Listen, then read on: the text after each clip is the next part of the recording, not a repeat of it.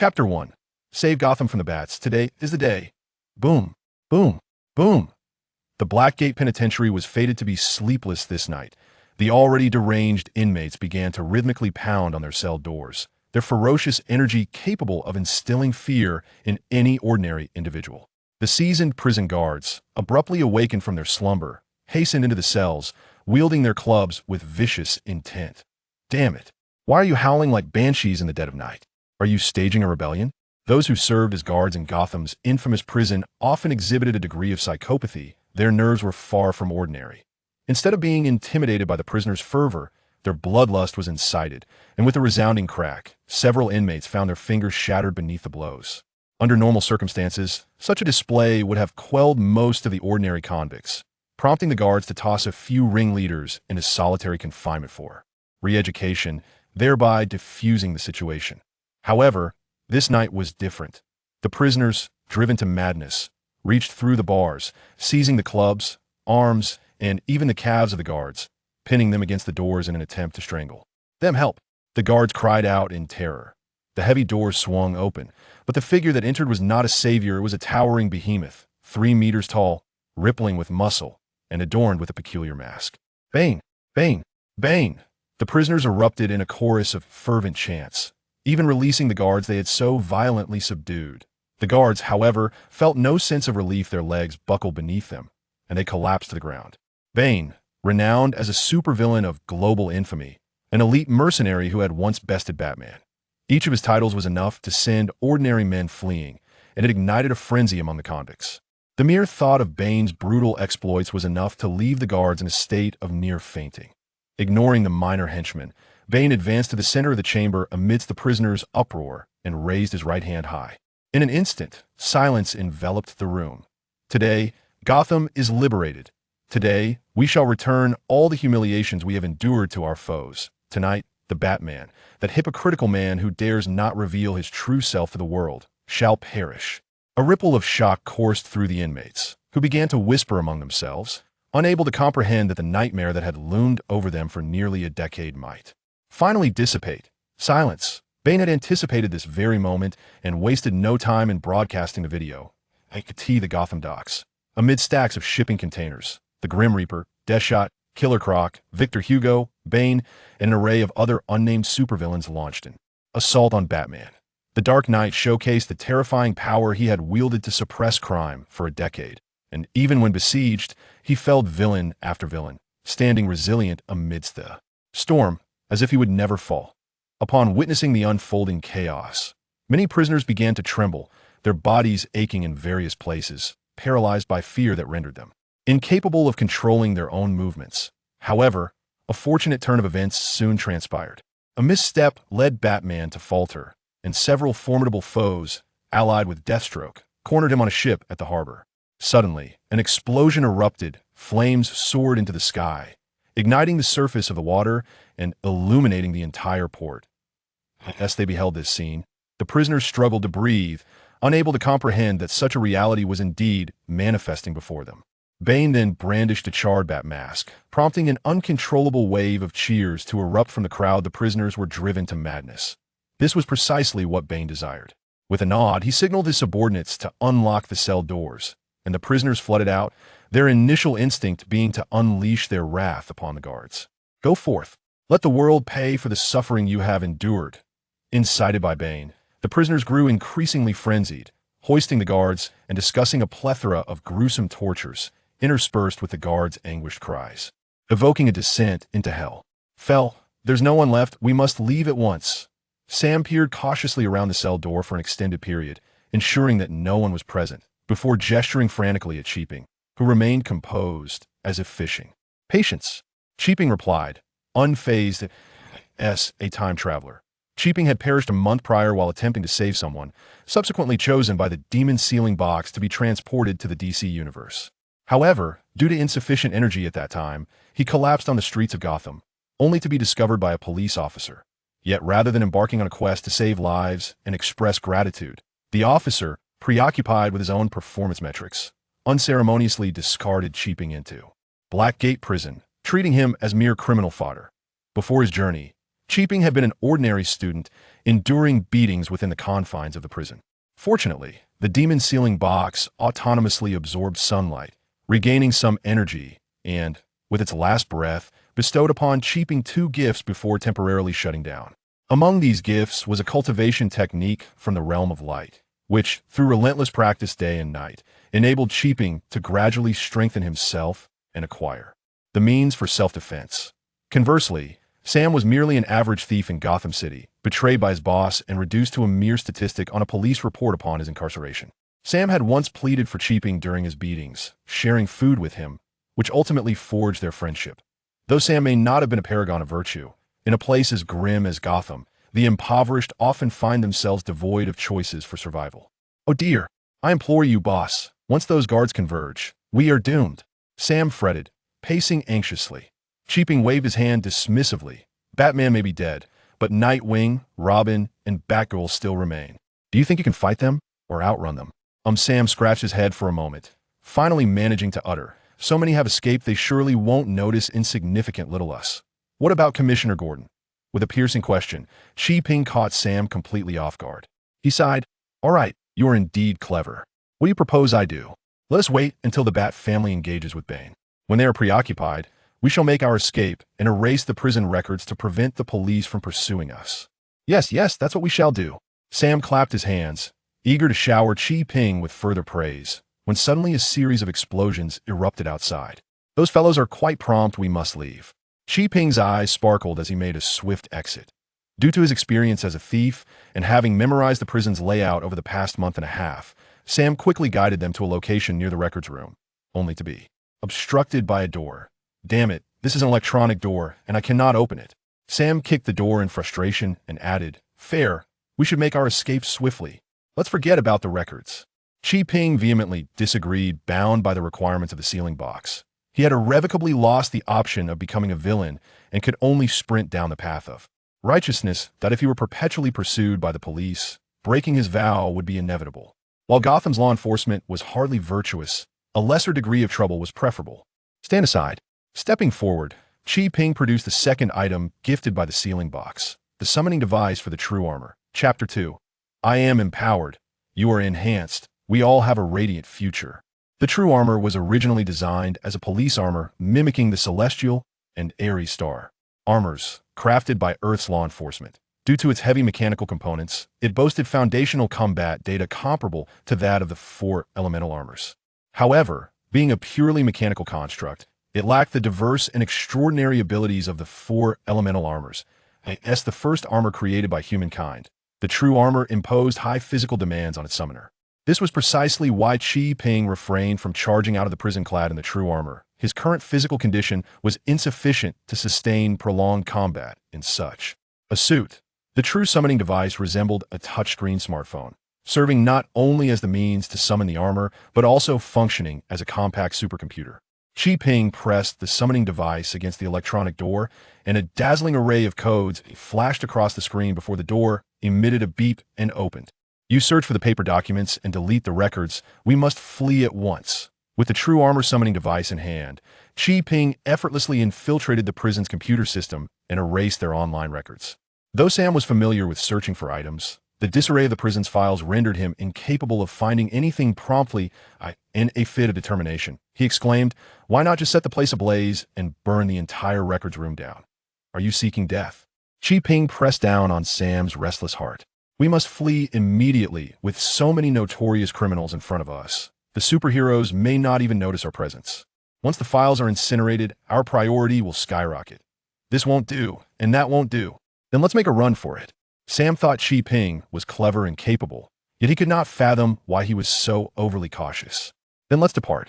Perhaps those superheroes won't come to search this archive room. Just as Cheaping and Sam reached the doorway, the sound of pounding echoed through the air. Damn, what terrible luck. Who would come to a place like this at such a time? Cheaping lamented his misfortune.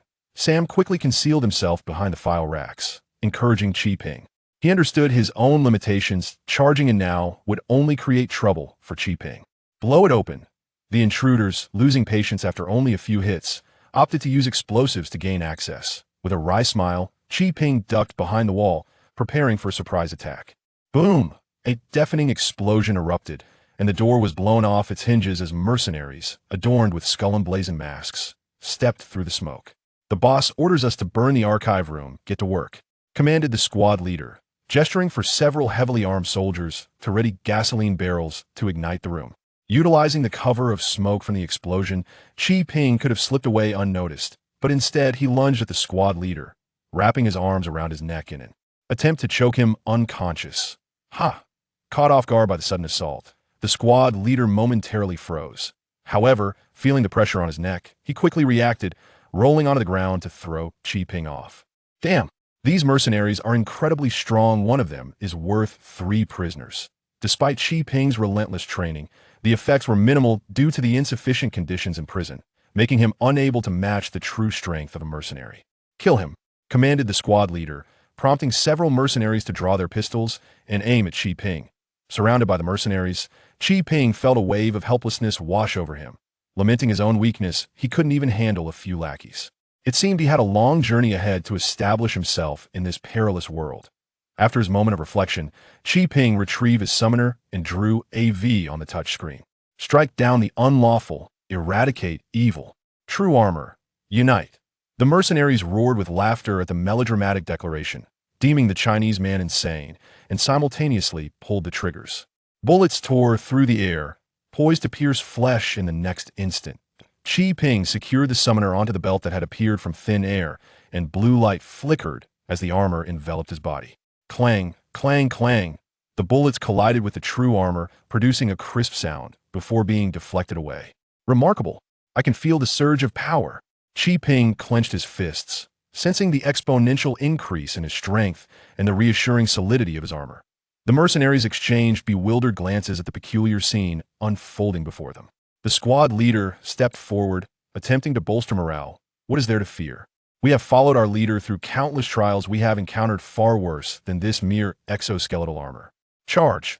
His words steadied the junior soldiers, who retrieved vials of green serum and injected themselves. Roar!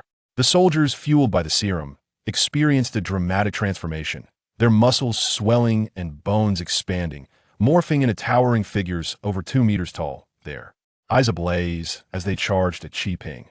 Had they truly resorted to drugs mid-battle? Ping was taken aback. He had not anticipated that while he had gained extraordinary abilities, his adversaries would resort to enhancements as well. Fire at the target. As he pondered this, a notification suddenly appeared on his virtual display, revealing several enemy analysis images, with their vulnerable points circled in red. Wow! The armor possesses intelligent target acquisition capabilities? How splendid! Without a moment's hesitation, Ping drew the true gun from his thigh holster and squeezed the trigger, unleashing a beam of blue light. Whoosh! The high-temperature beams pierced through the soldiers' knees, shoulders, and wrist critical points that incapacitated them without causing fatal harm. After incapacitating the last enemy, Ping exhaled in relief, his grip on the weapon loosening slightly. Suddenly, a red alarm icon flashed on the screen. He hastily dodged, yet was still caught off guard by a punch from the squad leader that struck his chest. Ping was sent flying, crashing against the wall, which indented upon impact. "I was careless." As he attempted to rise, the squad leader, reacting faster, lunged at him, hoisting him off the ground and slamming him back down. Though unharmed, the alarm blared once more. Warning: remaining combat time for the summoner is less than 1 minute. In battle, the energy for the armor's operation is provided by the summoner.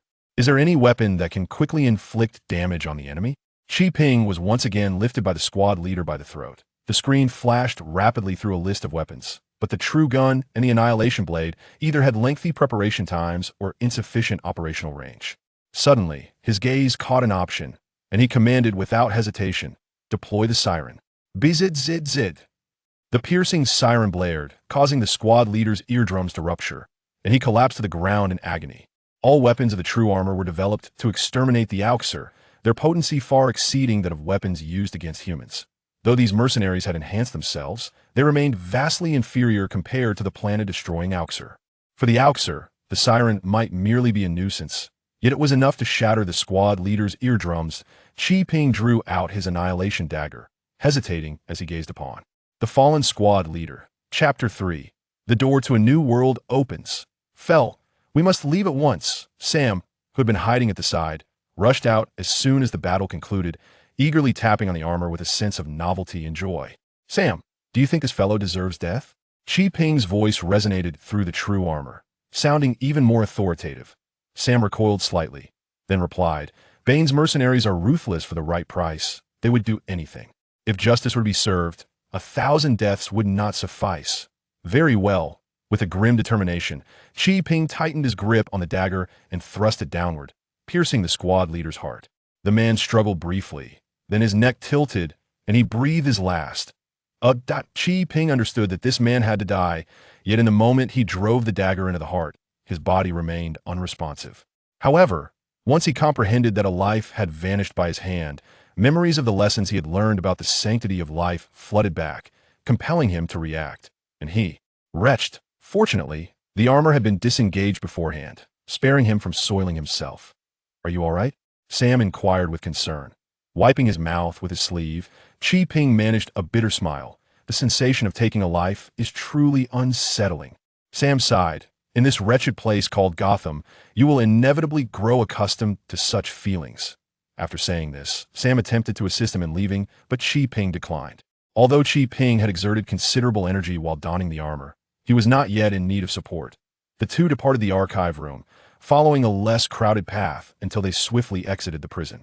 Along the way, Sam utilized his professional skills to procure casual attire for both of them, as well as a prison guard's vehicle.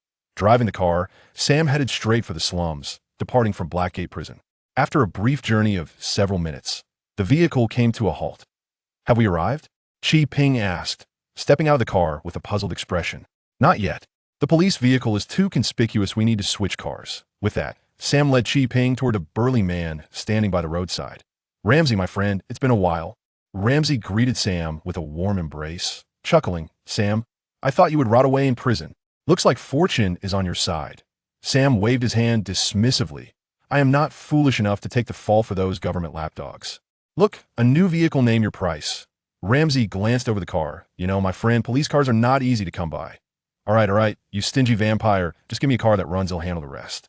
Sam rolled his eyes and extended his right hand. The usual deal. Ramsey placed the car keys into his palm. Sam, Batman is dead, and the world is about to change. The Penguin and Black Mask are engaged in a frenzied battle for territory at this juncture. It would be wise for you to remain prudent and avoid associating with the wrong individuals. Ramsey cast a glance at Qi Ping, who stood silently beside him, but I am well aware of the situation. Farewell. With that, Sam turned on his heel and dragged the bewildered Qi Ping along with him. Fel, why have you suddenly lost your wits? Seated in the vintage car, Sam raised his eyebrows at Qi Ping, attempting to lighten the mood. I in the passenger seat.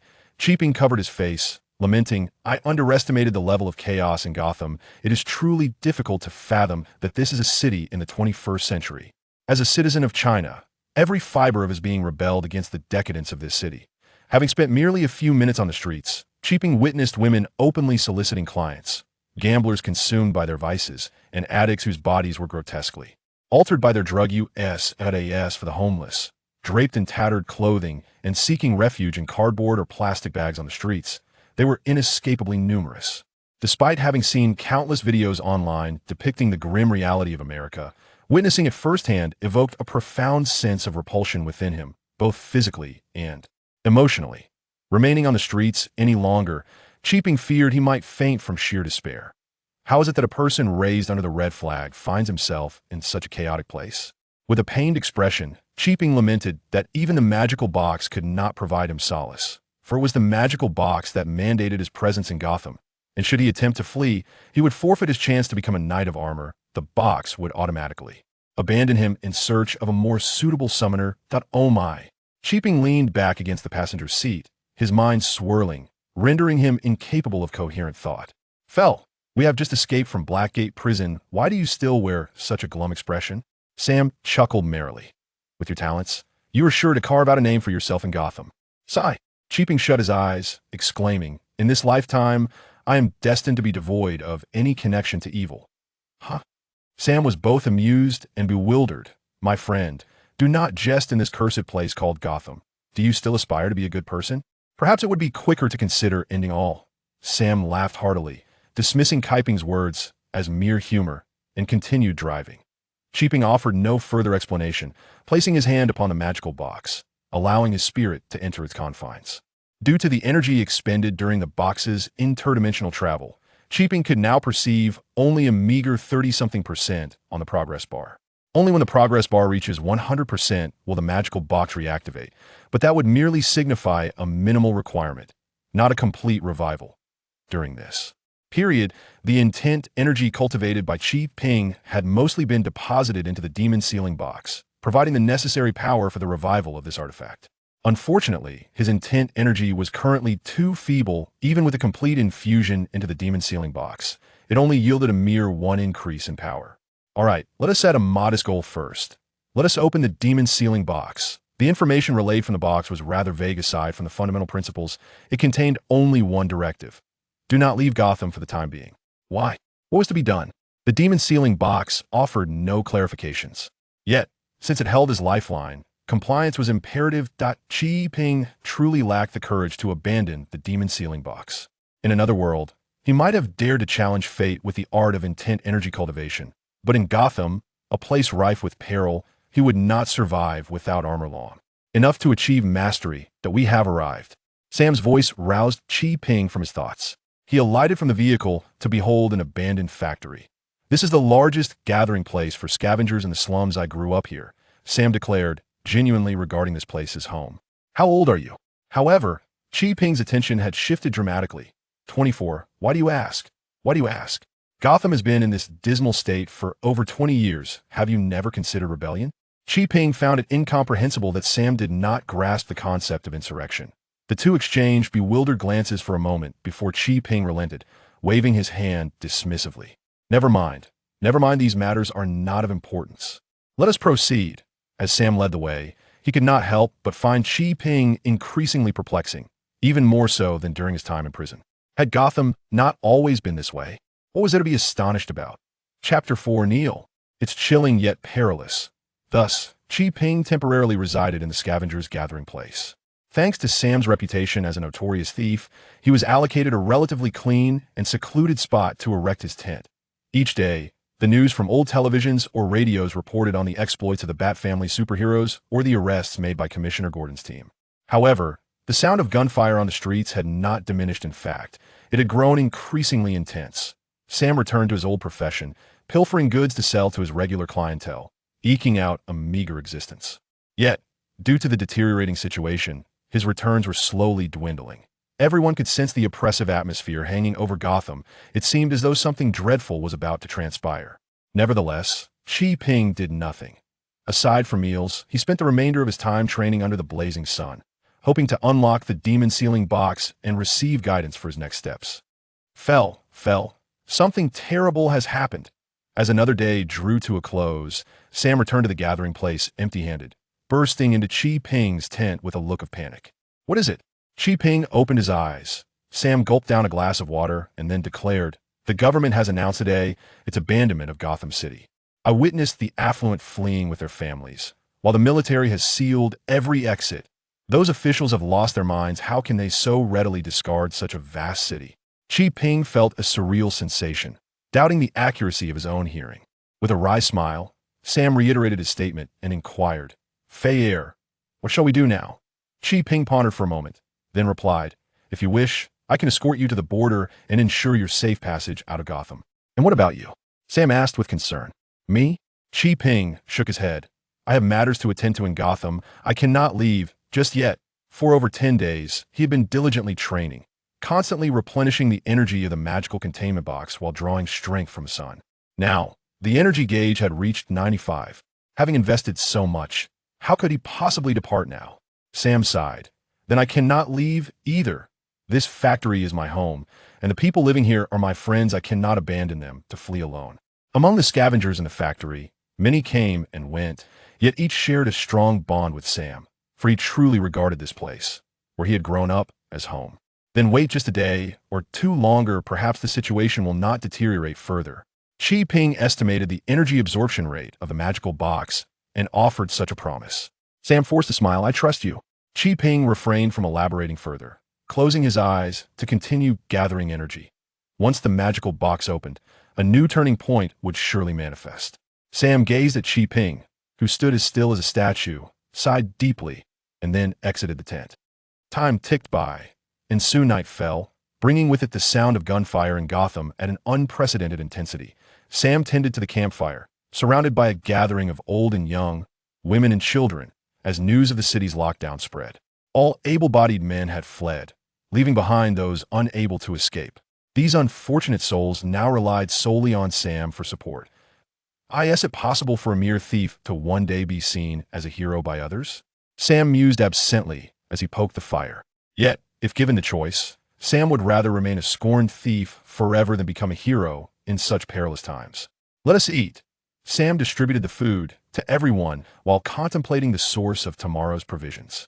The order in Gotham had unraveled, and few shops remained open. Bang, bang.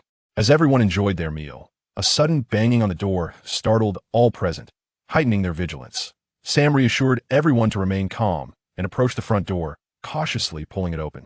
Before he could fully comprehend the situation, he was kicked in the stomach and sent sprawling outside. Tap, tap. The intruding ruffians discharged their firearms into the air, brazenly proclaiming, "Listen closely, this factory now belongs to the Penguin. Anyone unrelated, get the hell out. Disobedience will not be tolerated. Beware of the firearm in my possession." The elderly, women, and children were startled by the gunfire, huddling together in terror. Despite the excruciating pain in his abdomen, Sam mustered the strength to rise to his feet, offering a feigned smile to the leader of the gang. "Sir, the men have fled, leaving only the elderly, women, and children. I implore you to grant us a bit of mercy. We will vacate by tomorrow." Sam's pleas garnered no sympathy from the ruffian leader. He pressed the muzzle of his handgun against Sam's forehead, sneering, "Who do you think you are to negotiate with me? Ignoring me is akin to disregarding the Penguin. Do you comprehend? Now get lost, or I shall show you no mercy." "Sir, please show some compassion." Sam persisted, unwilling to yield. "These are all defenseless souls. If they are forced outside, they will perish." "Damn it." The ruffian leader's demeanor shifted abruptly as he struck Sam across the face with the butt of his gun. "You ungrateful wretch. If I show mercy and you take it lightly, prepare to face the consequences. Brothers, fire at will." With a commanding shout, the leader ordered his men, who promptly aimed their weapons at the defenseless elderly, women, and children. Having spent too long in the hellish confines of Gotham, these thugs had lost their basic human morality. In response to a mother's desperate pleas for her child, they exhibited not a flicker of compassion. Instead, a cruel delight danced in their eyes. "You bastard, they'll take you on." Sam could hardly bear to envision the demise of his friends. Gritting his teeth, he surged toward the leader in a fit of rage, intent on a fatal confrontation. "Fool!" The ruffian leader pulled the trigger without hesitation, the bullet tearing through Sam's calf. "Pah!" The leader spat upon Sam's face, snarling, "You care for these worthless beings?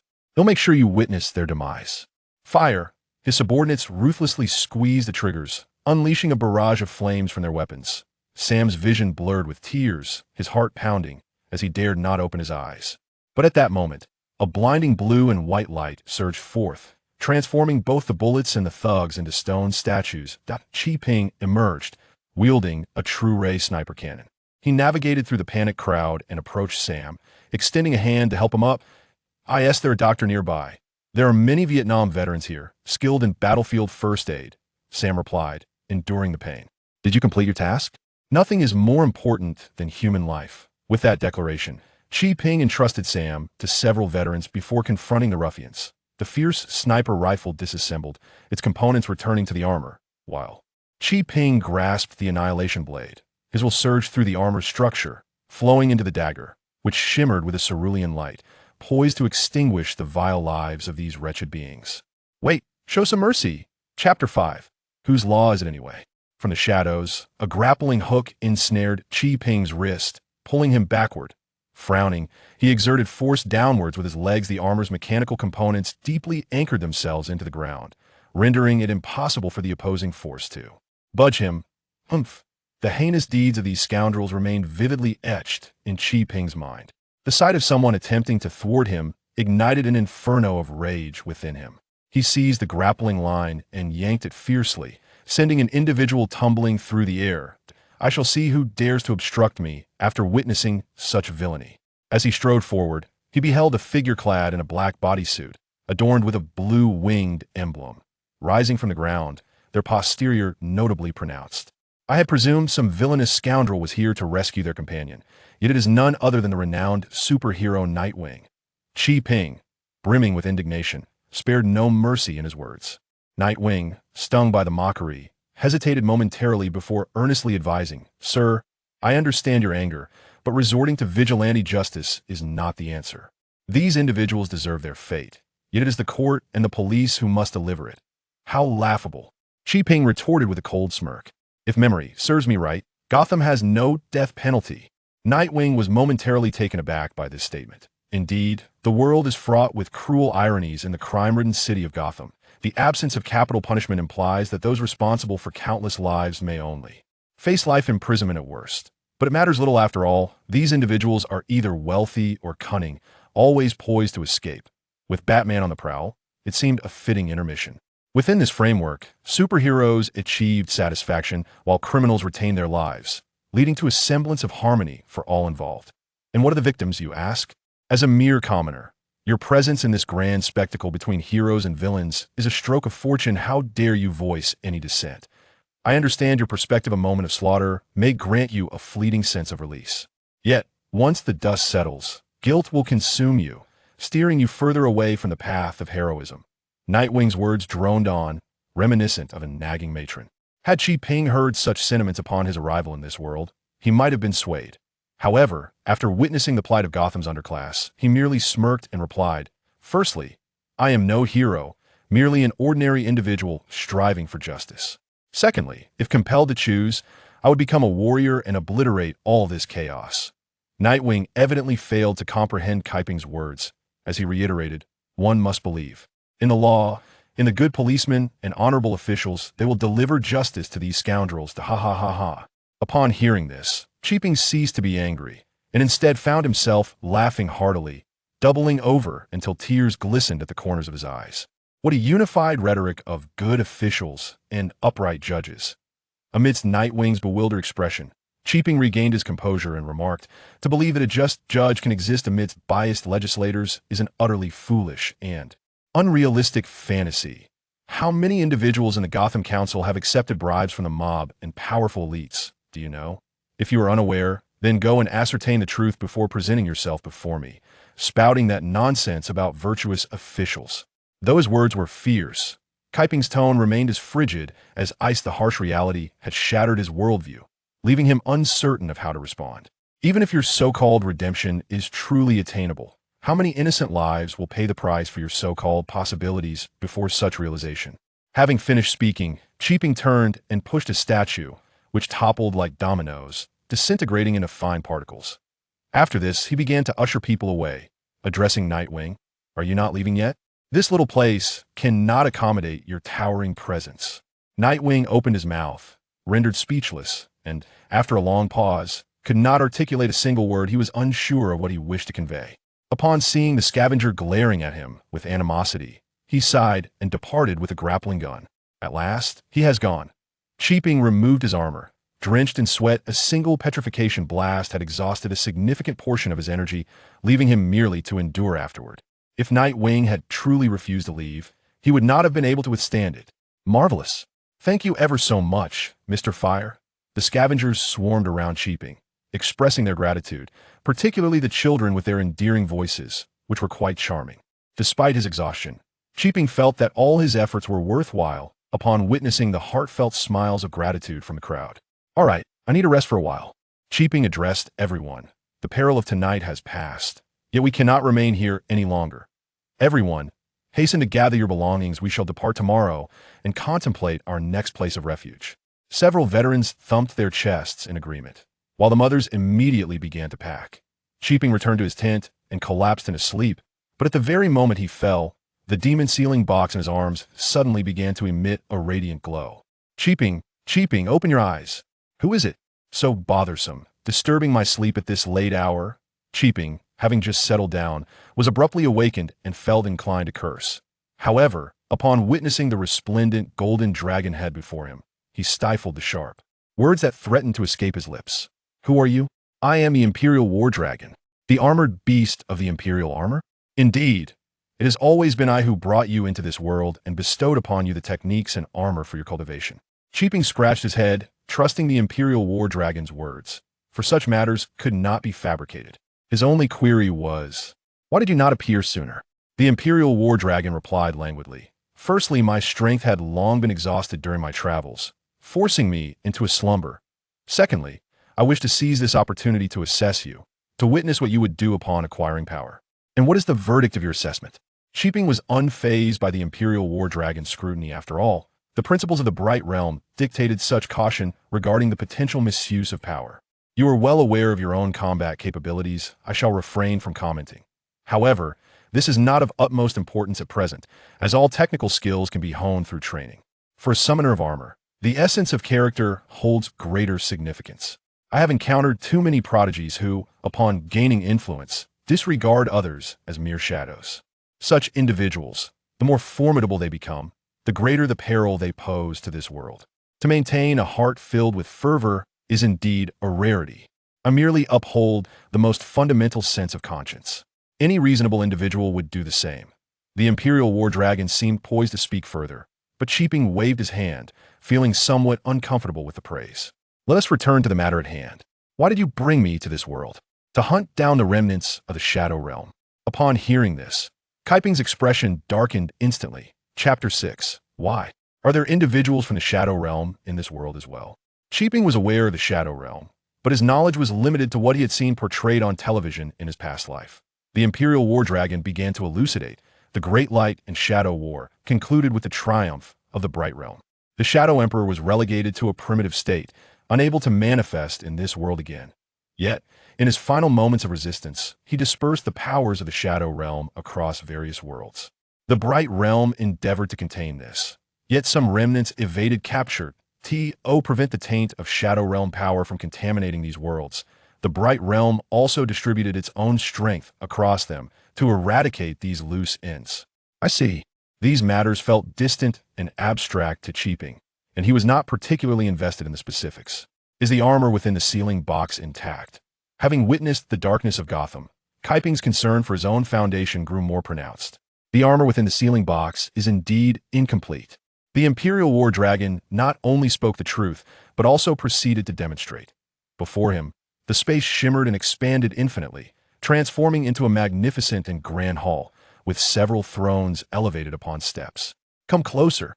The Imperial War Dragon diminished in size, beckoning him forward. Qiping stepped forward, his gaze falling upon the 3 petrified armors of the Xingtian squad. The remaining seats were occupied by crystal stones, keys, tokens, and 4 beastly statues. Qiping gasped, uncertain how his diminutive frame could contend with the malevolent forces of the Shadow Realm. The Emperor Dragon responded, "Let me enlighten you. The power that has escaped from the Shadow World is not singular to swiftly eradicate their foes. The armors have dispersed their strengths across various realms, selecting local summoners to tackle the crises themselves." Qiping refrained from questioning why he had been chosen to enter the DC universe, for it was futile. Had the Emperor Dragon not selected him, he would have long since met his demise. How can an individual as ordinary as I hope to combat the fiends of the Shadow Realm with these incomplete powers? This was the singular concern that weighed upon Qiping's mind. The escape powers of the Shadow Realm are also incomplete, the Emperor Dragon patiently elucidated. You are currently on the same starting line. It is a matter of who can swiftly adapt to this world and harness their powers effectively. The one who gains the upper hand will emerge victorious. Very well. Qiping ceased his complaints, realizing he could not simply resign himself to fate and await death. With hope still flickering, he was determined to take a chance. Is it truly impossible for me to acquire new armor at this moment? Qiping made one last effort. The Emperor Dragon remained unperturbed, replying with patience. The 3 armors of the Xingtian squad can indeed be utilized as technological artifacts. Yet your willpower is still too feeble that I do not recommend you engage with them prematurely. But Li Haoyan and his companions did not undergo extensive training when they signed their contracts. Qiping countered. Li Haoyan and his companions possess unique physiques that naturally resonate with the armors. Their weaker willpower is inconsequential, but you do not share that advantage. This journey had left him without even a protagonist's fate. Qiping muttered under his breath, then set aside his thoughts to seriously contemplate the situation at hand. So, your insistence on my staying in Gotham City was undoubtedly due to your sensing the presence of the Shadow Realm. Indeed, the Emperor Dragon nodded. However, a month has elapsed, and I cannot be certain if they still linger in this city. Then the immediate priority is to ascertain whether the denizens of the Shadow Realm remain in Gotham. Recognizing the gravity of the matter concerning his future, Qi Ping did not dally and inquired. What do you require? A signal amplifier. Are there any specific requirements? As long as the power output is substantial, the rest is of little consequence. I shall find a way. Once I have news, I will summon you. Qi Ping pledged, then prepared to seek out Sam, who was often well-informed due to his frequent forays into various locales. Having concluded their discussion, Qi Ping turned to depart, but the Emperor Dragon halted him. Do you have any further matters to discuss? Nothing of great consequence. The Emperor Dragon let out a faint smile. It's merely that your combat skills are rather lacking. To prevent you from embarking on your journey, only to meet an untimely demise, I have arranged for you to acquire a mentor. Who might that be? The old man from the Sacred Mountain. That is precisely his vocation. Qi Ping slapped his forehead and exclaimed, how could I have forgotten such an important matter? Honestly, I intended to ask you to teach me martial arts regardless. When can I come? As long as you are free, simply step into the demon sealing box. The old man from the Sacred Mountain has been waiting for you. With that, Qi Ping was relieved. Exiting the demon sealing box to find that dawn was approaching, he left the tent and first went to check on Sam, who had already had the bullet removed from his leg by the veteran and was bandaged up. He should be fine for the time being. Why not rest a little longer? Qi Ping seated himself beside the bed. Awake, Sam shook his head and replied with a smile. It hurts too much. He then added, I heard from the uncles about your arrangements yesterday. Do you find any fault in my plans? Qi Ping extended his hand, attempting to see if he could use his energy to heal like in martial arts novels, but the amount was insufficient to effect any change. On the contrary, I believe your approach is quite astute. We cannot afford to provoke the Penguin's subordinates. Sam's demeanor fell, his face reflecting his dismay. We have already decided on a new place to rest, and we shall depart shortly. Gotham is familiar to you. I will heed your guidance. Qi Ping did not possess the habit of a certain bald individual who felt the need to meddle in everything. Once that matter was concluded, Qi Ping proceeded to the next topic. By the way, since you wander the city daily, do you know where I might find a high-power signal transmitter? The television station, several research facilities, and Arkham Asylum, all these places have them. Sam listed several locations in one breath before inquiring. What do you need? These places for? I wish to investigate certain matters and need to borrow their equipment. Qi Ping divulged only half of his intentions. Sam sighed. If it weren't for my leg being shot, I could take you to the television station right now. It should be in utter disarray. There's no rush. Qi Ping reassured him with a smile. Let's ensure everyone is settled first. We can attend to this matter later. As they spoke, someone called from outside. Everyone had finished packing and was preparing to set off early to evade the Penguin subordinates. In the morning light, Qi Ping beheld the entirety of the scavengers for the first time in this chaotic moment. Those who remained were either elderly individuals with little to lose or women accompanied by children. This group of over 100 people bore the marks of neglect, with several elderly appearing somewhat unwell. Yet remarkably, none among them were under the influence of drugs or engaged in selling themselves in Gotham. Such individuals could be described as pristine and untainted. Sam had somehow procured a truck, loading the women, children, and disabled elderly onto it. The other elders dispersed, walking towards a new gathering place. After half an hour of traversing various secluded paths, the truck finally arrived at a dilapidated apartment building near the port, slated for demolition. Chapter 1. Save Gotham. From the bats today, thud, thud, thud. Tonight, Arkham Asylum is destined for sleeplessness. The already deranged inmates suddenly begin to rhythmically pound on the cell doors, their fierce energy capable of instilling fear in the hearts of ordinary individuals. The seasoned prison guards, jolted from their slumber, hastily rush into the cells, wielding their nightsticks with intent to strike. Damn it! Why are you howling like banshees in the middle of the night, inciting a rebellion? Those who serve as guards in Gotham's prison often possess a touch of madness themselves, their nerves far from normal.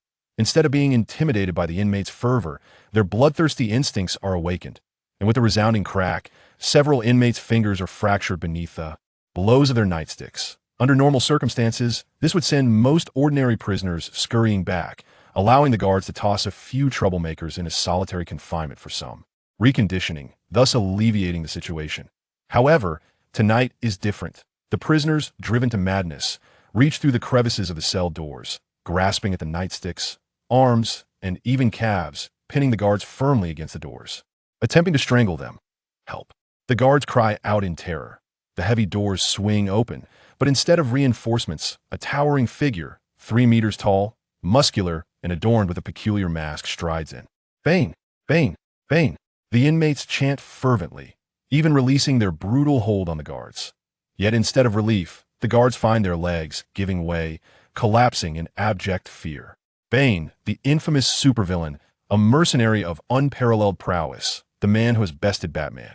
Each of his titles sends ordinary men retreating, while inciting frenzy among the inmates. The very thought of this monster's brutal legacy is enough to leave the guards breathless. Disregarding the minor henchmen, Bane steps into the center, raising his right hand high. In an instant, silence envelopes the room. Today, Gotham is liberated. Today, all the humiliations we have endured shall be returned to our enemies. Tonight, Batman, a hypocritical man who dares not reveal his true self to the world, shall perish. A stone cast into water creates ripples, and the prisoners begin to murmur, incredulous at the thought that the nightmare pressing upon them for nearly a decade could vanish in this moment. Silence. Bane, having anticipated this very reaction, wastes no time in presenting a video in the cargo stacks of Gotham's port. The Grim Reaper, Deathstroke, Killer Croc, Victor Zash, Bane, and a multitude of nameless supervillains converge upon Batman. The Dark Knight showcases his terrifying prowess, honed over a decade of subduing criminals. Even when besieged, he continues to fell one villain after another, standing resolute against the storm and snow, as if he shall never fall. Upon witnessing the unfolding chaos, many prisoners began to tremble, their bodies racked with pain and fear, rendering them unable to control their physical responses. However, a fortuitous turn of events soon transpired. A misstep led Batman to falter, and several formidable adversaries, under the command of Bane, cornered him on a ship docked. At the harbor, an explosion erupted, flames soaring into the sky, illuminating the entire port as they blazed across the water. The prisoners, witnessing this spectacle, found themselves gasping, unable to fathom the reality of the situation. Bane then produced a charred bat cowl, inciting an uncontrollable uproar among the crowd, sending the inmates into a frenzy. This was precisely what Bane sought. With a nod, he signaled his subordinates to open the cell doors, prompting the prisoners to surge forth, their first instinct to exact vengeance upon the guards. Go forth. Let the world pay for the suffering you have endured. Emboldened by Bane's incitement, the prisoners became increasingly frenzied, hoisting the guards and discussing various torturous punishments, interspersed with the guards' anguished cries, creating a scene reminiscent of the depths of hell. Fell, there's no one left. Let's make our escape. Sam cautiously peered around the cell door, ensuring the coast was clear before frantically gesturing to Chi Ping, who remained composed, urging him to flee. Patience. Chi Ping replied calmly, a time traveler. Chi Ping had perished a month prior while attempting to save someone, subsequently chosen by the demon sealing box to be transported into the DC universe. Due to the demon sealing box's insufficient energy at the time, he collapsed on the streets of Gotham, only to be discovered by a police officer who, preoccupied with his own troubles, unceremoniously discarded Chi Ping as a criminal and consigned him to Blackgate Prison. Before his journey, Chi Ping had been an ordinary student, subjected to the brutality of prison life. Fortunately, the demon sealing box absorbed sunlight autonomously, regaining some energy and imparting 2 items to Chi Ping at the cost of its own existence, before temporarily shutting down. Among these items was a technique for cultivating spiritual energy, which Chi Ping diligently practiced day and night, slowly growing stronger and acquiring the means for self-defense. Sam, on the other hand, was merely an average thief from Gotham, betrayed by his boss and reduced to a mere statistic in police records upon his incarceration. During the times Chi Ping suffered beatings, Sam had pleaded for him, sharing food, which fostered their burgeoning friendship. Though not a paragon of virtue in the strictest sense, in the grim reality of Gotham, the impoverished had little choice but to survive. Oh dear, I say, Chief, once those guards surround us, we're done for, Sam exclaimed, pacing anxiously. Chi Ping waved his hand dismissively. Batman may be dead, but Nightwing, Robin, and Batgirl still remain. Do you think you can outfight or outrun them? Sam scratched his head, finally managing to utter, with so many fleeing, they won't notice us insignificant little pawns. And what of Commissioner Gordon? With a decisive statement, Chi Ping completely stumped Sam, who, in a moment of exasperation, conceded, "Very well, you are indeed clever. Now tell me what to do. Let us wait until the Bat family engages in combat with Bane, for when they are preoccupied, we shall make our escape and conveniently erase the prison records to prevent the police from pursuing us." "Right, right, that is our course of action." Sam clapped his hands in agreement, eager to praise Chi-Ping further, when suddenly, a series of explosions echoed from outside. "These fellows are rather prompt, we must depart." Chi-Ping's eyes sparkled as he made a hasty exit. Sam, adhering to the instincts honed from his thieving profession, had memorized the prison's layout over the past several weeks. Under his guidance, the two swiftly approached the vicinity of the records room, only to be obstructed by a door. "Damn it, it's an electronic door, and I cannot open it."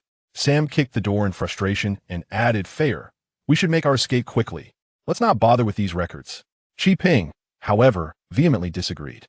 Due to the demands of the sealing box, he had irrevocably lost the option of becoming a villain, and could only sprint down the path of righteousness. If he were constantly pursued by the police, he would inevitably break his vows. Although Gotham's law enforcement was far from virtuous, minimizing trouble was still preferable. "Stand aside." Chi-Ping stepped forward, producing the second item gifted by the sealing box, the summoning device for the true armor. Chapter 2. I am empowered.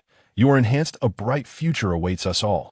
The true armor was initially a police armor created by Earth's law enforcement in imitation of the armors from the Ming realm and Ares planet. Due to its robust mechanical design, it possessed foundational combat data comparable to that of the four-element armors. However, its purely mechanical nature meant it lacked the diverse and extraordinary abilities inherent to the four-element armors. As the first armor crafted by humankind, the true armor demanded high physical standards from its summoner. This was precisely why Chi-Ping did not charge out of the prison clad in the true armor. His current physical condition was insufficient to sustain prolonged combat while wearing it. The true summoning device resembled a touchscreen smartphone, serving not only as the means to summon the armor, but also functioning as a compact supercomputer. Chi-Ping held the summoning device against the electronic door, and a dazzling array of codes flashed across the screen, resulting in a beep as the electronic door swung open. "You search for the physical documents and delete the records swiftly. We must make our escape." With the true armor summoning device in hand, Chi-Ping effortlessly infiltrated the prison's computer system and erased their online records. Although Sam was adept at finding items, the chaotic state of the prison's records made it difficult for him to locate what he needed. In a fit of determination, he exclaimed, "Why not just set fire to the whole records room and be done with it? Are you seeking death?" Chi-Ping pressed down on Sam's restless heart. "We must flee immediately. With so many notorious criminals at the forefront, the superheroes might not even notice us. Once the files are burned, our priority will skyrocket." "This won't do, and that won't do either. Then let us make a swift exit." Sam admired Chi-Ping's cleverness and combat skills, yet he could not comprehend his incessant caution. "Then, let us depart. Perhaps those superheroes will not come to this archive room." As Chi-Ping and Sam reached the threshold, the sound of banging on the door erupted. "Curse it, what rotten luck! Who would come to an archive room at such a time?" Chi-Ping grumbled about his misfortune. Sam quickly concealed himself behind a file rack, offering Chi-Ping encouragement. He understood his own limitations. Charging in recklessly would only complicate matters for Chi-Ping. Blow it open. The assailants, losing patience after a few attempts to break down the door, resorted to explosives. With a wry smile, Chi-Ping took cover behind a wall, preparing for a counterattack. Boom! A deafening explosion ensued, and the door was blasted away. Mercenaries wearing skull-emblazoned masks stepped through the smoke. "The boss has commanded us to incinerate the archive. Commence the operation." With a wave of the squad leader's hand, several fully armed soldiers hoisted gasoline canisters, ready to set the archive ablaze. Utilizing the cover of smoke from the explosion, Chi-Ping could have slipped away unnoticed, but he chose not to. Instead, he lunged at the squad leader, attempting to choke him into unconsciousness. Ha! Caught off guard by the sudden attack, the squad leader momentarily froze, but sensing the pressure around his neck, he quickly rolled to the ground, throwing Chi-Ping off. Damn! These mercenaries possess incredible strength. One of them could rival 3 prisoners. Despite his relentless training, Chi-Ping's efforts had not yielded significant results due to the inadequate conditions in prison. He could handle a prisoner, but facing a true mercenary was a different matter altogether. Eliminate him. The squad leader issued the command, and several mercenaries drew their firearms, aiming at Chi-Ping. Surrounded by the mercenaries, Chi-Ping felt a wave of helplessness wash over him, lamenting his own inadequacy. He could not even contend with such minor henchmen. It was evident that if he wished to establish himself in this perilous world, he had a long journey ahead. After his moment of reflection, Qi retrieved his summoning device and traced AV on the touchscreen. Strike against the unlawful. Eradicate evil true armor. Unite. Hearing the absurdity of his declaration, the mercenaries erupted in laughter, deeming the Chinese man insane as they pulled the triggers. Bullets surged forth, poised to pierce flesh in the next instant. Qi secured the summoning device to the belt that had materialized from thin air, and blue light flickered as the armor enveloped his body. Clang, clang, clang. The bullet struck against the true armor, producing a crisp sound before being deflected entirely. Impressive. I can feel the surge of power coursing through me. Qi clenched his fists, sensing his strength swell alongside the reassuring solidity of his armor. The mercenaries exchanged bewildered glances at this peculiar scene. The team leader stepped forward, attempting to bolster their spirits, saying, "What is there to fear? We have followed our leader through countless trials. We have encountered all manner of adversities. This mere exoskeleton armor is nothing to be afraid of. Charge!" His words steadied the soldiers, who promptly retrieved vials of green serum and injected themselves. Roar! The enhanced soldiers experienced a dramatic transformation. Their muscles bulged, and their frames expanded to towering heights of 2 meters, their eyes reddening as they charged. At Qi, had they taken drugs on the battlefield? Qi was taken aback, astonished that while he was empowered, his foes indulged in enhancements. Fire at the target. As he pondered this, a notification suddenly appeared on his virtual display, revealing an analysis of several enemies, with their vulnerable spots circled in red. Wow! The armor even has intelligent targeting capabilities? Remarkable! Without a moment's hesitation, Qi drew the true gun from his thigh holster and pulled the trigger, unleashing a beam of blue light. Whoosh, whoosh, whoosh. The searing beams pierced through the soldiers' knees, shoulders, and wrists, area sufficient to incapacitate them without inflicting fatal harm. After dispatching the last foe, Qi exhaled in relief, his grip on the weapon loosening slightly. Suddenly, a red alert icon flickered on the screen. He swiftly dodged, yet was caught off guard by the team leader's punch, landing squarely on his chest. Qi was propelled backwards, crashing against the wall, which caved in upon impact. How careless! As he attempted to rise, the team leader, reacting with swiftness, lunged at him, lifting him and slamming him back to the ground. Though Qi was uninjured, the alarm blared again. Warning! The summoner's remaining combat time is less than 1 minute. In battle, the energy for the armor's operation was supplied by the summoner. Is there any weapon capable of inflicting rapid damage to the enemy? Qi found himself once more restrained by the team leader's grip on his throat. The screen flashed through a list of weapons, but the true gun and annihilation blade either required prolonged preparation or lacked sufficient operational range. Suddenly, his gaze caught an option, and he swiftly commanded, "Release the siren." Virum! The piercing siren blared, causing the team leader's eardrums to rupture, and he collapsed to the ground in agony. All of the true armor's weaponry had been developed for the annihilation of the outwits, wielding power far surpassing that of weapons used against humans. Though these mercenaries had imbibed enhancements, they were still woefully inadequate when compared to the world-destroying awakens the outwits. The siren was merely an annoyance, yet it was sufficient to shatter the team leader's eardrums. Qi drew his dagger, hesitating as he looked at the fallen squad. Leader. Chapter 3. The door to a new world opens. Fair, let's hurry. Sam, who had been hiding on the sidelines, rushed out as the battle concluded, excitedly tapping on the armor. Sam, do you think this guy deserves to die? Kingpin's voice resonated with authority through the true armor. Sam recoiled slightly, then replied, "The mercenaries under Bane are merciless killers, willing to do anything for the right price. If there were to be a trial, 1,000 deaths would not suffice." Very well. With a grim determination, Qi tightened his grip on the dagger and plunged it downward, piercing the squad leader's heart. The man struggled momentarily, then tilted his neck and succumbed to death. Ugh. Qi understood that this man was deserving of his fate, and in the moment he thrust the dagger into the heart, his body did not react. However, once he comprehended that a life had truly extinguished at his hands, he involuntarily recalled the teachings he had received throughout his life regarding the significance of existence, prompting him to feel the need to react, leading to his retching. Fortunately, the armor had been disengaged in advance, sparing him from soiling himself. "Are you all right?" Sam inquired with concern. Qi wiped his mouth with his sleeve and replied with a wry smile. The sensation of taking a life is truly unsettling. Sam remarked, "In this cursed place called Gotham, you will inevitably grow accustomed to such feelings." After saying this, Sam attempted to assist him in leaving, but Cheaping declined. Although Cheaping had expended considerable energy donning the armor, he was not yet at the point of needing assistance. The two departed the archives, quickly making their way out of the prison through less crowded areas. In the interim, Sam utilized his professional skills to procure casual clothing for them both, as well as a prison guard's vehicle. Driving the car, Sam sped away from Blackgate Prison, heading straight for the slums. After a brief journey of several minutes, the vehicle came to a halt. "Are we there?" Cheaping asked, stepping out of the car, puzzled. "Not yet. The police vehicle is too conspicuous. We need to switch cars." With that, Sam led Cheaping towards a burly man standing by the roadside. "Ramke, long time no see, my friend." Ramke greeted Sam with a smile and a hearty embrace. "Sam, I thought you would rot in prison forever. It seems fortune has favored you." Sam waved his hand dismissively. "I'm not foolish enough to be a scapegoat for those government lackeys. Look, a new car. Name your price." Ramke glanced at the vehicle. "You know, police cars are not easy to come by." All right, you stingy vampire. Just give me a car that runs, and he'll take care of the rest." Sam rolled his eyes and extended his right hand. "Same old place."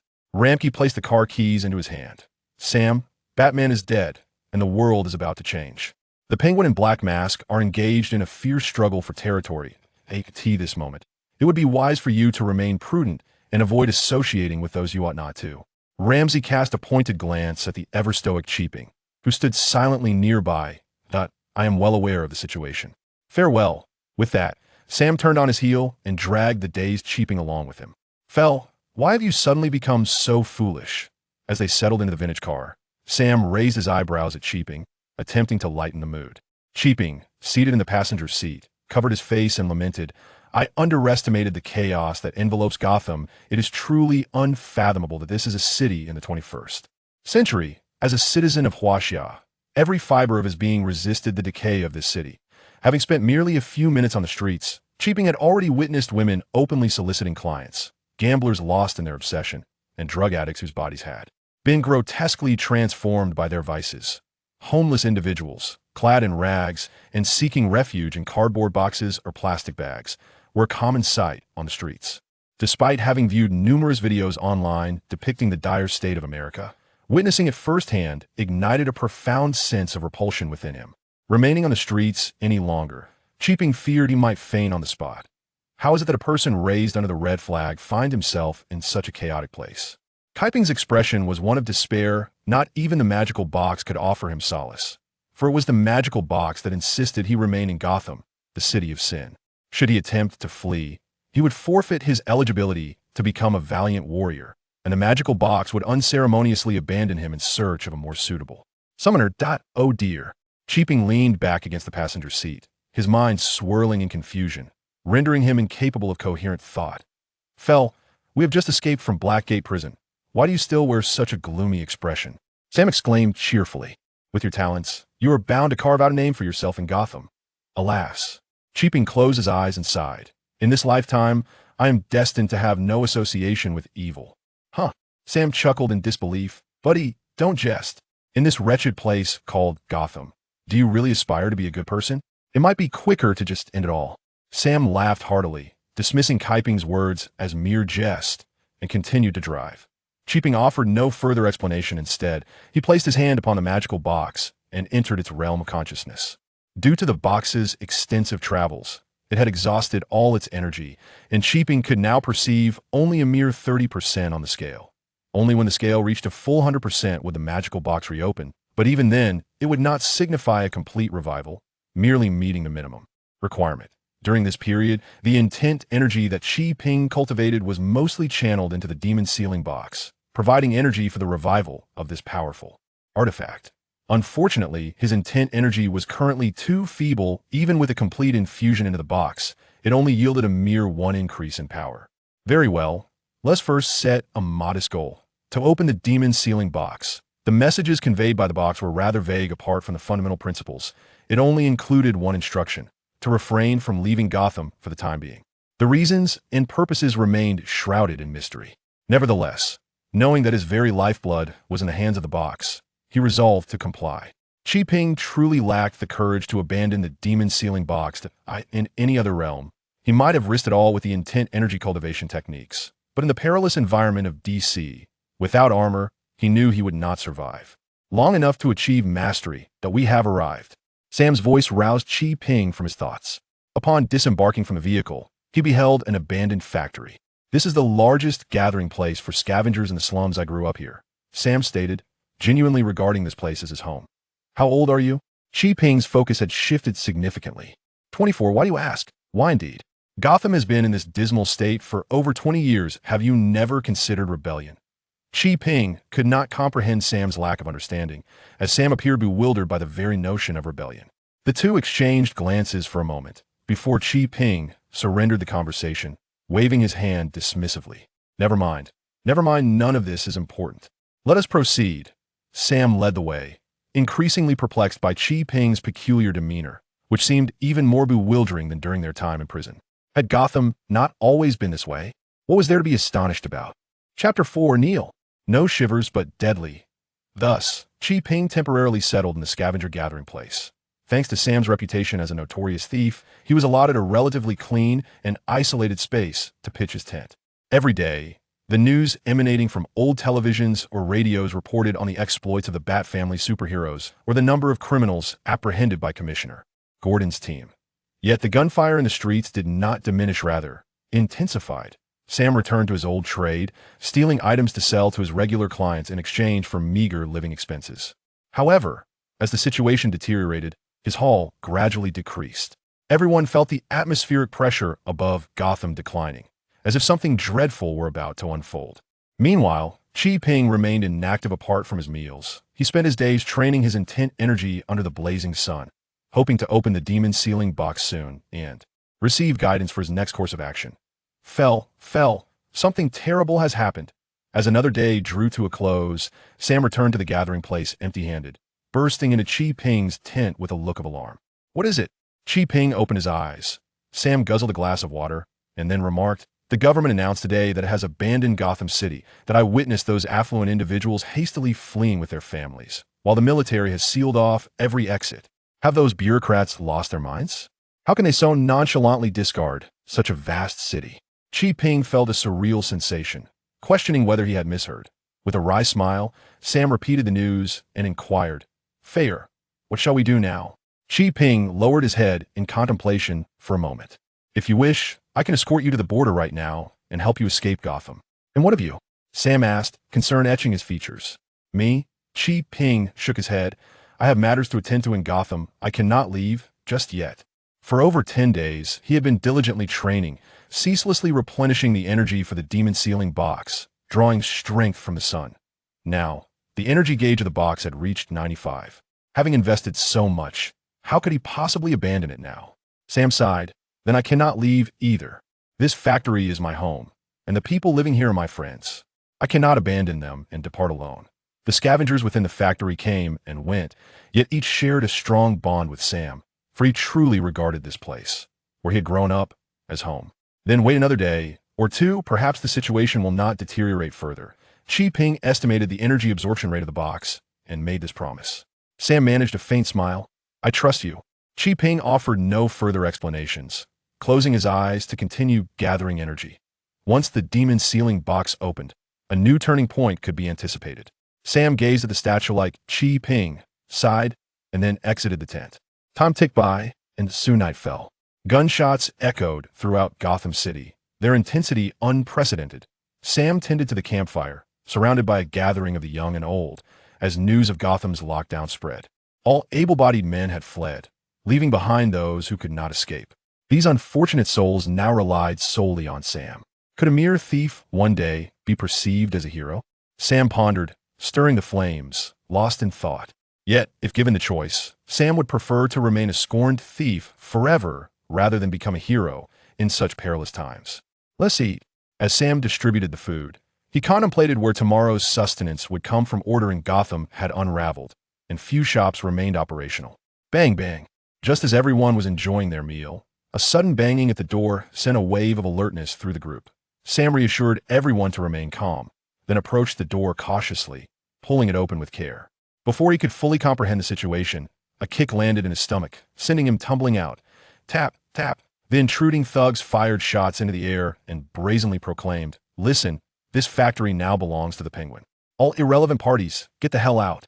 Disobey, and be wary of the gun in my hand." The elderly, women, and children were startled by the gunfire, huddling together in terror. Despite the excruciating pain in his abdomen, Sam forced himself to stand and offered a nervous smile to the leader of the gang. "Sir, the men have fled for their lives. Only the elderly, women, and children remain. Please grant us a little more time. We will vacate by tomorrow." Sam's pleas elicited no sympathy from the thug leader. With a pistol pressed against Sam's forehead, the leader sneered, "Who do you think you are to negotiate with me? Ignoring me means disregarding the Penguin. Do you understand? Get out now, or I won't hesitate to show you my displeasure. Sir, have mercy." Sam persisted, unwilling to relent. "These are defenseless souls. If they go outside, they will perish." "Damn it." The thug leader's demeanor shifted abruptly as he struck Sam's face with the butt of his gun. "You ungrateful wretch. If I show compassion and you take it lightly, then prepare to face the consequences." "Brothers, shoot!" At the leader's command, the thugs aimed their weapons at the defenseless elderly, women, and children. Having endured the hell of Gotham for too long, these thugs had lost their fundamental moral compass. They remained unmoved by the pleas of a mother for her child, their eyes gleaming with a cruel delight. "You bastard, I'll fight you." Sam could hardly bear to envision the death of his friends. Gritting his teeth, he rose in fury and charged at the leader, intent on a mutual demise. "Fool!" The thug leader pulled the trigger without hesitation, the bullet piercing Sam's calf. "Bah!" Spitting in Sam's face, the thug leader sneered, "You care for these worthless lives? I'll make you watch them die."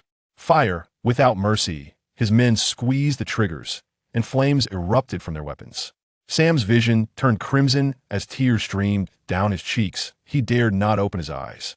Yet at that moment, a blinding blue and white light flashed, turning the bullets and the thugs themselves into stone statues. Kingpin emerged, wielding a Trolloc sniper rifle. He navigated through the panicked crowd to Sam's side, extending a hand to help him rise. "Is there a doctor nearby? We have many Vietnam veterans here. They are skilled in battlefield medicine," Sam replied through gritted teeth. "Have you completed your task? No task is more important than saving lives." With that statement, Kingpin entrusted Sam to a group of veterans and approached the thugs. The fierce sniper rifle disassembled, its components returning to the armor, while Kingpin gripped the annihilation knife. His will surged through the armor structure, flowing into the dagger, which shimmered with a blue luminescence, poised to extinguish the vile lives of these beasts. "Hold on. Show some mercy." Chapter 5. Whose law is it anyway? From the shadows, a grappling hook ensnared Kingpin's wrist, pulling him backward. Kingpin furrowed his brow.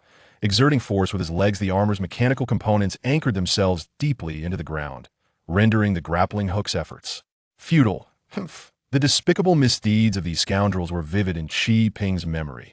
Witnessing someone obstruct him fueled the flames of his indignation, and he grasped the grappling line, yanking it fiercely and sending the assailant flying. "I am eager to discover who dares to intervene after witnessing such malevolence."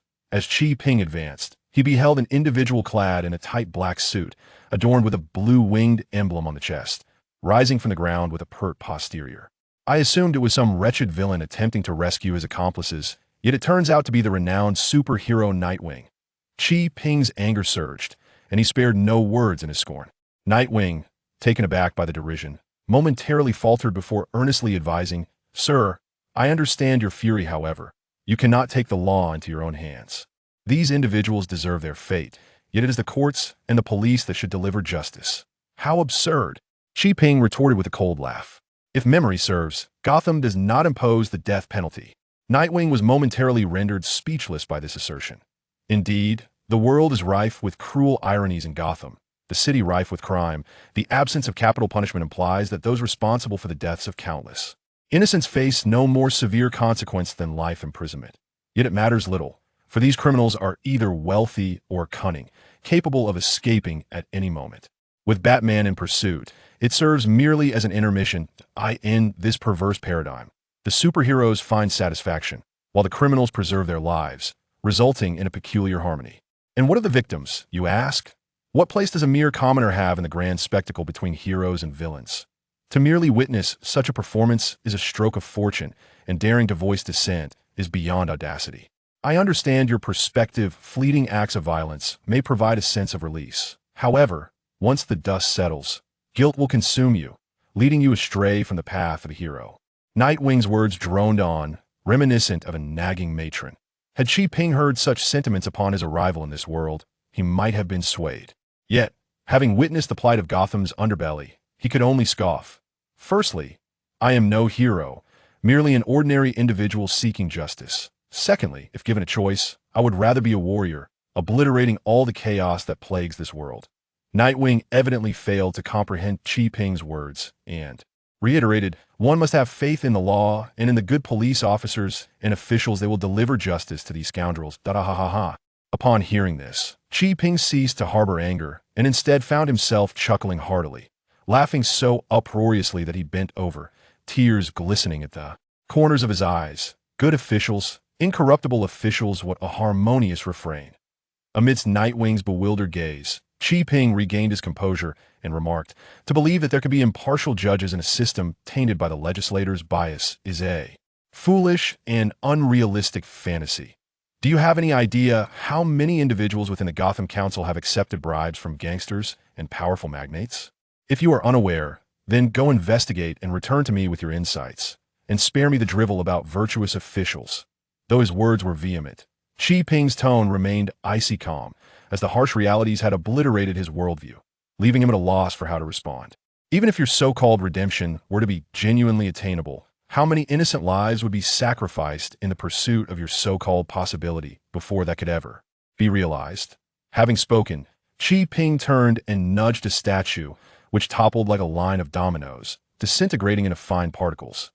After this, he began to usher Nightwing away, saying, "Aren't you going to leave? This modest space cannot accommodate such a monumental presence as yours." Nightwing opened his mouth, speechless, grappling for words that would not come. Observing the scavenger's hostile stares directed at him, he sighed and shot away with his grappling gun. At last, he's gone. Qi removed his armor. Drenched in sweat, a single petrification blast had drained most of his energy, and he had merely endured the rest. Had Nightwing remained, he would have been unable to withstand it. Splendid. Mr. Fei, I am profoundly grateful to you. The scavengers surged forward, expressing their gratitude to Qi, particularly the children whose sweet, innocent voices were utterly endearing. Despite his exhaustion, Qi found solace in the heartfelt smiles of the crowd, feeling that all his efforts were worthwhile. Very well, I shall take a moment to rest. He addressed the assembly, saying, the trials of this evening have passed, but we cannot linger here. Everyone, please hasten to gather your belongings. We must depart tomorrow and consider our next refuge. Several veterans patted their chests in affirmation, while the mothers immediately began to pack their things. Qi returned to his tent and collapsed into sleep, but the very moment he lay down, the enchanted box in his arms began to emit a radiant glow. Qi, open your eyes. Who is it making such a racket? Can't one find peace to sleep at night? Qi was roused from slumber, ready to voice his frustration. However, upon seeing the golden dragon head before him, he stifled the harsh words that threatened to escape his lips. Who are you? I am the Emperor Dragon, the armor beast of the Emperor Armor.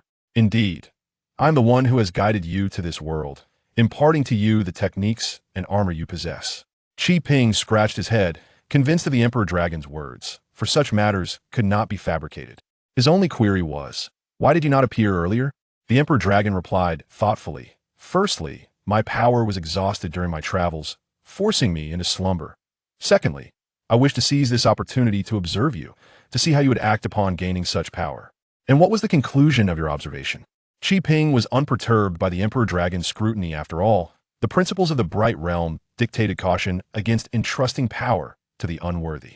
As for your combat prowess, you are well aware of it yourself, so I shall refrain from commentary. However, this is of little significance at present. All technical skills can be honed through training. For those who summon armor, the essence of one's character is of paramount importance. I have encountered too many prodigies who, upon gaining influence, disregard others as mere pawns. Such individuals, the stronger they become, the greater the peril they pose to this world. It is truly rare to find someone who maintains a fervent heart, I merely uphold the most basic sense of conscience. Any reasonable person would do the same.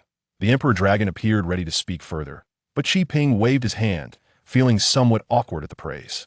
Let's return to the matter at hand. Why did you bring me to this world? To hunt down the remnants of the Shadow Realm. Upon hearing this, Qi Ping's expression darkened instantly. Chapter 6. Why? Are there individuals from the Shadow Realm in this world? Qi Ping was aware of the Shadow Realm, but his understanding was limited to what had been portrayed on television in his past life. The Emperor Dragon began to elucidate. The war between light and shadow culminated in the victory of the Bright Realm. The Shadow Emperor was reverted to his primal form, unable to manifest in this world again. Yet, at the brink of his return to the source, he, unwilling to concede, scattered the powers of the Shadow Realm across many worlds. The Bright Realm made every effort to intercept this, yet some remnants slipped through the net. To prevent the taint of shadow power upon these worlds, the Bright Realm also disseminated its own strength to eradicate these loose ends. I understand. These matters felt distant to Qi Ping, and he had little inclination to delve deeper. Is the armor contained within the demon sealing box complete? Having witnessed the darkness of Gotham, Qi Ping grew increasingly concerned about his own foundation. The armor within the demon sealing box is indeed incomplete. The Emperor Dragon spoke candidly, even providing Qi Ping with a demonstration. Before his eyes, the space shimmered and suddenly expanded infinitely, transforming into a magnificent hall adorned with several thrones elevated upon a grand staircase. Approach. The Emperor Dragon diminished in size, beckoning him closer. As Qi Ping stepped forward, he beheld 3 petrified suits of armor belonging to the Xingtian squad, while the remaining seats were adorned with crystalline stones, keys, tokens, and 4 statues of wild beasts. Qi Ping gasped, uncertain how his modest stature could contend with the malevolent forces of the Shadow Realm. The Emperor Dragon responded, "Let me enlighten you. The powers that have escaped from the Shadow World are not singular. To swiftly eradicate the enemy. The armors have dispersed their might across various realms, selecting local summoners to tackle the crisis at hand." Qi Ping refrained from questioning why he was chosen to enter the DC universe, recognizing the futility of such inquiries. Had the Emperor Dragon not selected him, he would have long since been among the deceased. How am I, an utterly ordinary individual, to combat the nefarious denizens of the Shadow Realm with these incomplete powers? His sole concern was this very matter. The escaped forces from the Shadow Realm are also incomplete, the Emperor Dragon patiently elucidated. You are currently on equal footing. It is merely a matter of who can adapt to this realm first and develop their powers effectively. The one who acts swiftly shall attain victory. Very well. Qi Ping ceased his complaints. He could not simply resign himself to fate and await death. With a glimmer of hope, he was determined to strive for more. Is there truly no way for me to acquire new armor at this moment? Qi Ping made one last attempt. The Emperor Dragon, unperturbed, replied with patience. The 3 suits of armor from the Xingtian squad, being products of technology, are usable. However, your willpower is still too feeble that I advise against premature engagement with them. But Li Haoyan and his companions did not undergo extensive training when they signed their contracts. Qi Ping countered. Li Haoyan and his group possess a unique constitution that harmonizes innately with the armor. Their weak willpower is inconsequential, but you do not share that advantage. To traverse such a journey without even acquiring the fate of a protagonist felt disheartening. Qi Ping muttered a few words under his breath, then set aside his thoughts to contemplate the matter at hand. So, your insistence on my staying in Gotham City must have been due to sensing the presence of the Shadow Realm. Indeed, the Emperor Dragon nodded. However, a month has elapsed, and I cannot ascertain whether they still linger in this city. Thus, the immediate priority is to determine whether the forces of the Shadow Realm remain in Gotham.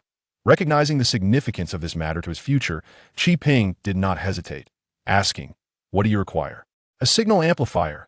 Are there any specific requirements? As long as the power output is substantial, the rest is of little consequence. I shall find a way. Once I have news, I will summon you." Qi Ping affirmed, preparing to consult Sam, who often mingled in various locales and was more attuned to the latest information than he. Having concluded their discussion, Qi Ping ready to depart, but the Emperor Dragon halted him.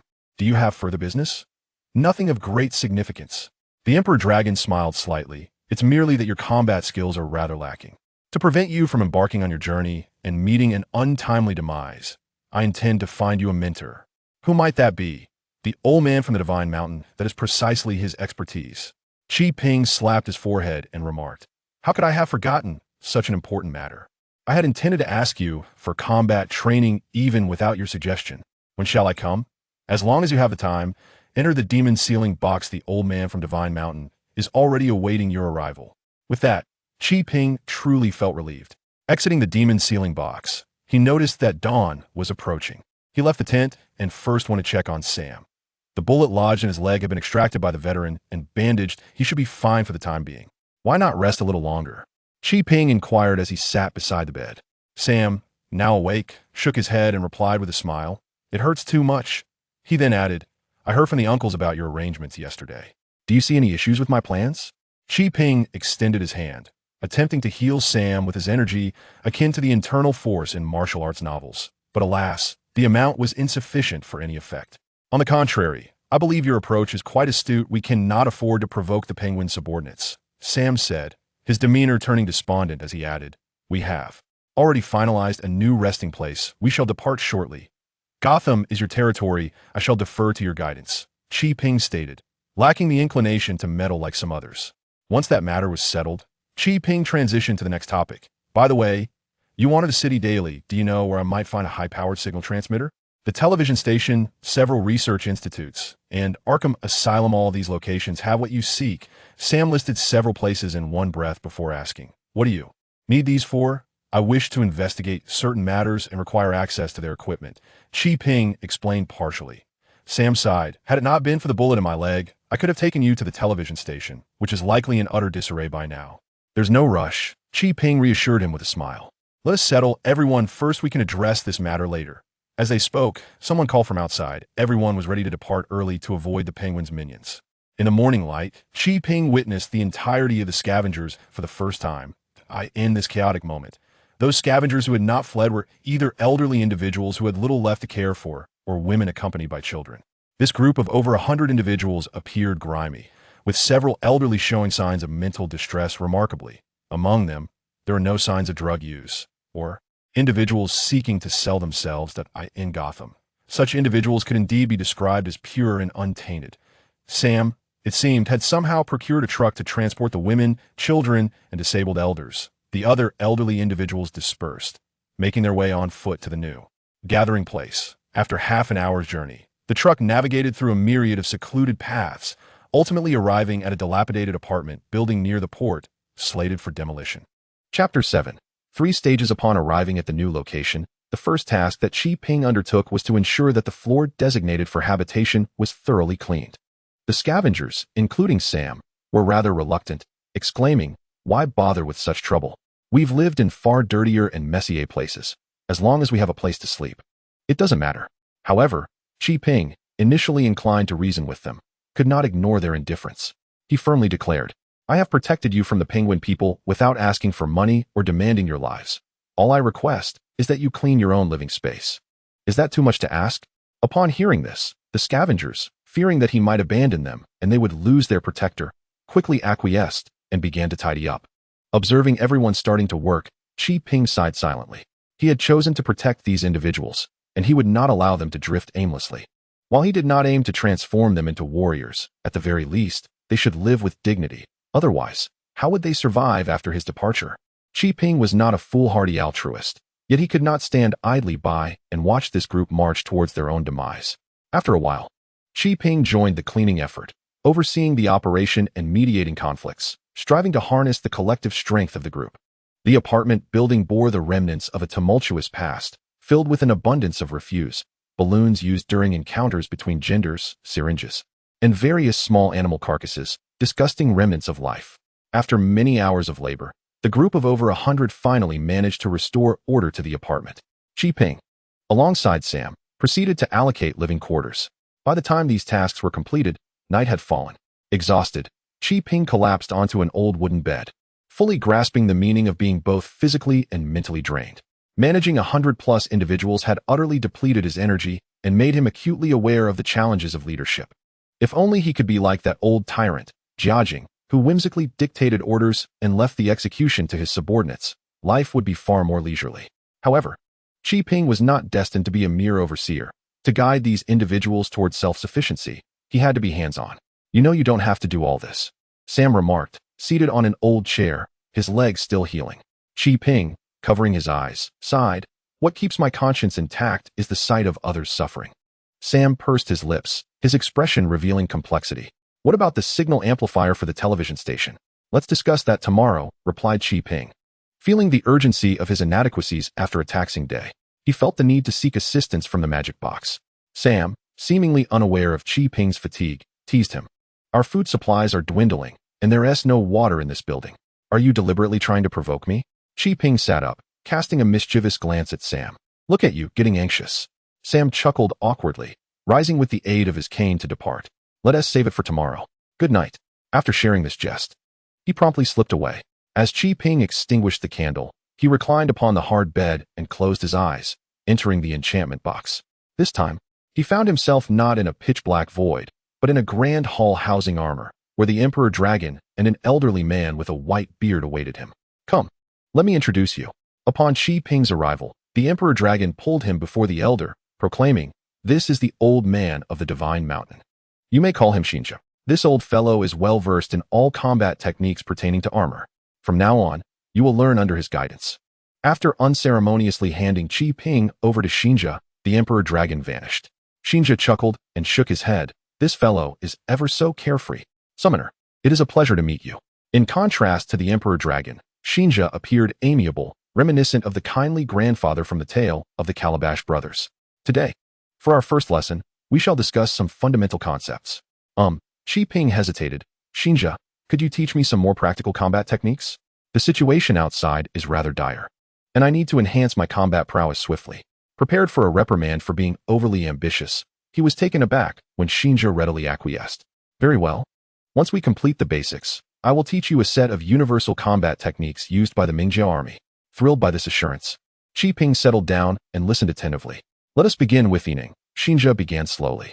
Yineng is a cultivation method developed autonomously by the beings of the universe, based on the life forms of the Mingjia. Its applicability is extensive, and after modifications by the Mingjia Academy of Sciences, its upper limits have been infinitely elevated, becoming one of the most mainstream cultivation methods in the Mingjia. The cultivation of Yineng is generally divided into 3 stages. The first stage involves integrating the essence, energy, and spirit of the body to enhance one's strength and perception. The second stage merges these 3 into a singular entity, indistinguishable from one another, forming a Yineng field. The third stage expands the individual Yineng field to connect with the cosmic realm, creating a larger Yineng field. You are currently experiencing the first stage. Now, come and strike me. Xinjia encouraged Qi Ping to engage in a practical demonstration. Qi Ping, undeterred, assumed a stance, calmed his mind, and summoned his Yineng, launching a powerful punch at Xinjia's chest. However, Xinjia moved with swifter grace, suddenly extending his hand to touch a specific point on Qi Ping's upper body. In an instant, the forceful Qi Ping found himself diminished, his body feeling fragmented, as if divided into several disparate parts. The strength in his fist evaporated, and he slumped helplessly to the ground. This exemplifies the characteristic of the first stage, Xinjia explained. Your essence, energy, and spirit remain in a state of separation. While they may appear unified, they are, in truth, on the verge of collapse upon contact. Xinjia extended a hand to lift Qi Ping back up and proceeded to elaborate on the nuances of each stage and the crucial considerations for cultivation. Without reservation, Xinjia imparted wisdom with every word, and as Qi Ping listened to the first stage, he found profound correlations with his own circumstances, feeling immensely enriched by the experience. Upon hearing about the second stage, Qi Ping felt somewhat overwhelmed, yet he managed to glean some understanding of the theory behind the unified field. However, when the third stage was mentioned, he found himself utterly at a loss. His mind felt as muddled as if it were submerged in thick paste. Although he comprehended each individual word, the overall message eluded him entirely, akin to deciphering a celestial script. Observing this, the sage of the Divine Mountain immediately halted the discourse. Qi Ping, patting his head, lamented, "It appears my aptitude is rather lacking. After just a brief period, I can hardly endure it." "Nonsense," the sage replied earnestly. "It is entirely natural to struggle with the concepts of the third stage, given that you have yet to engage with its intricacies. Once you harmonize your own will with the unified field, the challenges of the third stage will naturally become clear." Upon concluding his words, the sage gestured, and a towering stack of books, 2 meters high, materialized seemingly out of thin air.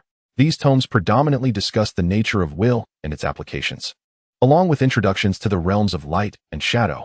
"Take these and peruse them at your leisure," he instructed. Gazing at the towering books, Qi Ping's expression soured. This was no trivial undertaking. Yet, contemplating the circumstances he faced, he steeled himself. Reading was certainly preferable to losing his head. Thus, he persevered. With the theoretical portion concluded, the focus shifted to practical application. The martial techniques imparted by the Sage of the Divine Mountain were not particularly esoteric. They merely detailed how to employ various means to vanquish foes. Before long, the sage had Qi Ping engage in sparring practice. After just a few rounds, Qi Ping's cries of anguish echoed throughout the confines of the ceiling box. Chapter 8. What he seizes, we cannot. The following day, Qi Ping awoke in bed. The memories of last night's beating vividly replaying in his mind, prompting an involuntary groan of discomfort. Ouch! This is unbearable. After a few moments of lamentation, he realized that the pain he experienced was purely psychological. His body remained unscathed. In other words, he still needed to translate his mental combat skills into instinctive physical reactions. Mr. Fei Air, what is the matter? A young child, no older than a teenager, rushed in upon hearing his outcry. Qi Ping rose from the bed and waved his hand dismissively. Nothing to worry about. This bed is rather uncomfortable and has left my back aching. Is Sam awake? He is. Qi Ping stretched his back and made his way to find Sam. As he passed through the designated dining area, he noticed the scavengers partaking in their meals. After Sam mentioned the scarcity of provisions, Qi Ping took charge of the food supplies, organizing a communal distribution for meals in the cafeteria. In times of hardship, rationing always proves to be the optimal solution. Declining the invitation to join everyone for a meal, Qi Ping entered Sam's room, where he found him seated on the bed. Eating. Sit down. Today we shall venture out to gather food, and, on the way, take advantage of the television station, Qi Ping cheerfully encouraged him. Sam's expression resembled that of someone witnessing a lunatic. Brother, with my leg injury in this condition, how can I accompany you? Seek out others. There are a few clever lads who can guide you well enough. Oh, I have my own methods. Qi Ping placed his hand upon the wound, channeling his will to heal. This method of treatment was specifically inquired from the heart of the Divine Mountain, with the essence of will being a manifestation of life energy, making healing a trivial matter. His previous failures were due to incorrect methodology. It truly worked. Sam exclaimed in surprise, feeling a tingling sensation at the sight of his injury. After a few minutes, Qi Ping withdrew his hand, and Sam leaped from the bed, full of vitality once more. Is everything all right now? Let us go, Qi Ping urged, pulling him towards the exit. Having arranged defensive measures, they departed the old apartment building in a truck. How did you manage to heal a gunshot wound just by covering it for a while? Is it some sort of miraculous Chinese internal art? Sam inquired with curiosity. Qi Ping, uninterested in elaborating, merely waved his hand, saying, You may interpret it that way. Can I learn it? Sam asked eagerly. Yes, but I must first assess you. The practitioners of the Heart of the Divine Mountain and the Imperial War Dragon had no objections to disseminating the art of will cultivation, provided Qi Ping was prepared to bear the consequences. However, Qi Ping himself had yet to determine the path ahead, with the significant goal of vanquishing the remnants of the Shadow Realm still vague in terms of actionable steps. I'll let you know in due time whether I'll teach you. Shifting the topic, Qi Ping asked Sam, where do you plan to procure food? Will you resort to stealing in exchange for goods on the black market? Sam, with a troubled expression, replied uncertainly, since the city lockdown. The flow of resources has become increasingly difficult, and food prices have skyrocketed. Moreover, no one is venturing outside anymore, making it exceedingly challenging for me to steal anything. Qi Ping, you are resourceful. Help me devise a plan. Qi Ping mused, glancing out the window. The streets were littered with refuse and debris, a sight most distressing. The walls bore the scars of gunfire, with unfortunate souls lying in hidden corners. Though accustomed to such bloody scenes, Qi Ping's inner rage remained unabated. How about we simply steal food? Qi Ping proposed, an idea striking him suddenly. Sam, taken aback, asked, Wait, who are we going to rob? The Penguin, the Black Mask, Bane, and others. Aren't the possessions of these villains acquired through nefarious means? Why should we refrain from taking what they have? The more Qi Ping pondered, the more logical it seemed. After all, he had no intention of aligning with these villains, so why not take decisive action? Hold on. I believe this plan requires careful consideration. Sam, startled, felt a shiver at the thought of robbing such formidable figures. Let us head to the television station first to locate the signal transmitter. The food situation can wait. There is no urgency. Sam slammed on the gas, racing towards the television station, fearing that if he lagged even slightly, Qi Ping would regret their decision. Qi Ping observed Sam's performance with little to say outwardly, yet inwardly, he felt that Sam was still in need of training. After eliminating the intruder, it was clear that a deadly confrontation with the Penguin was inevitable. We've arrived. With Sam's acceleration, they swiftly reached the vicinity of the television station, concealing their vehicle in a discreet location before proceeding on foot. It appeared that the area around the station was far from tranquil. This was Gotham, and Qi would not be foolish enough to charge headlong into the fray, uncertain of what treachery lay within the building. Thus, he retrieved the true summoner, located a camera, and infiltrated the surveillance system. Discovering that the area was swarming with unidentified armed personnel, Sam was initially astonished by the marvel of the summoner, only to find himself puzzled. Why such a fuss over a television station? It can't be worth much. But you do not understand. With the government having abandoned Gotham and the upper echelon of officials having fled, seizing control of the television station equates to controlling the flow of information in Gotham. These supervillains, led by the Penguin, are intent on expanding their ranks and influence. They must secure this place, and if they cannot, they must ensure that no one else can. This could very well mean that the area would soon transform into a battlefield. Sam, possessing a keen sense for danger, suggested, "Perhaps we should find another location. Large signal transmitters are ubiquitous. There's no need for concern." Qi hesitated momentarily, but ultimately resolved to enter, although apprehension nagged at him.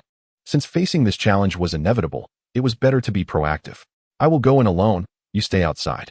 If anything feels amiss, flee without worrying about me. You always find a way." "I am not concerned in the slightest," Sam replied, dutifully returning to the truck to wait. Qi approached the building, not intending to infiltrate covertly, for such measures were unnecessary. Several major gangs were gathering their forces, and as he drew nearer, the scene was chaotic, reminiscent of a bustling market, with no one discerning identities. He blended into the crowd, boldly striding into the building as if on a leisurely tour, encountering no difficulty whatsoever. "Where should we head next?" Qi inquired of the Emperor Dragon within the demon sealing box, unfamiliar with the television station. "It matters not. Simply locate a mainframe, and I shall connect to the antenna here." Qi nodded and wandered into a nearby studio. He placed the demon sealing box atop a switchboard, golden particles emanating from it as the Emperor Dragon began to utilize the city-wide communication network to scan for residual signals from the Shadow Realm. Qi need not participate in this process. He merely waited nearby. However, before long, the sounds of chaos erupted from outside. Various gangs had gathered their numbers and commenced a large-scale brawl. Chapter 9. American Iato. Listening to the increasingly raucous footsteps outside, Qi asked the Emperor Dragon, "How much longer do you require?" "I can collect the data now. The analysis can be conducted later," the Emperor Dragon replied through vibrations. He traversed worlds, consuming an excessive amount of energy, and due to the discrepancies in the rules of these realms, he was temporarily unable to absorb their energies. Until Qi could harmonize the intent field with the natural order, he could not provide energy for the Emperor Battle Dragon, rendering the majestic creature unable to escape the sealing box. Thus, he resolved to retreat for the time being. The gang members here numbered in the hundreds, even with armor. He was far from capable of facing them alone. The Emperor Battle Dragon did not respond. Yet the speed of the photon link connecting the switch and the sealing box quickened. Before long, smoke began to billow from the switch, prompting the Emperor Battle Dragon to speak. "All right, let us depart." Qi stuffed the sealing box into his pocket, disregarding the damaged switch, as it was not his possession and its ruin did not concern him. "Stop. Whose subordinate are you?" Qi casually adjusted a hat onto his head, lowering the brim. But as he walked through the corridor, he was halted by someone's call. "What business do you have?" Qi refrained from acting impulsively. The fact that the other party did not attack indicated that his identity remained undiscovered. Indeed, the small-time thug merely inquired, "Who brought you here? Why are you wandering around?" With a quick flick of his eyes, Qi replied, "I have no idea. Someone offered me $50 a day to help keep watch." "Sir, you wouldn't be reneging on the payment, would you?" It was surely that foolish Isaac. No one else would dare engage in such absurdity. The thug laughed heartily, mocking Isaac. And then the small-time leader gestured toward Qi with his hands on his hips. "All right, consider yourself lucky today. You've caught a big fish. I'll take you to see something. As for your pay, go find whoever promised it to you. Don't go biting everyone." The small-time leader chuckled heartily, with others joining in, showering him with flattery. Qi did not decline. He was curious about what could have compelled these gangsters to cease hostilities. The gunfire outside had already diminished significantly. As they moved toward the square in front of the television station, a throng of gang members surged out like a crowd of curious onlookers. Qi stood among them, blending in, going with the flow. The moment he stepped outside, he beheld the fierce and menacing Batmobile, followed by the unfortunate soul suspended from the flagpole, clad in a bat costume. "It's that cross-dresser from last night." The voice of the Emperor Battle Dragon echoed in Qi Ping's ear. Although confined to the ceiling box, the Emperor Battle Dragon's abilities and spirit remained restless, yearning for a broader horizon. Qi Ping quickly deduced that Nightwing and his companions sought to inherit the mantle of Batman, attempting to suppress the villains, only to be ambushed in return. He surveyed the surroundings and saw Nightwing hanging from the flagpole, encircled by Penguin, Black Mask, Clock King, and Bane, whom he had encountered not long ago. Observing their menacing demeanor, Nightwing was likely to perish once more in place of Batman today. You intend to rescue him? Why? The Emperor Dragon held a rather unfavorable view of Nightwing, deeming the young lad too naive. Qi Ping responded, because his family is the wealthiest in this city. Saving him would facilitate our subsequent endeavors. Without further ado, let us proceed. The Emperor Dragon was evidently well-versed in the ways of human relations. Qi Ping tightened his grip on the Trillu summoner and quietly inquired, am I capable of defeating these adversaries? In theory, as long as you can harness the potential of the Trillu armor, vanquishing them should pose no challenge. Understood. Without the need for elaboration, Qi Ping halted his words. Armor merge. A flash of blue light enveloped Qi Ping in the exquisite Trillu armor. He exerted his legs forcefully, leaping several meters into the air. The Annihilation Blade tracing a cerulean arc as it severed the flagpole. Nightwing plummeted, and Qi Ping caught him, igniting flames from his legs to prepare for a second aerial leap. Yet, in that fleeting moment, a bullet whizzed in from an unknown origin, striking Qi Ping. The bullet failed to breach the armor's defense, but it interrupted Qi Ping's airborne acceleration, causing him to descend into the encirclement. How did another superhero emerge?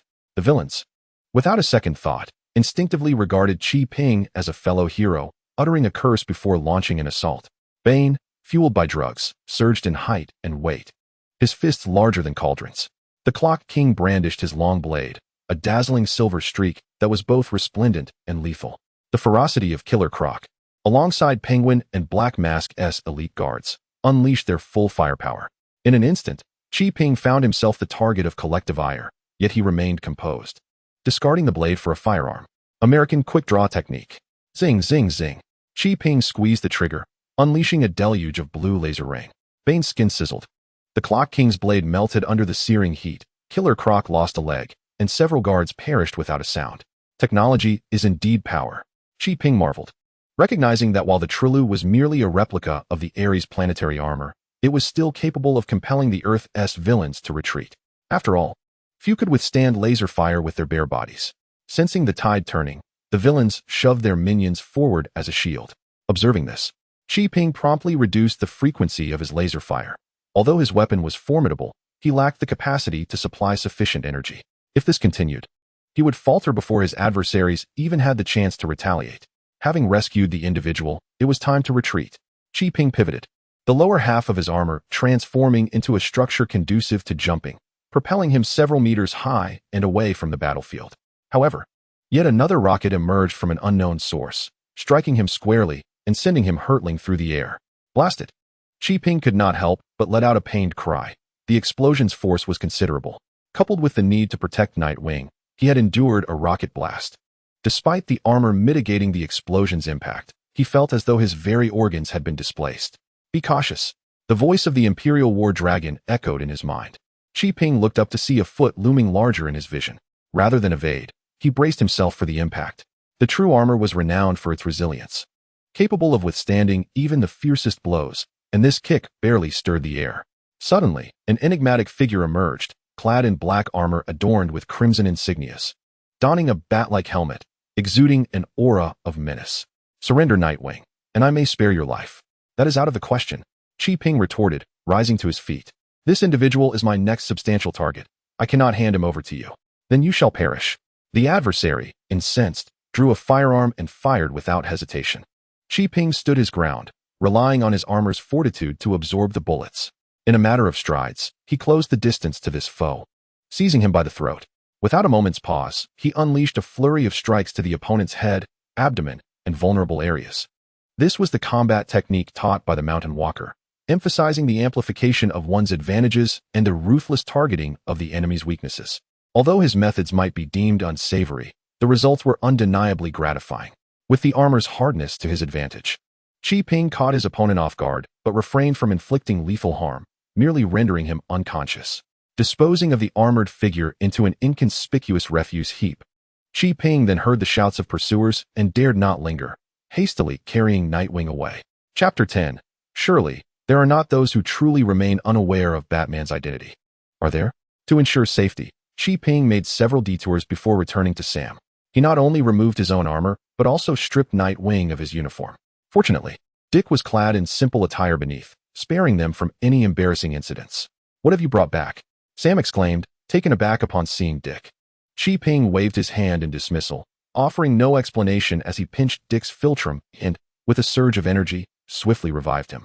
Dick awoke, clutching his chest and coughing violently, yet his eyes remained vigilant of his surroundings. "Who are you? What are you?" "The ones who saved you," Chi Ping replied curtly, urging Sam to drive away quickly, as several gang members had begun to widen their search radius. Sam started the truck, hastily accelerating away. Dick, having sustained significant injuries, found it difficult to move and remained in the vehicle, yet he did not relinquish his suspicions towards Chi Ping. Noticing the doubt in Dick's gaze, Chi Ping felt irked. He had risked his safety to rescue him, yet received no words of gratitude? Can your Bat family not think rationally? Must you always assume there are nefarious individuals plotting against you? How did you know? Dick inquired, bewildered. Is it not obvious? Who else could have removed your garments? Dick was taken aback, rendered speechless as he glanced at Chi Ping and then at the driving Sam. Suddenly, a spark of realization illuminated his mind.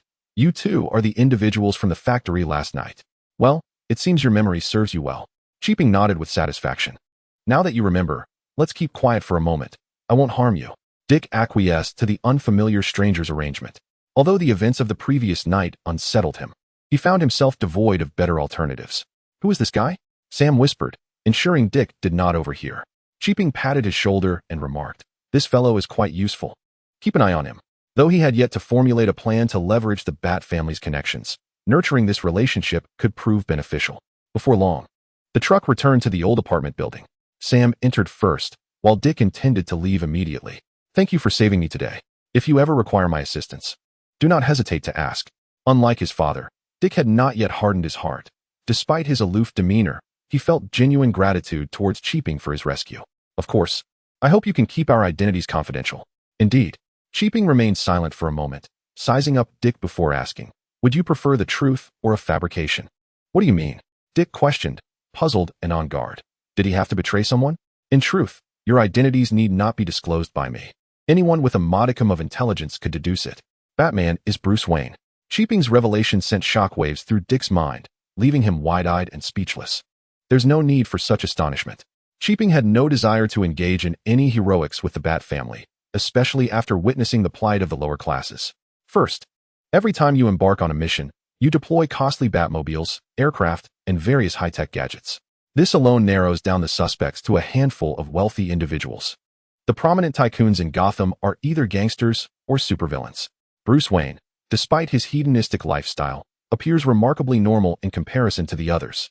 Furthermore, he has adopted 2 sons. Is that not evident? Chi Ping's barrage of insights left Dick bewildered. He had never contemplated these matters before. Then why don't the Penguin and others expose the secret? He pondered aloud, unsure if he was addressing Chi Ping or himself. Chi Ping enthusiastically responded, Gotham's villains can be divided into 2 factions. One consists of solitary figures like the Joker, who care only for their own turf and disregard Batman's true identity. The other group includes individuals like the Penguin, who possess vast business empires but appear as fragile as children in the face of a conglomerate like Wayne Enterprises. He would prefer Batman to repeatedly imprison them rather than allowing Bruce's mere word to dismantle their empire. Dick's head buzzed with a cacophony of thoughts. For years, he had taken immense pride in his identity as a superhero, yet here he was, confronted with the disheartening realization that this was how others perceived him. It was unacceptable. "Why are you telling me all this?" Dick lifted his gaze, his eyes glistening with barely contained emotion. Chi Ping shrugged and replied, "Oh, I wish to collaborate with you to address this chaos. However, dragging out the discussion under the guise of a superhero is rather cumbersome. It is far more straightforward to lay it all bare. What insights do you have?" Dick, seasoned by numerous storms, took a few deep breaths to quell the tumult of feelings within him. At this juncture, it was merely an idea. The specifics of action remained unclear. Chi Ping maintained a relaxed demeanor, while Dick felt an urge to strike. "If you haven't figured it out, why drop such a bombshell? Are you deliberately trying to mess with my head?" Frustrated, Dick shut his eyes, turning away from Chi Ping. fearing that he might be compelled to throw a punch at the man's face. Seemingly oblivious to Dick's clenched fists, Kingpin continued. While my approach may indeed be inappropriate, facts are facts, and you will have to come to terms with this sooner or later. It won't make a difference in the grand scheme of things. Observing Kingpin's nonchalant demeanor, Dick could no longer contain himself. He scoffed and turned to leave, not even uttering a farewell. Kingpin, undeterred, watched Dick's retreating figure, the voice of the Emperor Dragon echoing once more in his ears. I never expected you to be so articulate. But is this really meaningful? Kingpin replied seriously, if the situation deteriorates, we will need a reliable ally. Although Dick was the son of Batman, he had grown up in the depths of society, recognizing the flaws in Batman's actions. Otherwise, he would not have shed his identity as Robin to become Nightwing. My words are merely an attempt to help him confront reality, to bring to light the issues that have long resided in his heart. However, the emergence of these problems does not guarantee that solutions will align with your desires. The Emperor Dragon doused him with cold water. Kingpin chuckled. This is certainly better than having no possibility at all. Also, could you please focus on some real work instead of idly coming to undermine me? The Emperor Dragon snorted lightly and replied with ease. The signals from that group in the Shadow Realm are quite distinctive. It requires no effort at all. Then I kindly ask you to expedite your findings so that I may plan our next course of action. Kingpin smoothed down the Emperor Dragon's fur, coaxing this esteemed figure into a cheerful mood as he prepared to work overtime. Chapter 11. What will you do? The situation is far from optimistic. The Emperor Dragon spent over an hour organizing the data before pulling Kingpin into the magic sealing box and uttering this grim statement. How dire is it? Perhaps due to the recent barrage of disheartening news, Kingpin had developed a certain immunity. Upon hearing the bad tidings, he exhibited little reaction. The Emperor Dragon pointed towards a myriad of virtual projection charts and declared, I have not detected any energy signals from the Shadow Realm. Kingpin stepped forward to observe the chart, which was filled with a plethora of data. He did not attempt to decipher the specific meanings of these indicators, as it was neither feasible nor necessary to comprehend everything at that moment. I inquired, what color is the energy signal from the Shadow Realm? Black. Kingpin continued to scrutinize the chart, noting that over 100 locations marked on the Gotham map indicated black energy sources. Yet the readings from these sites were alarmingly low, far from the target signal strength. Retrieving his gaze from the chart, Kingpin pondered. Could it be that the television station's signal tower is inadequate? The Emperor Dragon shook his head, asserting, this is unrelated. Both the material and shadow realms are newcomers, struggling to be accepted in this world. The energy signals should be exceedingly pronounced. Kingpin further analyzed. Then perhaps too much time has elapsed since your arrival in this world, allowing the opposition to slip away? The Emperor Dragon again shook his head. That is not plausible. Our arrival in this realm was scarcely a week ago. Frustrated, Kingpin clapped his hands together. Then we are doomed. Surely, they have discovered a means to assimilate swiftly into this world and may very well be observing me from some hidden vantage point. Remaining unperturbed, the Emperor Dragon replied. This indeed is the most likely conjecture. The question is what methods they possess. The sources of power from the Shadow Realm are manifold. All the splendid things you can imagine have their dark counterparts serving as sustenance for them. What you describe is rampant throughout Gotham. Crime, death, continuously unfolding. For beings of the Shadow Realm, it is akin to being fish back in water. Perplexed, Kingpin questioned the significance of this predicament. It is not the same. The heart of the Divine Mountain interjected, providing Kingpin with an explanation. Ordinary criminal activities can only augment the power of the Shadow Realm. They do not alter its essential nature. It is like adding more water to a cup. It will never transform into ice. Kingpin ceased his unfounded speculations and began to recall the knowledge he had gleaned about the Shadow Realm from the heart of the Divine Mountain and various texts. Suddenly, a spark of insight illuminated his mind, and he blurted out, what must the opposition do to transform the essence of their power? Typically, any act capable of influencing the situation, including but not limited to massacres or coups, could allow them to exploit the disruption of established rules to their advantage. The battle-hardened Emperor Dragon, well-versed in the tactics of adversaries, nodded in understanding. Now I comprehend. Kingpin exclaimed, realization dawning upon him. He asked, was there any interference from the Shadow Realm in Batman's demise? That is indeed a potential avenue of inquiry, the Emperor Dragon replied, but it is merely one perspective. To ascertain its veracity, you must conduct your own investigation. As for the matters of the outside world, neither I nor the old man from the Divine Mountain can assist you. Kingpin nodded, his expression betraying a hint of disorientation. Suddenly, he posed an unrelated question. What would happen if I were to fail? The Emperor Dragon seemed to grasp the gravity of the situation and responded directly. Should you fall to the forces of the Shadow Realm, the Demon Sealing Box will initiate its emergency protocol to seek out the next summoner. However, due to the disparate rules of the world, the inhabitants of this realm exhibit a marked inability to adapt to armor. During this period, our adversaries will gradually grow stronger. The widening chasm between us will pose even greater dangers for the next summoner. All right, enough. Qi Ping tugged at his collar, gasping for breath. Just moments ago, I was an utterly ordinary individual, yet in the blink of an eye, I nearly met my demise, found myself imprisoned, and now bear the weight of over 100 lives, even the fate of an entire world. How could this happen? If it brings you some comfort, let me say this. Even without you, the scavengers outside will manage to survive based on their past experiences. This world is not solely defined by your presence. Others will emerge to avert disaster, even in your absence. Qi Ping, initially immersed in a melancholic heroism, was jolted from his reverie by these words. I truly appreciate your wisdom. Is it too much to ask for a moment of self-pity? He rolled his eyes in exasperation. The Emperor Dragon disdainfully sneezed. Rather than squander time on such thoughts, you would be better served by learning from the old man of the Divine Mountain.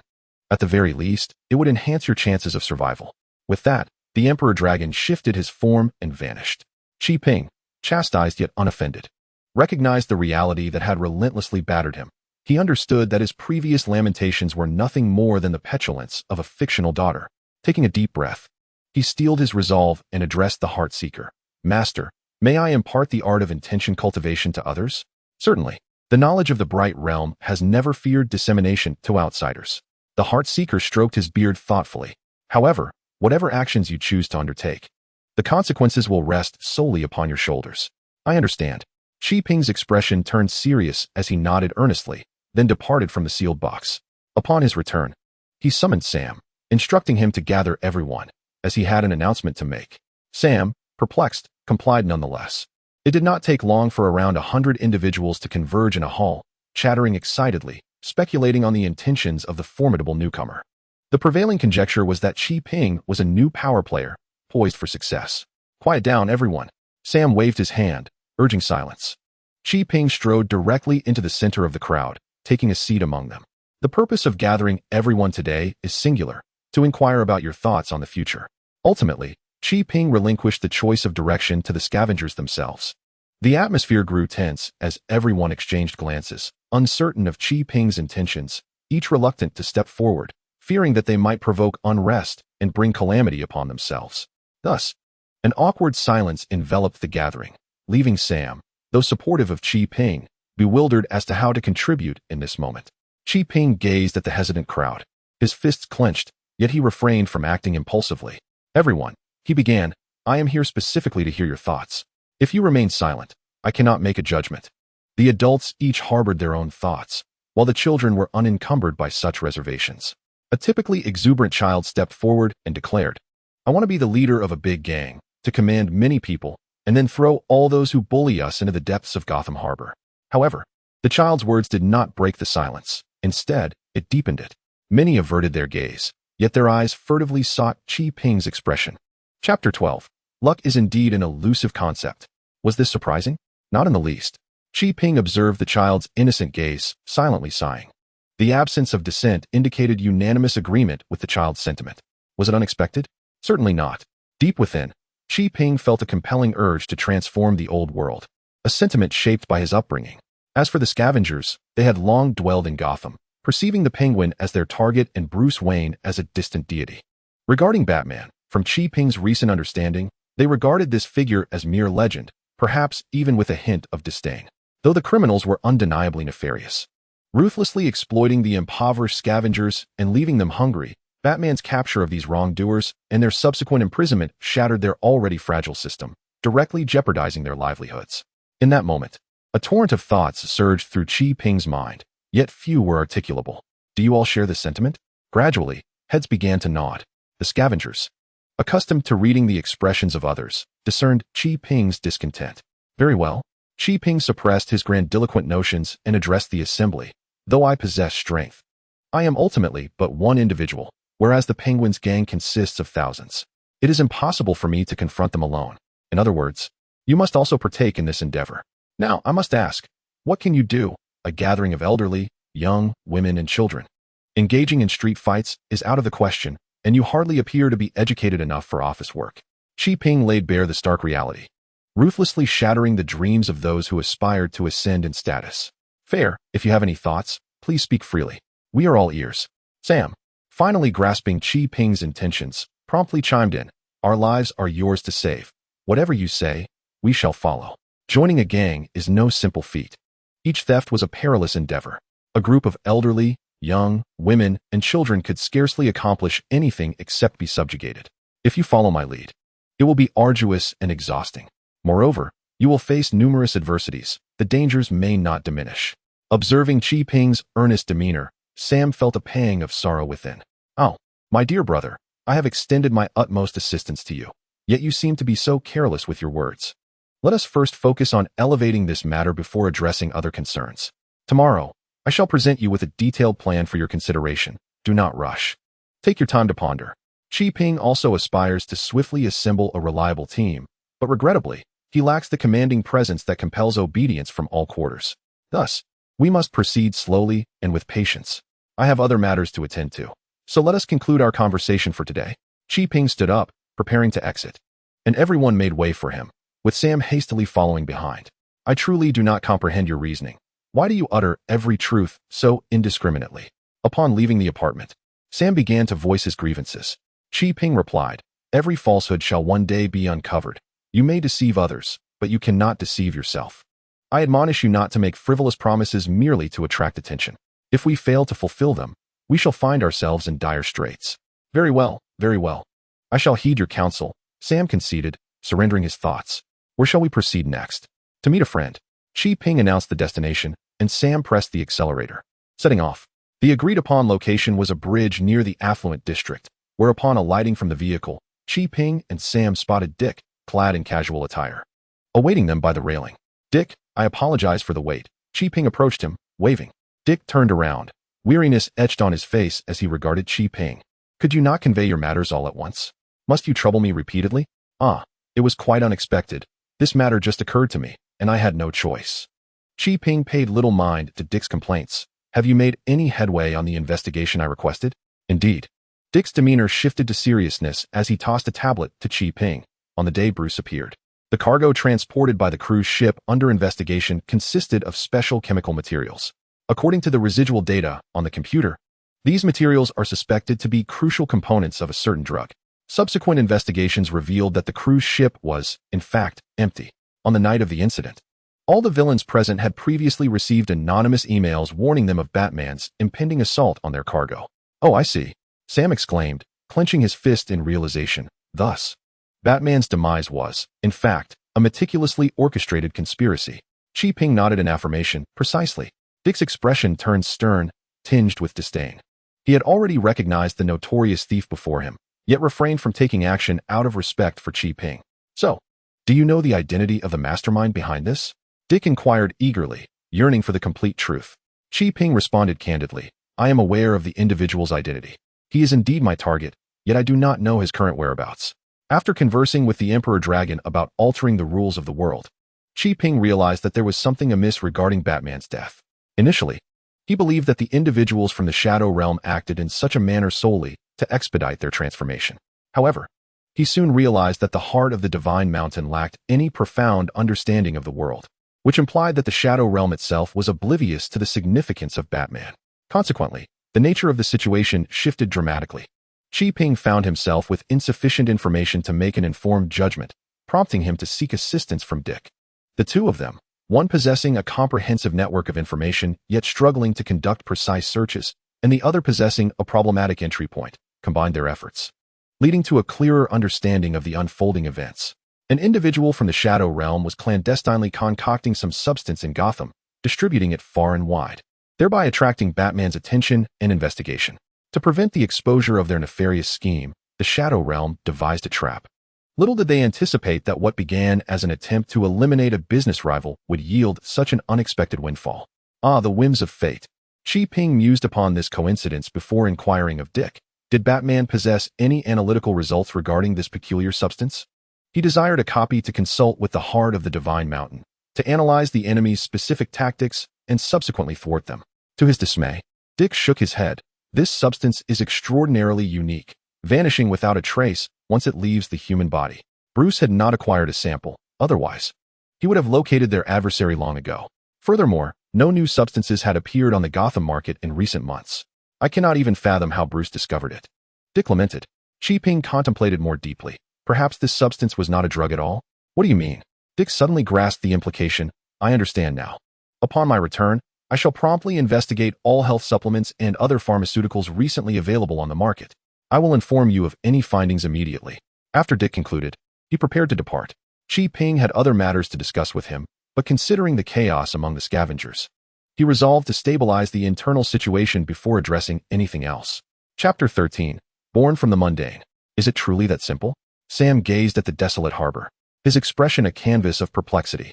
The arduous task you mentioned involves establishing a company and securing the business of Gotham's port?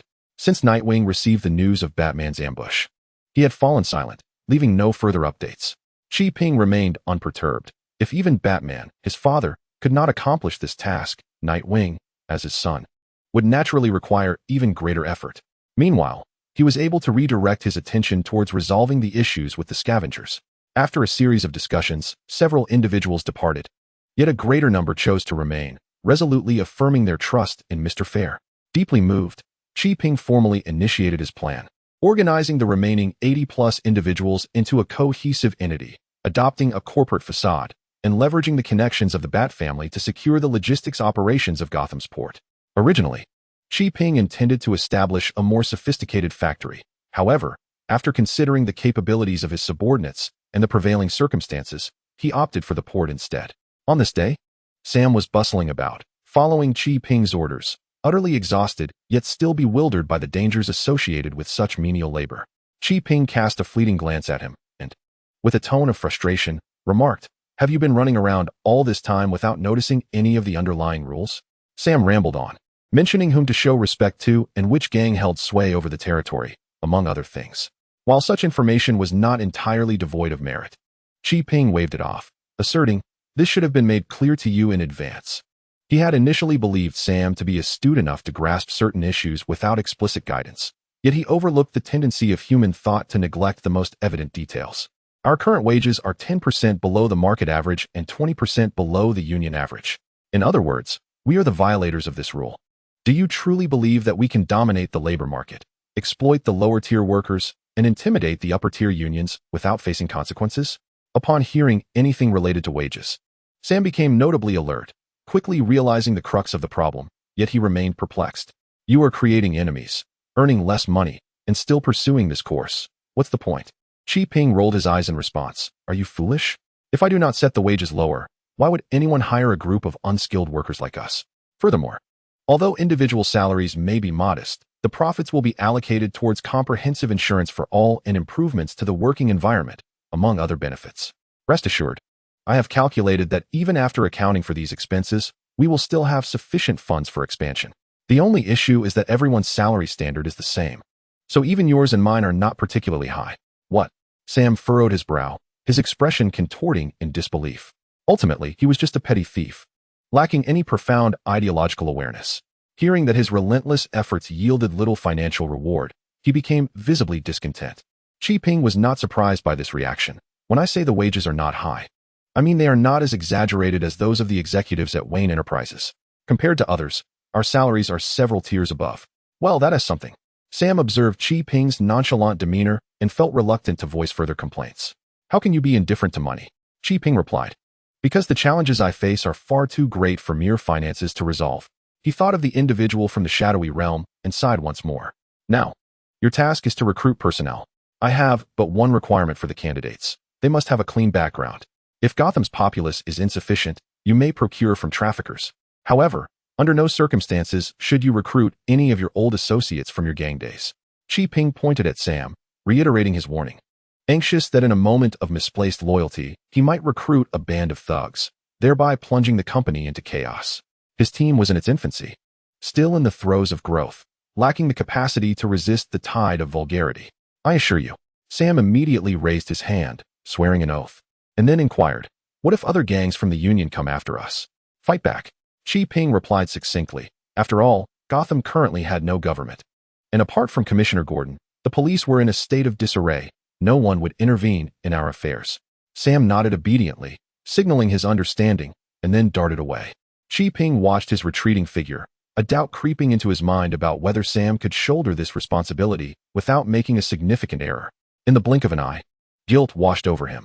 After all, Sam had consistently supported him, and doubting him was indeed unwarranted. Nevertheless, out of a sense of duty to the task at hand, he felt it prudent to find a partner for Sam. Perhaps he could recruit Dick? Once this notion took root in Qi-Ping's mind, it became uncontrollable, brimming with potential. With the right tools, no obstacle was insurmountable. Furthermore, Dick himself was rather ambivalent in his convictions, making it somewhat challenging to pull him entirely into their fold. However, soliciting his assistance would be no issue. As fate would have it, he was scheduled to meet with Dick, and he would address this matter during their encounter. This marked the first time Dick had reached out to him since their last meeting, claiming to have uncovered pertinent information regarding the drugs. Anticipating possible hostilities, Qi-Ping decided against bringing Sam along. They met at the same small bridge as before, where Dick was dressed casually. What? No uniform today? Qi-Ping approached and struck up a casual conversation with Dick. Today's mission does not require uniforms, Dick replied coolly, then continued, since our last encounter.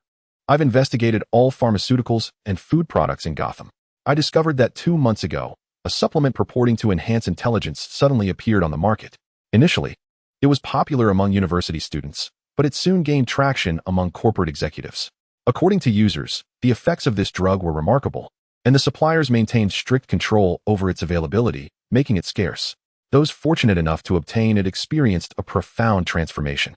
Such a conspicuous phenomenon could not have escaped Batman's attention, Qi-Ping noted as he perused the information, realizing the rumor had spread widely.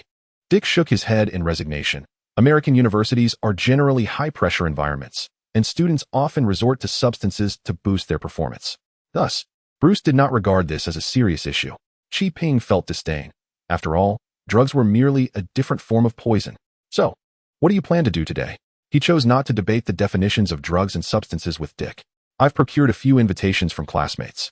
Let us pay a visit to the distributors of this drug. Let us go. Qi-Ping nodded, beckoning Dick to set off. Chapter 14. So recklessly unrestrained, yet not suspected. Why is it another nightclub? Qi-Ping was led by Dick to a location that was adorned with vibrant red and green lights, and he instinctively felt a wave of discomfort.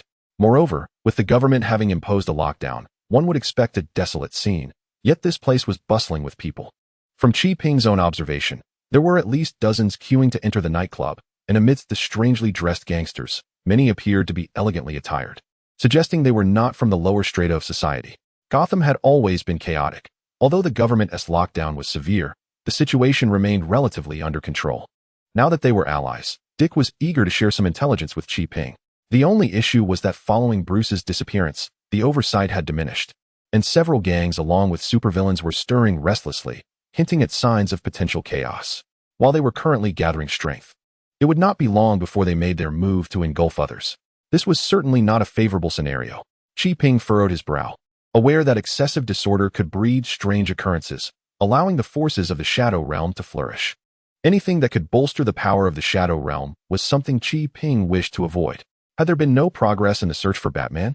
The quickest way to restore tranquility to Gotham was undoubtedly to locate Batman. However, Dick shook his head, prompting Qi-Ping to inwardly sigh. It seemed the situation was not as straightforward as he had hoped, and he would need to take the initiative. Let us enter, Dick suggested, eager to divert the conversation from the nightmarish thoughts that haunted him daily as he approached the entrance. The security guard initially intended to block the two apparent rule-breakers, but upon recognizing the heir of the Wayne family, he quickly withdrew. Clearly, the reputation of the Wayne family proved highly advantageous. Upon entering the club, Qi-Ping and Dick exchanged playful banter, which Dick accepted with ease, for the Wayne family name held undeniable sway in this city. Let us separate and place the invitations in a conspicuous spot. Someone will come looking for us shortly, Dick proposed, but Qi-Ping declined. Let us stick together. The lights and music in this nightclub are giving me a headache. Dick looked at him in astonishment. You've never been to a place like this, have you? Qi-Ping waved his hand dismissively, replying with irritation. What kind of respectable person frequents nightclubs? Are they either unemployed or extravagantly wealthy to indulge so freely?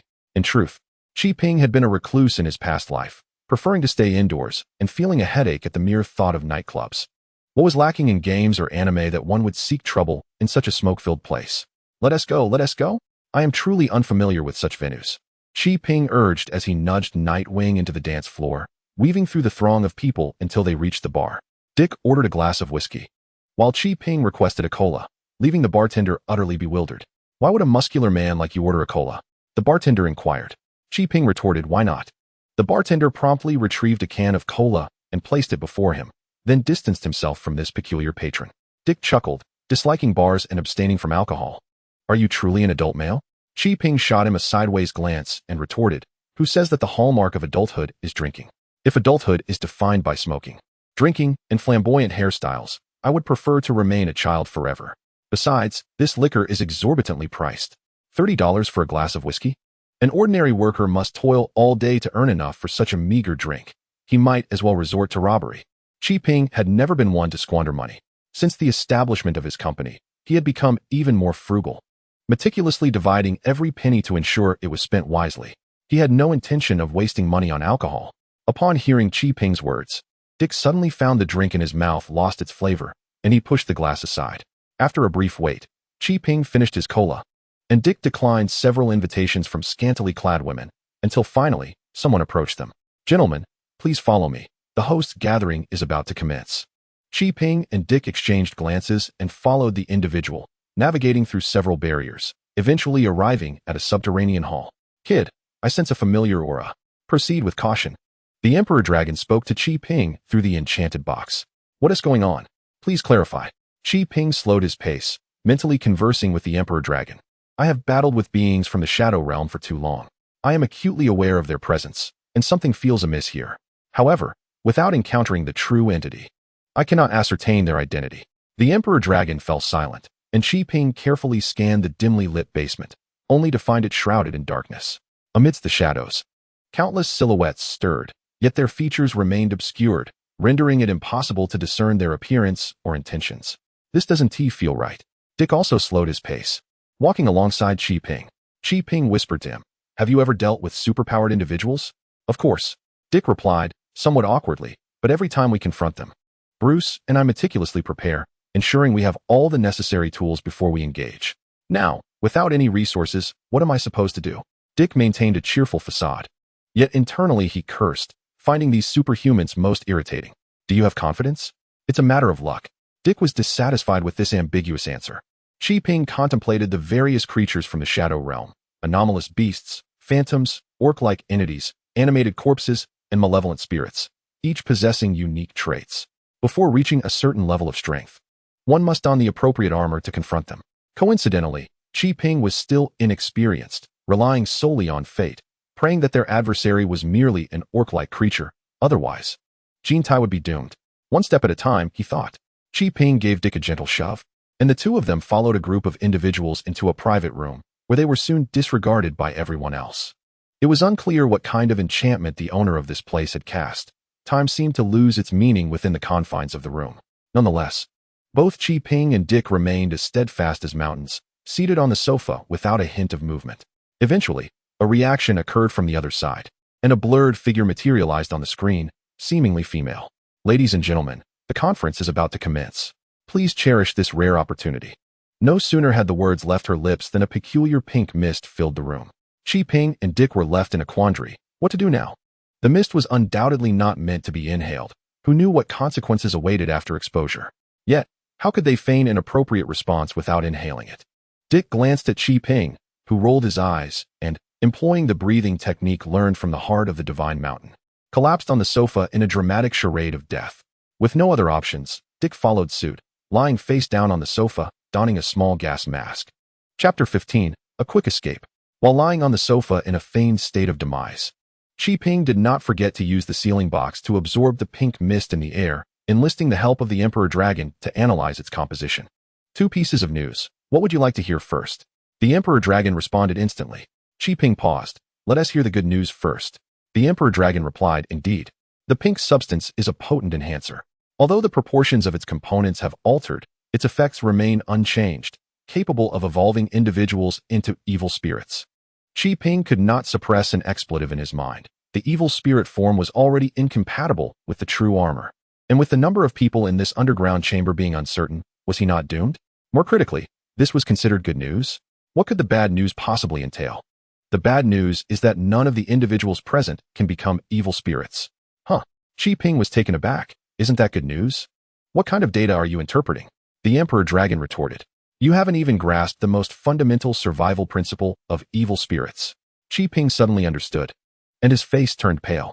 Intelligent beings that absorb materials created by the dark primordial transform into evil spirits, ascending through 6 levels, ultimately becoming sustenance for the dark primordial. Indeed, the entire evil spirit race adhered to the most primal and brutal rules of survival. Absorbing the enhancer was merely the first step. Upon becoming humanoid, they would begin to incessantly absorb various negative emotions to grow. Theoretically, evil spirits are hunters, while humans are prey. However, during the ascension process, those evil spirits that evolved through enhancer absorption yearn to devour other evil spirits, as the speed of growth from consuming their kin far surpasses that of consuming humans. Most alarmingly, the ascension of evil spirits erodes their original moral compass, ultimately transforming them into embodiments of negative emotions. Thus, this so-called conference is, in fact, merely a banquet for a malevolent spirit. As Qi grasped this unsettling truth, the enveloping darkness and pink mist that shrouded the entire room suddenly seemed to come alive, writhing like the walls of a contracting stomach. I strongly advise you to flee. You currently lack the strength to confront a spirit endowed with extraordinary powers. I had anticipated your desire for me to uphold principles and fight to the bitter end. Qi jested internally with the Emperor Dragon, his mind racing as he pondered an escape. I'm not a staunch traditionalist. According to that lad beside you, anyone who can enter this place is either wealthy or influential. Given the chaos in Gotham, what good could such a gathering possibly yield? If death is to be our fate, so be it. The Emperor Dragon, clearly impatient, seemed displeased with Qi self-assessment. Qi contemplated his armor summoning device, still feeling uncertain. Is there truly no chance to procure another suit of armor? You can forget about the armor, but I can still strike if I suffer some injury. How long will it take? Qi asked, filled with hope. The Emperor Dragon replied, 3 seconds. Goodness, you are even more extraordinary than Ultraman. Qi sighed in resignation. Yet he understood this was the Emperor Dragon's limit. I shall do my utmost to avoid troubling you further. Qi severed the communication with the Emperor Dragon and nudged Dick, who was feigning unconsciousness. Prepare to flee. Flee. Dick remained silent, continuing his charade. Yet his eyes widened in shock. What about the others here? He whispered. We will create a diversion. Whether we escape depends on their own luck. Qi was acutely aware that the occupants of the other rooms had likely already become the meal of the lurking malevolent spirits. However, voicing this would only breed disbelief in Dick, so it was wiser to reassure him with the prospect of a grand commotion to facilitate their escape. How much explosive do you have left? Enough to collapse the entire basement. That should suffice. Prepare for action. Qi suddenly rose to his feet, the summoning device flashing blue light as the true armor enveloped him. Instantly, 3 weapons merged into the true lethal sniper cannon, which he aimed at the wall of the room and fired. Boom, boom. The explosions resonated as a large hole was blasted through the wall. Qi stepped through first, only to behold a throng of peculiar beings flailing about. At the center stood a female figure, her body entwined like tree roots, yet still possessing certain feminine attributes. Crowned with flowers resembling roses. Surrounding her was a cluster of odd creatures, appearing as though they had been forcibly assembled like mismatched building blocks, lacking coherent heads or feet, exuding an aura of uncanny strangeness. Armor warriors? Beings from the realm of the living? The rose-like creature spoke, her voice sultry and beguiling, evoking a sense of enchantment. The screen of the true armor flashed with a series of warnings, blocking the seductive psychic influence embedded within her voice. Malevolent spirits are adept at harnessing mental prowess and manipulating the human heart. A mere enchantment poses no challenge. However, Qi was concerned with another matter. It appeared that those behind you did not regard you as mere cannon fodder, as they had also divulged the information regarding the armor. The individuals from the Shadow Realm are notoriously ruthless and treacherous. Betraying their comrades is as effortless as breathing for them. Humph. The Rose Fiend sneered. The messenger always extols the prowess of the armored warriors. I have longed to witness it myself. Little brother, indulge your sister, and if you please me, I shall grant you a merciful demise. Enough, Qi coldly declined. I prefer gentleness and restraint. Such wildness is beyond my grasp. It is better suited for others to enjoy. How dare you? The Rose Fiend suddenly erupted in fury. Kill him. The block-like creatures let out a cacophony, brandishing weapons of indeterminate materials as they charged forward. Qi furrowed his brow, disassembling the flame sniper cannon. Gripping the annihilation blade in one hand and the true gun in the other, he plunged into the fray, unleashing carnage. The glint of blades flashed, gunfire roared, and blinding sparks danced throughout the basement, while the jarring sounds of clashing weapons filled the air. One after another, humanoid forms fell before Qi, even as his own stamina rapidly diminished amidst the battle. The Rose Fiend, as the master, remained at the periphery, watching Qi agile movements, licking her lips in anticipation. Such vibrant energy. If I were to consume this fellow, I could surely ascend to a higher level. Greed surged within the fiend's heart, compelling her to act. In that very moment, a violent explosion erupted behind her, sending her hurtling through the air. Nightwing, clad in a new set of gear, swung a high-voltage electric baton towards the fiend. The flung fiend's eyes gleamed with a pink light as her body halted midair. She absorbed the black mist and pink elixir from the basement, then unleashed a whip imbued with psychic energy that lashed out at Dick. PFF. Dick coughed up blood in great heaves. Qi swung his blade, forcing back the fiends that clung to him, leaping into the air to embrace Dick. The true gun fired at their overhead, the laser scorching a massive hole in the ground. Qi and Nightwing scrambled out, discarding all explosives into the basement. The ground trembled as patrons in the bar above began to flee. Qi leaped high, swiftly surpassing everyone, vanishing into the night. Chapter 16. The first arrival at the Batcave. Scoundrels, useless. A bunch of good-for-nothings. A woman clad in a magenta gown and adorned with a lace mask raged at the security personnel in the bar. With so many of you, how could two individuals escape so easily? I spend so much on you, and this is how you repay me? Where are your usual airs of authority? Scoundrels, scoundrels. Dozens of men trembled like quails beneath the wrath of a woman, too frightened to even lift their heads. At long last, the woman in red paused, and her subordinates, adorned with sycophantic smiles, approached to pledge their loyalty. Sister, that fellow is encased in armor as hard as a tortoise shell. Our weapons, which can easily cleave through steel, merely sparked upon contact with him. We are utterly powerless. However, fear not, for I shall promptly send my brothers out, even if it means digging 3 feet into the earth to unearth them. Fools, the woman in red exclaimed, delivering a swift kick that drove her sharp stiletto heel into flesh. Yet her subordinate dared not utter a sound of pain. What a brainless bunch. How did I end up with such inept followers? The two fled from the private room, intending to check the guest list for the evening, discerning who in the private rooms still lived, thus revealing their identities. Yes. One subordinate quickly flattered, you are indeed clever, sister. Having received a figurative slap in the face, the subordinate fell silent and hastened to comply, heading to check the guest list. Damn those armored warriors, you shall be mine. The woman in red clenched her fist, shattering the glass in her grasp without so much as a scratch to her hand. Unbeknownst to Qi, a calamity of romantic entanglement was about to befall him. He had not ventured far while carrying Dick when he paused. Hey, how are you holding up? He laid Dick down on the concrete floor, and the summoning device flickered a few times before the armor disassembled due to insufficient energy. I feel so hot. I want. Dick's eyes remained tightly shut, his face flushed abnormally, twisting and turning as he tried to peel off his clothing. What in the world is happening? Qi was utterly bewildered. He scanned Dick's body with the sealing box, and the Emperor Dragon's voice emerged in discontent. Qi boy, I am not your encyclopedia. Do not seek me for every little matter. Though he spoke thus, he swiftly provided an answer.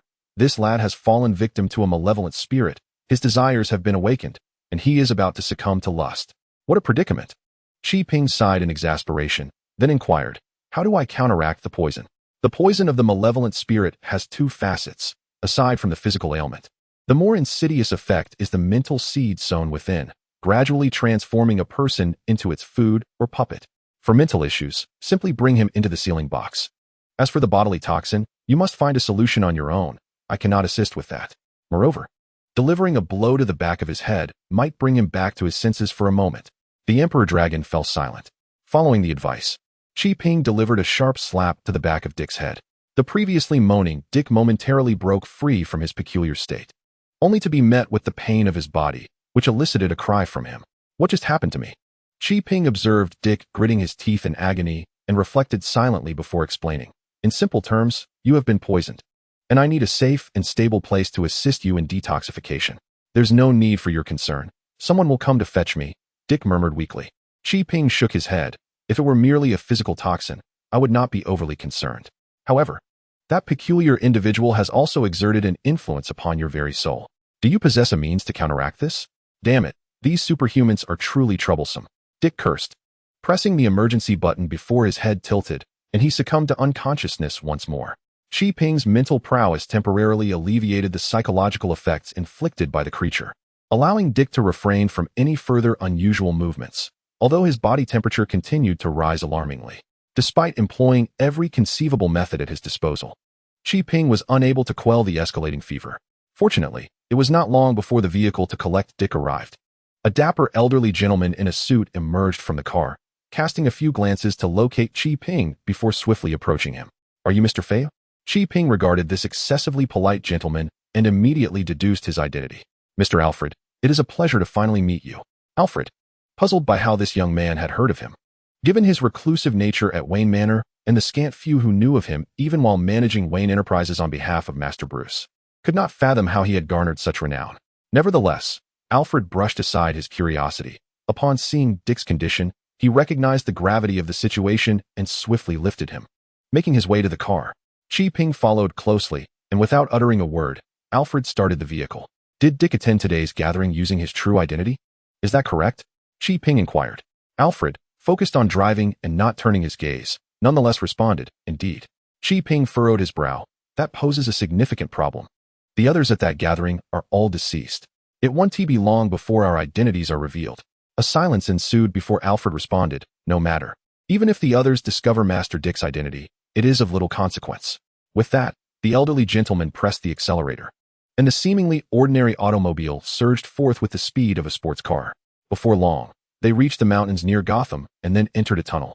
Arriving at the Batcave, Miss Gordon, Alfred called out, while Qi Ping supported Dick from behind. A red-haired girl in a wheelchair emerged, her eyes widening in surprise before she noticed the unconscious Dick. What happened to Dick? Barbara inquired. He has been poisoned. I can extract the fundamental components of the toxin, but further analysis is required. Qi Ping replied as he laid Dick upon a medical bed. Barbara, adeptly maneuvering the medical equipment, began her examination of Dick's condition. You may leave now, sir, she instructed. I would gladly take my leave, but the poison afflicting Dick is not solely physical. Rest assured, I shall not intrude upon your work. With that, Qi Ping placed the sealing box beside Dick and then settled himself beside it. Closing his eyes as he entered the confines of the mystical vessel, Qi Ping had already bonded with the demon sealing box, enabling him to summon it at will and enter its interior. The souls of those near the box could also be drawn inside, provided they did not resist. Dick, possessing a steadfast will, instinctively opposed unfamiliar phenomena, even after enduring the mental torment inflicted by the rose monster for some time. Thus, Qi Ping had to reveal himself before Dick, guiding him into the depths of the demon sealing box. Chapter 17, A Request for Assistance. Dick's soul was drawn into the demon sealing box, suspended in midair, his semi-transparent form entwined with pink silk threads. The Emperor War Dragon and the heart of the Divine Mountain circled around Dick, observing him intently, seemingly in search of something unusual within this soul from another world. Qi Ping stood by, watching the two, and urged, might we expedite the rescue of this individual? Why the haste? The Emperor War Dragon replied impatiently. It is not every day we encounter a sample like this. I must study what unique traits the Shadow Realm might manifest in this world. Evolution is a characteristic of the realms of light and shadow, expressing itself in various forms depending on the unique attributes of each world. While I share your enthusiasm for research, you risk killing Dick in the process. That would mean losing a crucial ally in Gotham. In these times, it is increasingly rare to find partners like the Wayne family. Allies, offering the highest bid for the port business. Qi Ping presented an offer that Dick accepted without negotiation. This is what a partnership truly entails. The heart of the Divine Mountain also ceased his observations, stating, once we have gathered our unique mental energies, we can conduct our studies at leisure. Let us not make things difficult for young Qi. Though displeased, the Emperor War Dragon muttered a few words, flicking his tail to disperse the pink mental energy surrounding Dick, subsequently collecting it. Despite his weakness in the external world, within the confines of the demon sealing box, his capabilities were vast. On several occasions, Qi Ping had contemplated utilizing the box as a means to dispose of those he found disagreeable, leaving their handling to the Emperor War Dragon. Unfortunately, his willpower was insufficient to sustain the energy expenditure required for such actions. Take your time entertaining this fellow. I shall retreat to my studies. With a flick of his tail, the Emperor War Dragon vanished from sight.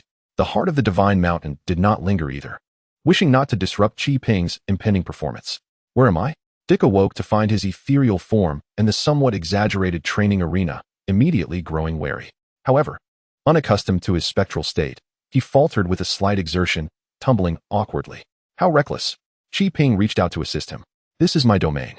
Consider it a small world of sorts. You can create a small world? Dick exclaimed, his mouth agape in astonishment. Qi-Ping shot him an incredulous glance. Are you still half asleep? If I possessed the power to create a miniature world, I could simply eliminate all the peculiar individuals in the bar with a single strike tonight. So why bother running away? Dick paused momentarily, then found himself perplexed by his own query. What exactly is going on? I recall that when you rescued me, the Batmobile was ostentatious, clearly a toy of the affluent. Yet, the technological sophistication of your own armor is equally impressive, not to mention the environment we find ourselves in. Dick voiced his inner confusion, displaying a strong desire to unravel the truth. Qi-Ping felt no offense. Rather, he regarded this as a splendid opportunity to forge a connection. Throughout their interactions, the Wayne family was transparent to Qi-Ping. He possessed a comprehensive understanding of them, while they remained oblivious to his existence, which could inevitably give rise to insurmountable rifts over time. Qi-Ping briefly elucidated the conflict between the Shadow Realm and the Material Realm, then directed the discussion towards the troubles presently confronting their world. Therefore, if that so-called envoy were allowed to develop unchecked, would the Earth indeed face annihilation? Dick furrowed his brow, as he had yet to encounter a crisis of such catastrophic magnitude. Qi-Ping sighed. It is not merely Earth that is in peril. The entire universe is at risk. To bolster his courage, the Emperor Dragon often thrust him into various apocalyptic scenarios on different planets, though merely simulations. They left him utterly exhausted. In one particularly brutal instance, the Emperor Dragon had kicked him into a scene of universal destruction, and he could not withstand even a second before losing consciousness, feeling as though he had been dead for days. Yet, it was through these increasingly severe trials that Qi-Ping experienced rapid growth. Having witnessed such horrors, he understood the dangers posed by the denizens of the Shadow Realm. I can assure you that the so-called envoy from the Shadow Realm is merely utilizing drugs to cultivate minions. Once his strength reaches a certain threshold, he will be able to extract rule-based powers from thin air, even transforming Earth into an environment more suited to his needs. Of course, these are merely initial signs, but allowing such tendencies to persist would spell disaster. A single rose-like creature has forced us into this predicament. How will we contend with them once they gather in numbers? Qi-Ping continued to speak without affording Dick much time to respond, compelling him to think quickly. You underestimate us greatly, Dick replied defiantly. Bruce and I have faced countless dangers that you cannot even fathom. I concede that you and Bruce have indeed encountered numerous perils. However, this particular challenge cannot be resolved solely by the few superheroes in Gotham. Qi-Ping was determined to lay everything bare. Let's not even discuss anything else. Had I not been present today, you would have succumbed to that creature's poison. Reality is the most persuasive argument. Dick wished to retort, but reflecting on the chaotic situation and the few unfortunate allies at his side, he ultimately remained silent. What do you propose we do? Dick irritably tossed his hair, eager to hear what Qi-Ping had to offer. First and foremost, I intend to teach you the art of intention cultivation. Qi-Ping's initial choice for instruction had been Sam, but due to his persistent shortcomings, the sudden acquisition of power posed a risk of recklessness, prompting a delay. Unexpectedly, this delay granted the opportunity to Dick. Dick hesitated. Please don't tell me you share that old man's disdain for all magic and superpowers. He waved his hand dismissively. That's not the case. I simply think we are not well acquainted. Are you not concerned that I might turn against you? Though you are somewhat rigid, obstinate, and indecisive, you at least adhere to principles. When it comes to protecting the citizens of Gotham, we stand united. Hearing Qi-Ping's self-deprecating remarks, Dick rolled his eyes but refrained from arguing. And what comes next? Qi-Ping extended 2 fingers. I hope you will assist me with my newly established company. Are you out of your mind? I have no interest in the billions of Wayne Enterprises assets. Why would I care about your small venture? Dick intentionally provoked. Qi-Ping replied earnestly, because there, you will encounter an entirely new world and gain a fresh understanding of Gotham's underlying dynamics. How Gotham operates, he began. But Qi-Ping interrupted. Although you hail from the lower strata, most of your formative years were spent in Wayne Manor. Even though Batman trained you rigorously, you are merely a fledgling bird within those walls. You remain oblivious to the tempests raging outside. Dick resented this belittlement, feeling underestimated by Qi-Ping. With a smile, Chi Ping refrained from further explanation. Very well, you may gradually experience Gotham's underbelly for yourself. Now, let me instruct you on intention cultivation. Chapter 18. Stay out of my affairs. Alright, this is the complete essence of intention cultivation. Chi Ping dedicated nearly 10 hours imparting the knowledge he had gleaned from the heart of the Divine Mountain to Dick, without reservation. Dick listened intently, swiftly grasping the nuances. That is all I can teach you. The remainder is for you to contemplate at your leisure. Chi Ping signaled the end of the lesson. Yet Dick was reluctant to depart. The time flow here compared to the outside world is 1:3. I wish to linger a while longer. Chi Ping shook his head, dispelling Dick's notion of taking advantage. It is futile. Within the magical containment box, you exist merely as a soul, somewhat ephemeral. No matter how long you remain there. Without returning to your physical form, you cannot genuinely cultivate intention. Return you must. I need to seek a new armor to confront these new adversaries. Once more, it is not that the armor is inadequate, but rather that Chi Ping's own strength is insufficient. If he had already consolidated his intention field, he could easily overpower his foes relying solely on the true armor. The issue lies in the fact that he has yet to consolidate his intent field. Thus, he must seek alternative, more formidable armor. Dick furrowed his brow, sensing something amiss. What danger lurks? You are attending a gathering under your true identity. And now only the two of us remain alive. Anyone could easily deduce who you are, don't you think? Chi Ping's remark caused Dick to scowl. And without uttering a word, he fled. I hadn't finished speaking. Chi Ping clenched his fists, initially intending to enlighten Dick on the characteristics of the evil spirit entity, so he could prepare with precision, but he hadn't anticipated the boy's swift departure. Heart Seeker, Battle Dragon, which type of armor do you recommend I pursue first? Chi Ping earnestly sought the guidance of the reappearing Heart Seeker and the Emperor Battle Dragon. The Emperor Battle Dragon, more familiar with the battlefield, hesitated momentarily, stating frankly, I do not advise you to engage with any type of armor. Your intent is still in its budding phase, and recklessly approaching armor could jeopardize your future path. Is there truly no alternative? Chi Ping found himself in a quandary, yet as he mentioned, there seemed to be no option. Even if the enemy refrains from confronting us today, once they uncover our secrets, they will inevitably come for us. Without the means to contend with them, I would suffer significant losses. The most dire aspect is that if I continue on this methodical path, in the foreseeable future, I will struggle to evolve to that level swiftly. Reality dictates that all our actions must be grounded in the present. The Emperor Battle Dragon sighed. Then with a flick of his tail, transported everyone to the armor sanctuary. I recommend you opt for the elemental armor. Chi Ping cast a puzzled glance, and the Heart Seeker elucidated. In terms of corresponding principles, utilizing the hunter armor embodied by the armored beast to combat the evil spirit entity is indeed appropriate. However, the issue is that you must confront more than just the evil spirit entity. Who can predict whether that entity from the Shadow Realm will conjure other monstrosities? If possible, both the Battle Dragon and I would prefer you to don the 5 Elements armor. Unfortunately, lacking the Light and Shadow bloodline, you cannot wield the 5 Elements armor without divine clarity. The armor of the Xing Tian squad is overly reliant on individual prowess. The armor of the Capturing General series is excessively dependent on technology. Thus, it seems the elemental armor is your only viable option, born from the essence of planets. The elemental armor grants you the protection of the planetary will once you forge a covenant with it, which would be your greatest boon. But what dangers await? Chi Ping pondered. Often substantial benefits are veiled by immense perils. The Emperor Battle Dragon replied, the wills of various planets tend to harbor hostility towards foreign entities.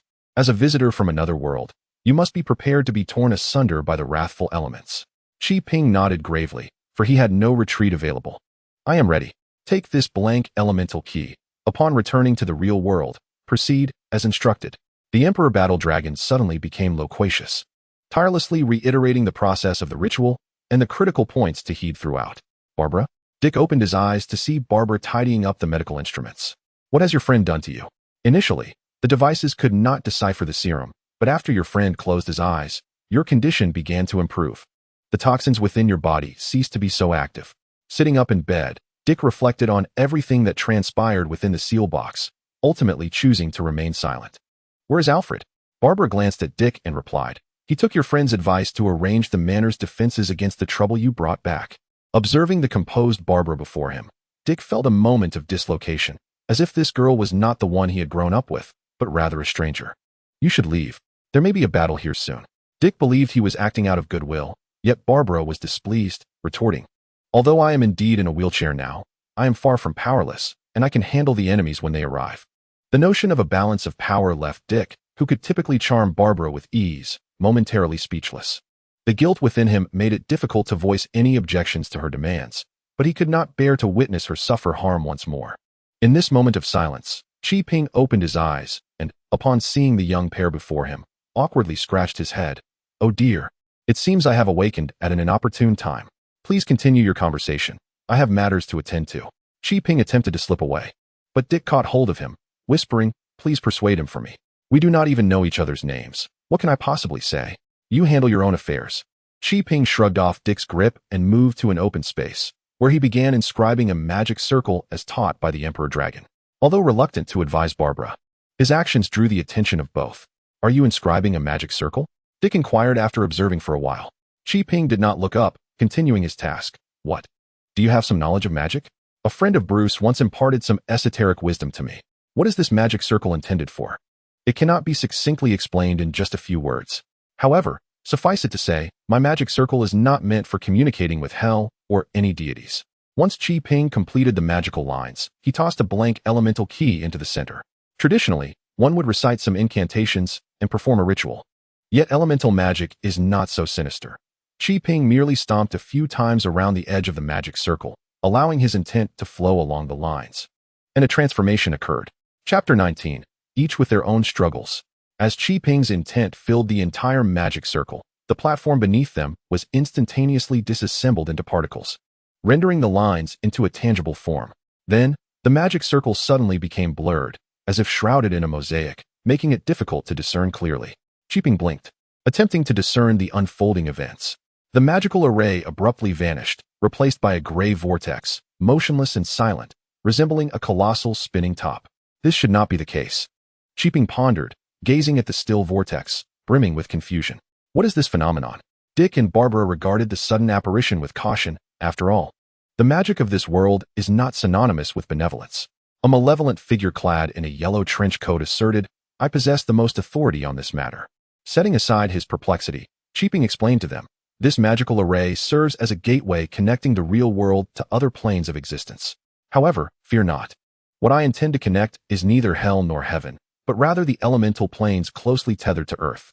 Under normal circumstances, even in the event of unforeseen complications, the troubles Gotham would face would merely involve beasts becoming more ferocious. Up until now, Dick had never encountered anything resembling a normal situation. What about the abnormal circumstances? Qi remained silent, for indeed, the current situation was abnormal. According to the experience of the Emperor Dragon, the portal to the elemental world should be vibrant and teeming with elemental energy.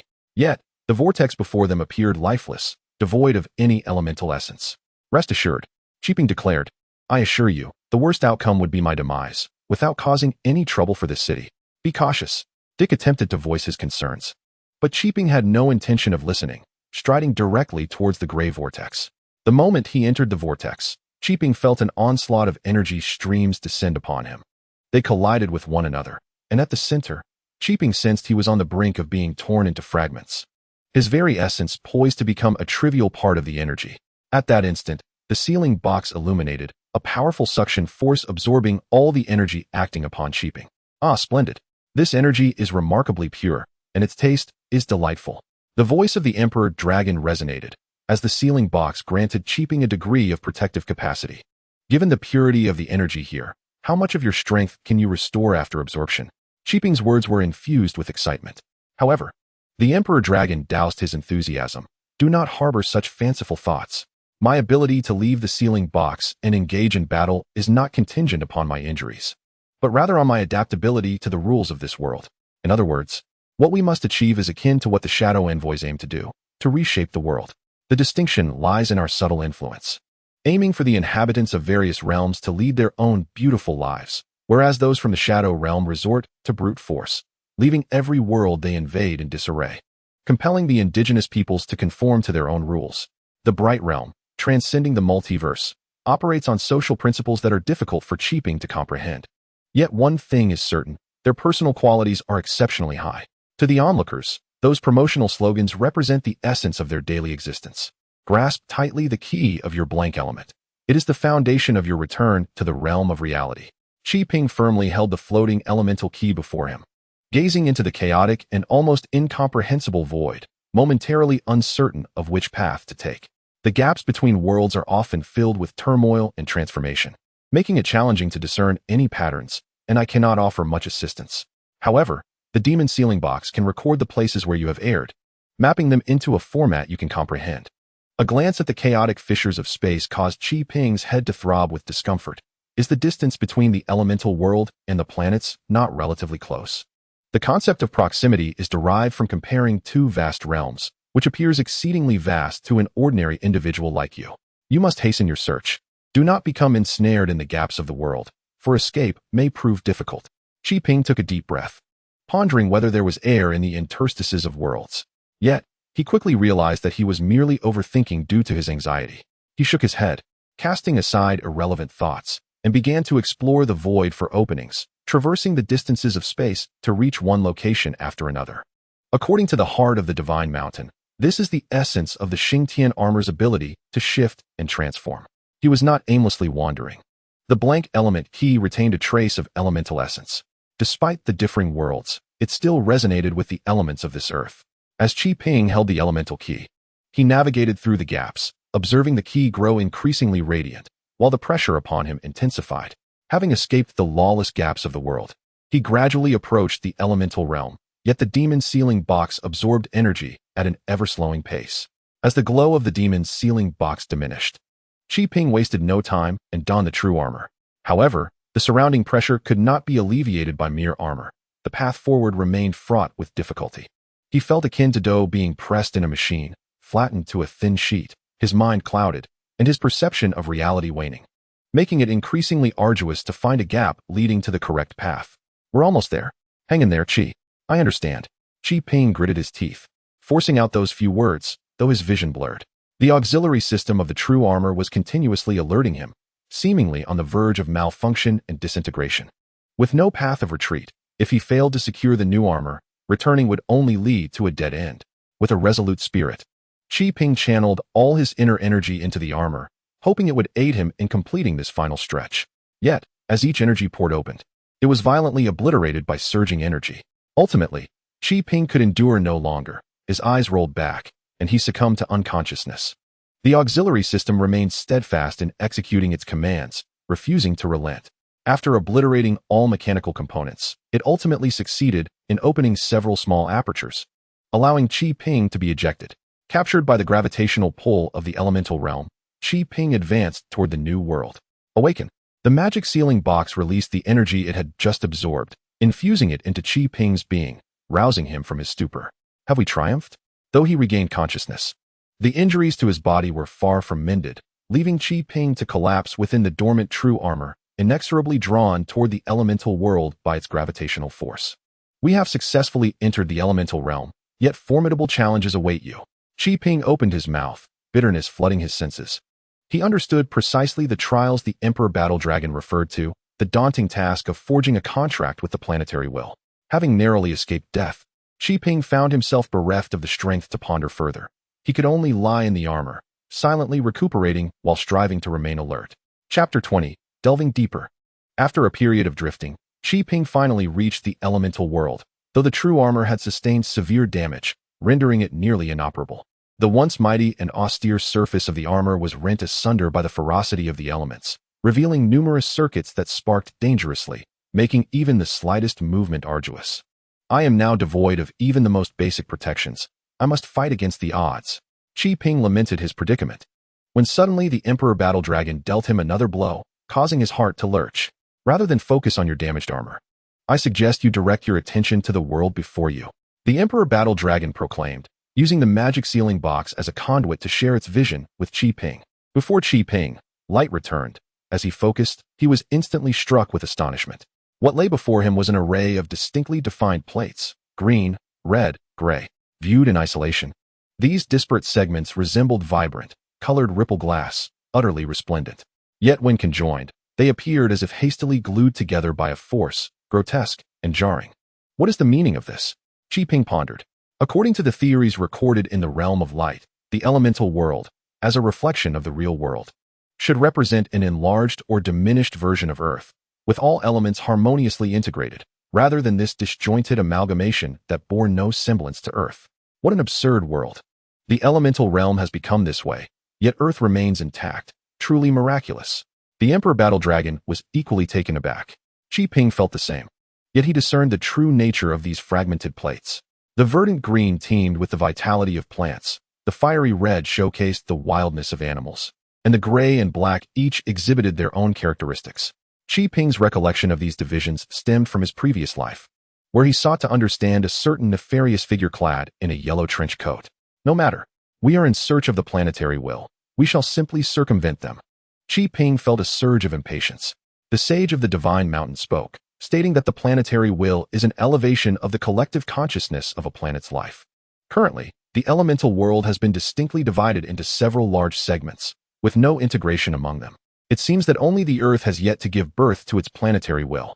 After this discourse, both individuals and the dragon fell into silence. While the thoughts of the sage of the divine mountain and the emperor dragon remained unclear, Qi Ping found himself utterly bewildered, uncertain of how to confront this sudden predicament. A fleeting thought crossed his mind. Perhaps this was indeed his terminus. Faced with the imminent specter of death, Qi Ping did not react with the terror he had often imagined during countless nights, nor did he soil himself in desperation, pleading for the Emperor Dragon to save him. Instead, he felt an unexpected lightness. Death meant liberation from all burdens, a relief from the weight of existence. However, the thought of the unfortunate soul he had spent considerable time with stirred a sense of unease within him. Truly, he vowed to never again be the perennial, good-natured person in his next life. With a sigh, Qi Ping addressed his mentors. Is there truly no alternative? If all else fails, I could don another suit of armor. After all, it is all for the sake of survival. You are in no condition to even fight for your life. The Emperor Dragon's tone, though harsh, was imbued with concern for Qi Ping. The sage of the divine mountain suggested, since you harbor no fear of death, let us proceed with the original plan. With good fortune, you may even forge a contract with one of the segments below. I oppose this, old sage. You would send him to his demise for naught. The Emperor Dragon vehemently countered. If it is all a gamble, we might as well retreat. Perhaps the puppets from the Shadow Realm have yet to arrive. You are merely indulging in wishful thinking. That is still preferable to sending this child to his certain death. Hearing their quarrel, Qi Ping felt overwhelmed. Enough. I have made my decision. His voice silenced their argument. I shall proceed with the original plan and continue to summon the planetary will. Humph, so reckless. If you wish for death, then I shall wash my hands of this matter. The Emperor Dragon, in a fit of anger, turned away and severed communication. The sage of the divine mountain reassured Qi Ping, do not take offense, young Qi. The dragon has a fiery temperament. I understand, Qi Ping replied, shaking his head. If the dragon truly did not care for me, he would not argue with you. The adage rings true. The depth of affection breeds a sharper reprimand. Though the Emperor Dragon's words may be harsh, his concern for his junior is evident. Enough chatter. I shall commence. Qi Ping detached the utterly damaged armor and, harnessing the power of the demon sealing box, levitated in midair, wielding the elemental key. He began to inscribe a magical array in the air. Elemental magic is a form that can directly invoke primal forces, embodying the myriad miracles that defy realization in the world.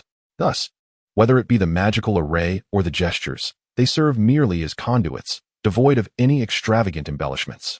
Qi Ping inscribed one stroke after another, depleting the remnants of his energy, and the wounds that had begun to heal now worsened.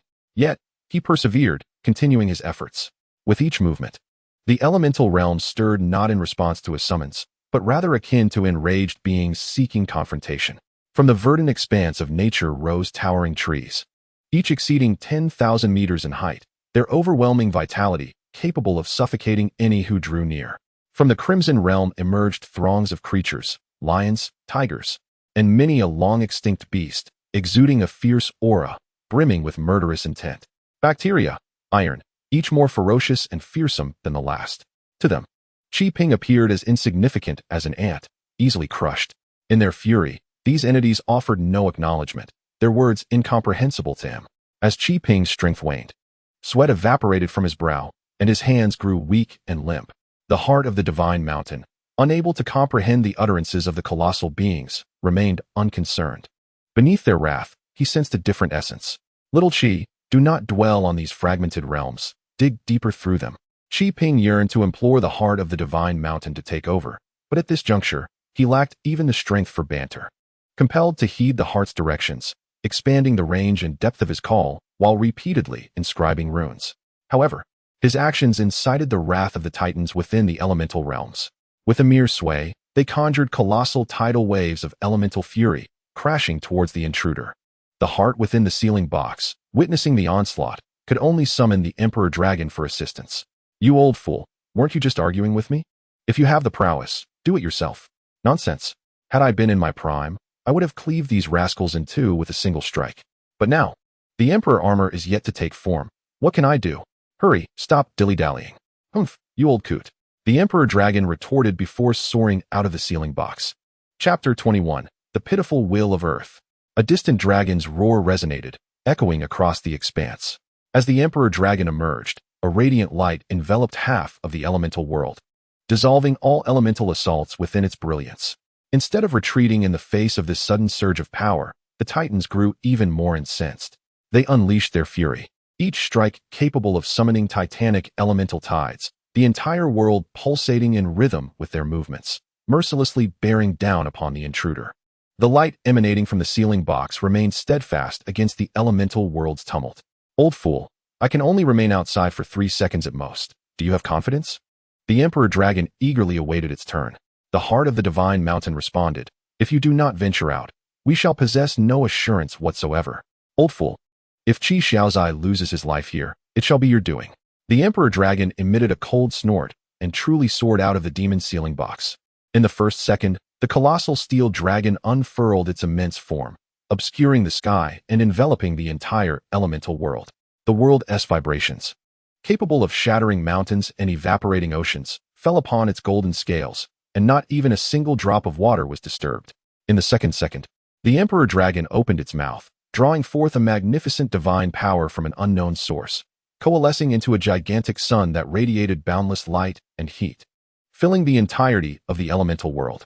In the second, the radiant sun unleashed immeasurable divine light, exuding an awe-inspiring majesty. All the colossal gods resisted with all their might, yet they could not stir even a drop of water, being forcefully repelled instead. The rays of sunlight descended like sharp swords upon the space, hovering above the colossal gods, threatening them. Having accomplished this, the Emperor Dragon ignited in flames. Aware that its time had come, it endured the pain as it diminished in size, transforming into a streak of light that flew back into the demon sealing box. "Old fool, I have done my utmost. The rest is up to you too." The voice of the Emperor Dragon grew faint, and then fell silent. In a fleeting moment, the Emperor Dragon had managed to drive back all the colossal gods. With the obstruction of the colossal gods removed, the pressure weighing upon Qi Ping's shoulders dissipated instantly, and the magical runes he had inscribed finally responded. First, a glimmer of white light appeared in his mental world, radiant and refreshing, reminiscent of the gentle caress of spring. As if he had returned to the genesis of life. He felt his injuries heal in an instant, and even his potential seemed to subtly elevate. Everything was so splendid. Yet Qi Ping sensed something amiss. The planetary will, as a collective consciousness, should have been vibrant with colors and emotions, more akin to the essence of humanity. However, the white light illuminating him was exceedingly pure, devoid of any emotion, towering above, as if it were a deity gazing down upon all beings. This was not right. Something was profoundly wrong. Qi Ping felt an unsettling dissonance, yet he could not pinpoint the source of his discomfort. The knowledge imparted by the heart of the divine mountain was difficult to reconcile with reality, and his understanding of the world seemed inadequate to provide any assistance.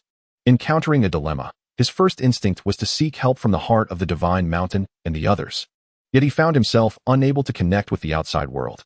Just as he grappled with this predicament, the burgeoning white light suddenly halted and inexplicably vanished. Once the white light disappeared, Qi Ping's senses returned, and upon opening his eyes, he beheld countless rays of sunlight suspended above the major tectonic plates, compelling the colossal gods to not even dare to show their heads. Goodness, was all this orchestrated by the Emperor Dragon? Qi Ping gazed in disbelief at the spectacle before him. The heart of the divine mountain perceived no cause for alarm.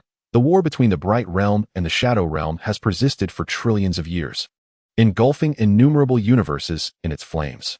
The Emperor Dragon, as one of the paramount forces of the bright realm, is but a mere trifle in the face of a small planet. Yet you, young lad, why have you ceased your efforts? Qi Ping recounted his recent experiences to the enigmatic Shinshan Xinjia, who expressed his astonishment. I must admit, I have never encountered such a phenomenon. It is one thing for a planet to lack its own consciousness, but the tenuous connection between the elemental realm and the tangible world is quite perplexing. Shinshan Shinja pondered, wishing he had the luxury of time to delve deeper into this mystery and contribute to the repository of knowledge. However, time was a luxury they did not possess. Continue inscribing the runes, he suggested, albeit with a sense of futility. Qi Ping grimaced. Will this truly work? Given the circumstances, it is our only recourse. Let us treat this dead horse as if it were alive. Qi Ping sighed, resigning himself to the task of etching runes upon the blank elemental key. His hopes were dim, for despite his earlier efforts, he had achieved nothing. Yet, as he inscribed the first stroke, the colossal elemental continental plates trembled violently, startling him. What on earth? Why has it stopped? Keep going. Upon Shinshan Shinja's prompt, Qi Ping resumed his work. With each stroke, the vibrations intensified. The once indomitable titans, who had refused to yield even to the Emperor Dragon's sword of sunlight, now found themselves in a state of chaos. The already fragmented plates were torn apart by an unknown force, drifting in disparate directions. Meanwhile, the newly vacated areas began to overflow with vibrant waters, meandering streams transforming into mighty rivers that completely severed the larger plates. The resplendent rivers did not cease their flow. Instead, they surged forth, streaming beyond the elemental world and plunging into the fissures of existence. These multicolored waters brimmed with a vigorous life force, distinct from the pale light Qi Ping had previously witnessed. This vitality was exuberant, reminiscent of a spirited youth rather than a nurturing feminine essence. It became evident that the planet's consciousness had been suppressed by some formidable force. Only after the Emperor Dragon's strike had this oppression been lifted, allowing the Earth's spirit to gain a semblance of agency. With his wealth of experience, Shinshan Shinja quickly grasped the situation. Qi Ping, prompted by the revelation, recognized the true nature of that pale light. It was the essence of existence, the source of the white light, representing the genesis of all life within the cosmos. The great entities of the world often descended upon Earth, carelessly discarding artifacts. In this light, the resilience of the Earth's consciousness was indeed a tale of inspiration. This is the opportune moment. As the Earth's spirit grows stronger, the resistance to forging a contract will diminish significantly. Shinshan Shinja exclaimed with enthusiasm. What must I do? Leap directly into it. Without a moment's hesitation, Qi Ping deactivated the protective features of the sealing box and plunged into the depths. Splash! As Qi Ping entered the water, the overwhelming elemental energy surged into his being, filling every cell with its potent essence. Soon, his body began to fracture and collapse under the immense strain of power. Yet the elements healed him. Blood surged forth in this tumultuous process, merging with the elemental forces of the great river. Qi Ping's soul was safeguarded by the demon sealing box, temporarily detached from his corporeal form. Following the guidance of the heart of the divine mountain, he scattered the runes of the contract into the river, allowing them to flow throughout the entire elemental realm. As transformations occurred within the elemental world, various alterations manifested across the earth. The ordinary populace remained oblivious. Yet those attuned to the mystical sensed the discord. In a desolate swamp, vines suddenly came to life, coalescing into a monstrous figure several meters tall before setting off in search of direction. In a shadowy corner of a bustling city, a man clad in a yellow trench coat had just recited an incantation to expel a minor demon when the flames in his hands unexpectedly extinguished. This compelled him to don his scripture-engraved knuckles and resort to physical exorcism. At a rural festival, a woman dressed as a magician prepared to wield her wand against a malevolent spirit, only to find all her magical circles rendered ineffective. In desperation, she invoked a spell to repel the evil entity. A revolution was sweeping through the world of the mystical, one that the instigator remained blissfully unaware of, as his sole concern lay with the new armor he was about to acquire. Chapter 22. A Brazen Invasion. In the Batcave, Dick paced anxiously, his usual calmness having evaporated. It had only been a matter of minutes since Qi Ping's departure from the real world, yet that was ample time for Dick's worries to burgeon. As the peculiar beings had come knocking, just as Qi Ping had anticipated, the crescent moon, once hanging in the sky, was now shrouded by ominous clouds, extinguishing the last vestiges of natural light. Unbeknownst to him, dark figures had emerged within the forests surrounding Wayne Manor, their movements elusive and difficult to track. The expensive detectors Bruce had set up remained shrouded in shadows, failing to capture any information. Observing this, the tactician Dick realized that their situation had become perilous. Their hard power was already inferior to the adversaries, and now even their reconnaissance capabilities had been compromised. How could they possibly fight? The most prudent course of action would be to retreat. Running away when outmatched is a perfectly rational decision. However, it is well known that the Bat family are remarkably stubborn. The two young men and their elderly butler had not brought up the notion of escape. Instead, they prepared their means of confrontation and readied themselves for battle. Dick's anxiety stemmed from the node connecting to the elemental world, which sporadically released surges of energy, perhaps a means of recharging or potentially destructive, more thrilling than unboxing a mystery. As he contemplated this, Dick couldn't help but worry for Chi Ping's safety. Though he did not voice it aloud, doubt lingered in his heart, fearing the worst. Stop pacing. Instead of wasting time, hurry and don your battle attire.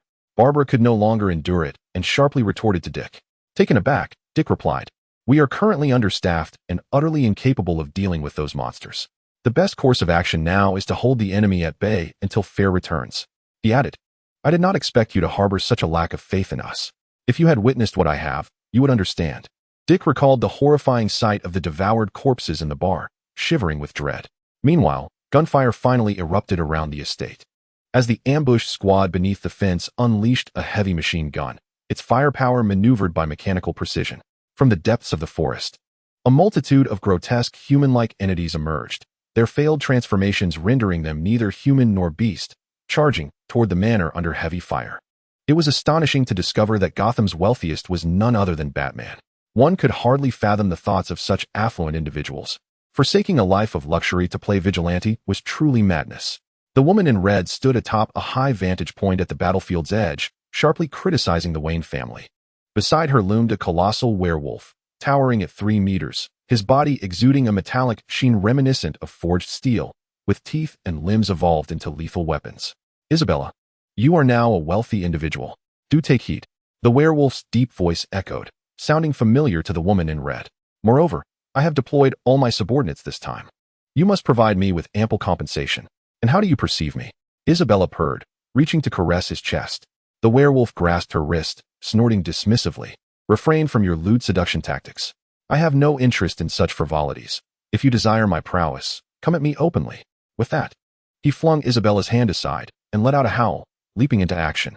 "All of you worthless fools, step aside. If you can't even withstand rubber bullets, what use are you?" The werewolf's brutal aura radiated outward, sending birds and beasts fleeing into the depths of the forest, while lesser human-like entities trembled in fear. Clearing a path, the werewolf landed in the open space, unflinching as machine gun fire rained upon him.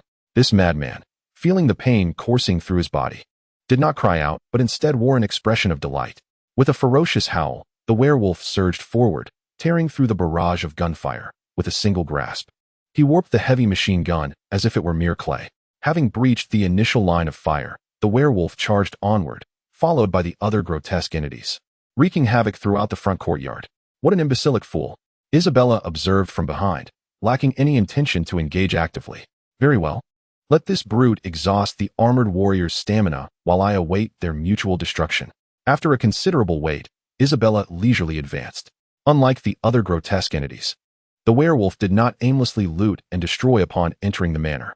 What he craved was a visceral and exhilarating battle, a scene drenched in blood and brutality. Thus, the werewolf, relying on its keen sense of smell, prowled the manor in relentless pursuit of those who had taken refuge.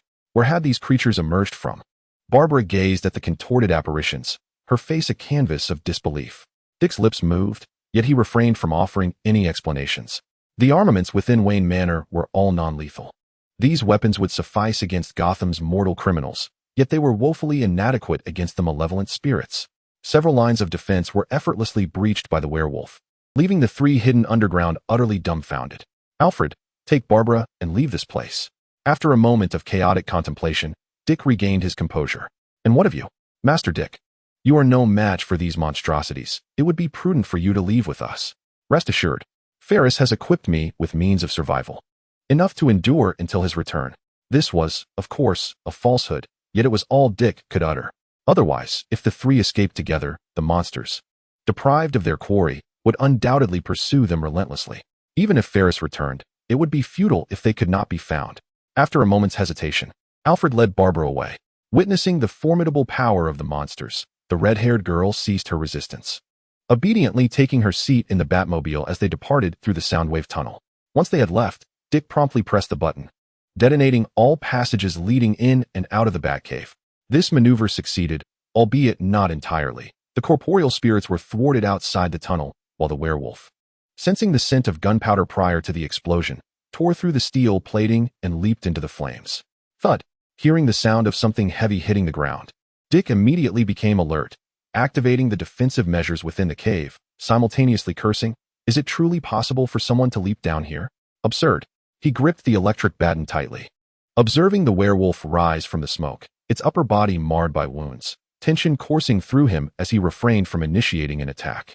Although the werewolf had ascended to formidable strength, it was not yet at the level of being able to disregard flames. Yet the pain did not incapacitate it. Instead, it drove the creature into a frenzied rage, as it howled and charged towards its sole adversary. Dick had no intention of confronting it head-on. His objective was to buy time. Thus, he activated the cave's defenses, electric nets, white noise, and the like, creating a cacophony that hindered the werewolf's concentration. Seizing the opportunity, he utilized a grapple gun to swing between platforms, occasionally prodding the werewolf with his electric baton or tossing smoke bombs to obscure the enemy's line of sight. Initially, these tactics proved effective, but as the creature grew increasingly familiar with the terrain, Dick found himself cornered. "Come here." The werewolf grasped the grapple line, yanking Dick back with ferocious strength. Dick immediately released his grip, attempting to distance himself, but the werewolf advanced swiftly, delivering a punch that struck him squarely in the back. With a sudden surge of blood, Dick collapsed onto the platform, motionless, as he watched his adversary approach.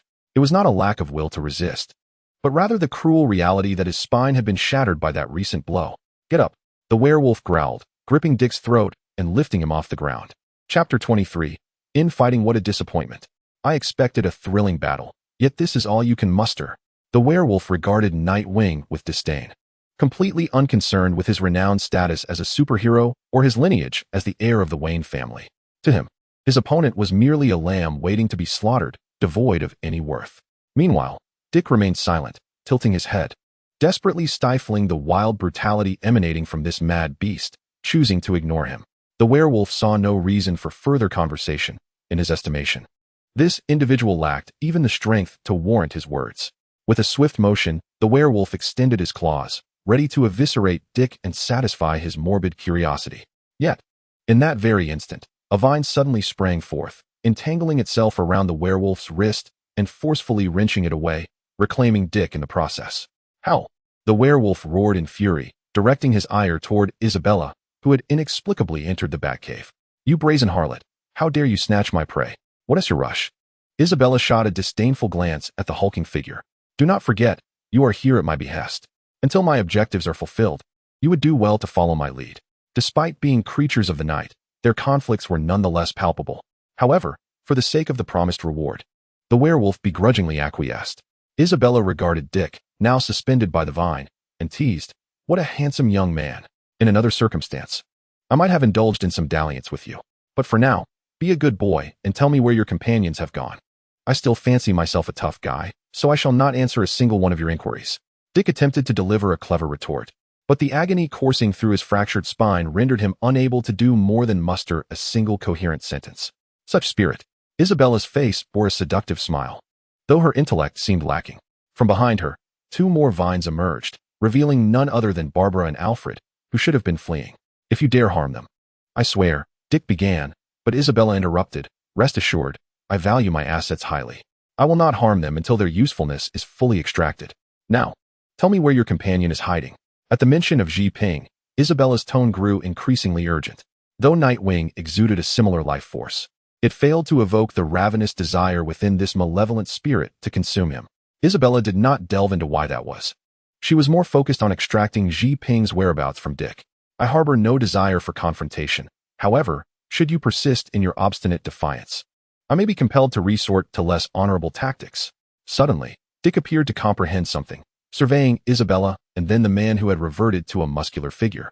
And he chuckled. "My dear lady, your actions are quite unscrupulous. In such a significant matter as the emergence of the armored warriors, you fail to communicate with your allies.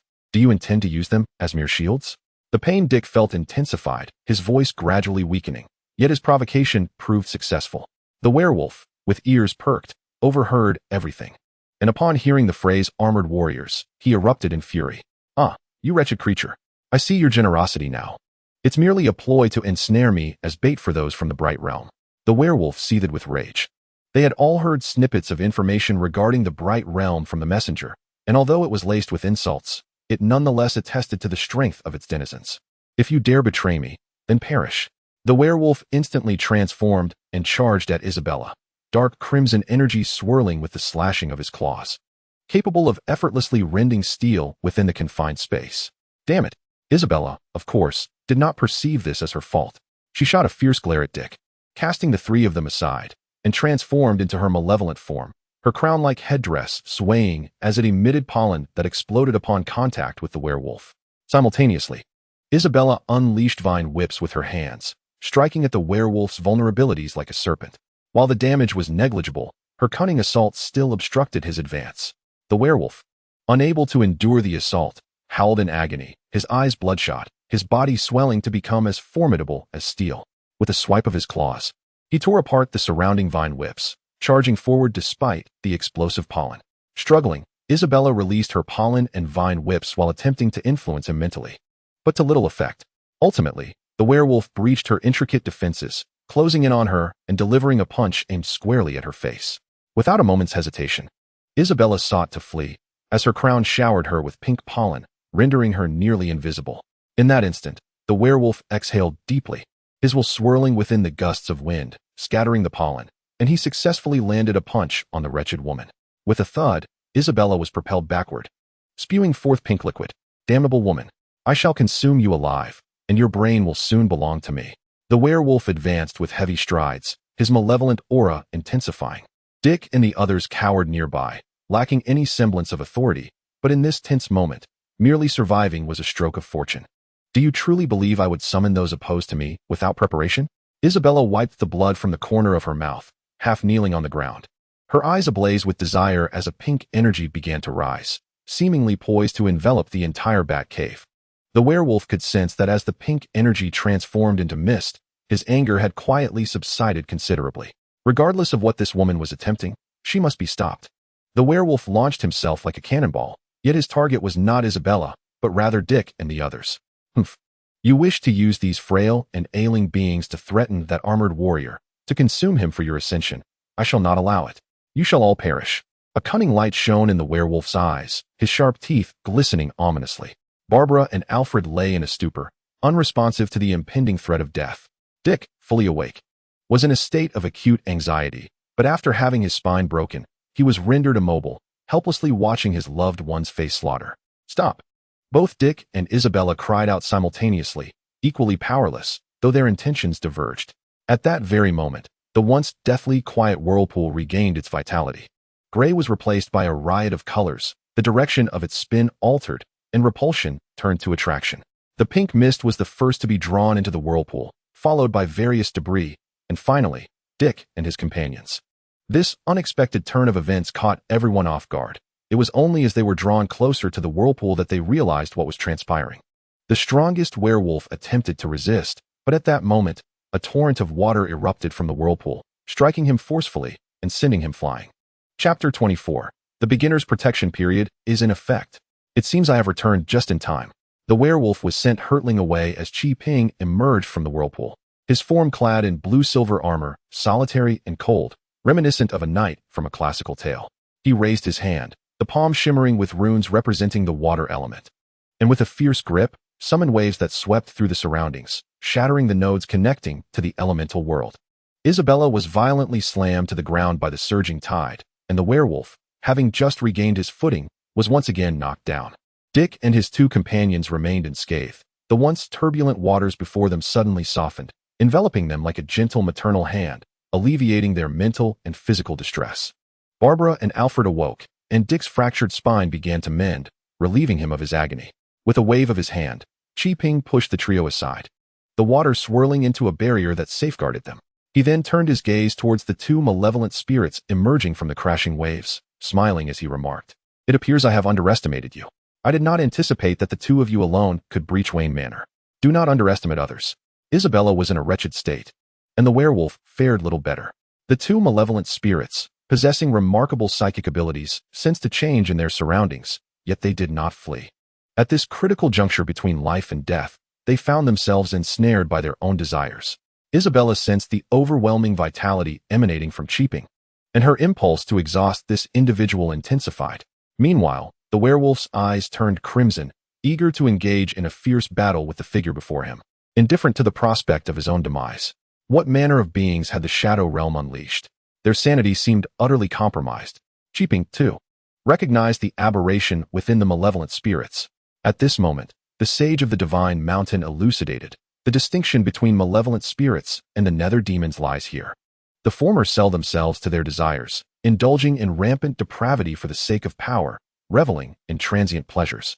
In contrast, the nether demons master their desires, willingly embracing their downfall, growing stronger through their suffering. Which of the two is more powerful? Undoubtedly, it is those who can govern their own destinies. They approached. As the sage alerted him, Cheaping immediately turned his gaze forward, witnessing two malevolent spirits descend into madness, unleashing all their offensive capabilities. The first to arrive was Isabella's spore bomb.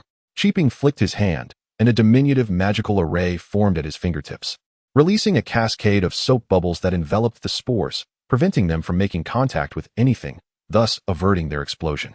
Next came the werewolf, charging like a living projectile. With a powerful sweep of his arm, Cheaping summoned the water element, coalescing it into a robust appendage that struck the creature squarely on the head, leaving it dazed. The Xianzi Nano, originally a technological armor crafted by scientists to harness Earth's elements, should not have manifested in such a manner on this planet. However, when he forged a pact with the planetary will, the other party inadvertently accepted some unknown information, directly enveloping him into Xianzi Nano. Yet, it mattered little. He was not a modeling prodigy, and expecting him to conceive the armor's design would have been as futile as an elderly woman attempting to climb onto a Kong. In this instance, the situation ultimately conserved his energy. Malevolent spirits, be vanquished. Cheaping bellowed, seizing the advantage with relentless vigor. Water elements enveloped his limbs, launching a continuous barrage against the werewolf, forcing it to retreat and struggle to counterattack. After signing the pact with the earth, his willpower surged significantly. Although he had yet to reach the level of condensing a field of intent, he had garnered the earth's favor. As long as he remained on this planet, he could summon water elements at will to cast spells. Conversely, these malevolent spirits had first breached the defenses of Wayne Manor and then turned upon each other, depleting considerable stamina, which explained why they were so easily bested by Cheaping. With a resounding crash, Cheaping delivered another powerful blow, the turbulent water element swirling around his fist like a raging tide, striking the werewolf with tremendous force and shattering its frenzied state. After being mercilessly pummeled, the werewolf, momentarily freed from the grip of desire, cried out in alarm, "Isabella, will you simply stand by? This fiend will slay me, and you shall be next." Desire and longing are distinct entities. Isabella sought to monopolize Cheaping, refraining from intervention, yet she had not anticipated the remarkable surge in Cheaping's strength. How utterly inept! The rose fiend, with a swift motion of her hands, seized a chain sword, brandishing it with a flourish. The blade elongated, its serrated edges glinting ominously, striking fiercely against Cheaping's back. Sparks erupted from the armor, causing Cheaping to stagger, pain coursing through him. Seizing the opportunity, the werewolf escaped, wielding an enormous wolf-fang club over 3 meters long, swinging it with an intimidating ferocity. The Chinamite armor, being lightweight, lacked substantial defensive capabilities, and Cheaping was not one to engage these two adversaries in a brute contest. Whirling sword. As Cheaping evaded, he deftly inserted the weapon key into his belt and crouched to evade the club's blow, simultaneously striking the ground. A torrent of water erupted, colliding with the werewolf and forcing him to retreat. Subsequently, Cheaping shattered the ice pillar before him, grasping the whirling sword and sweeping it forward. Fragments of ice shot outward, compelling both the werewolf and the rose fiend to deflect them with their weapons. The whirling sword, a thrusting blade, demanded a level of finesse in its wielding. Cheaping found himself somewhat unaccustomed to it, but he resolved to make do for the time being. Clang! As he executed a horizontal slash with the thrusting sword, it clashed with the chain sword, attempting to retract, only to discover that the blade had become ensnared. The werewolf seized this opportunity, swinging the club viciously toward Cheaping's crown. Gritting his teeth, Cheaping rotated the thrusting sword, water elements coalescing around the blade, transforming it into a drill that shattered the chain sword, then swept the thrusting sword backward. the whirling water elemental drill colliding with the wolf fang club. The clash of weapons produced a jarring, teeth-grating sound. Qiping was propelled backward by the overwhelming force, but he managed to embed the whirling sword into the floor to steady himself. The chained sword of the Rose Fiend shattered into fragmented pieces, while one side of the werewolf's club was flattened. After this round of skirmishing, both sides experienced their own victories and defeats. A flicker of hesitation arose in the eyes of the two malevolent spirits, contemplating whether to flee. Yet Qiping was determined not to let them escape. The optimal outcome would be to capture them alive, extracting information about the Shadow Realm envoy. If that proved elusive, he could not allow them to leave, lest the envoy learn of his presence. Qiping positioned the whirling sword vertically against his chest, twisting the key on the summoner, causing water elements to manifest as cascading curtains, separating the entire bat cave from the realm of reality. The two malevolent spirits were taken aback, each employing their methods to flee, but it was too late. The sound of surging waters echoed faintly. A radiant moon hung above, its cold light casting upon the spirits, hindering their movements. Utilizing the armor as a nexus, he intertwined a corner of the elemental world with that of reality, achieving a state akin to the harmonized intent field and the hunter armor binding field, enveloping the spirit's consciousness, rendering their escape impossible. Whirling rending strike. Qiping brandished his sword, unleashing a phantom of a great river under the moonlight, charging towards the malevolent spirit. I hold your friend's life in my hands. You cannot kill me. The rose monster suddenly shouted, retreating behind the werewolf. Qiping furrowed his brow, reluctantly diminishing the potency of his lethal strike. The werewolf, positioned in front, exploded, its spirit frozen by the moonlight. It was cast into the elemental realm's great river. Silence moments later. The rose monster absorbed half the force of the fatal strike, collapsing to the ground, gasping blood, before reverting to a human form. Chapter 25. I am indifferent, but others are not.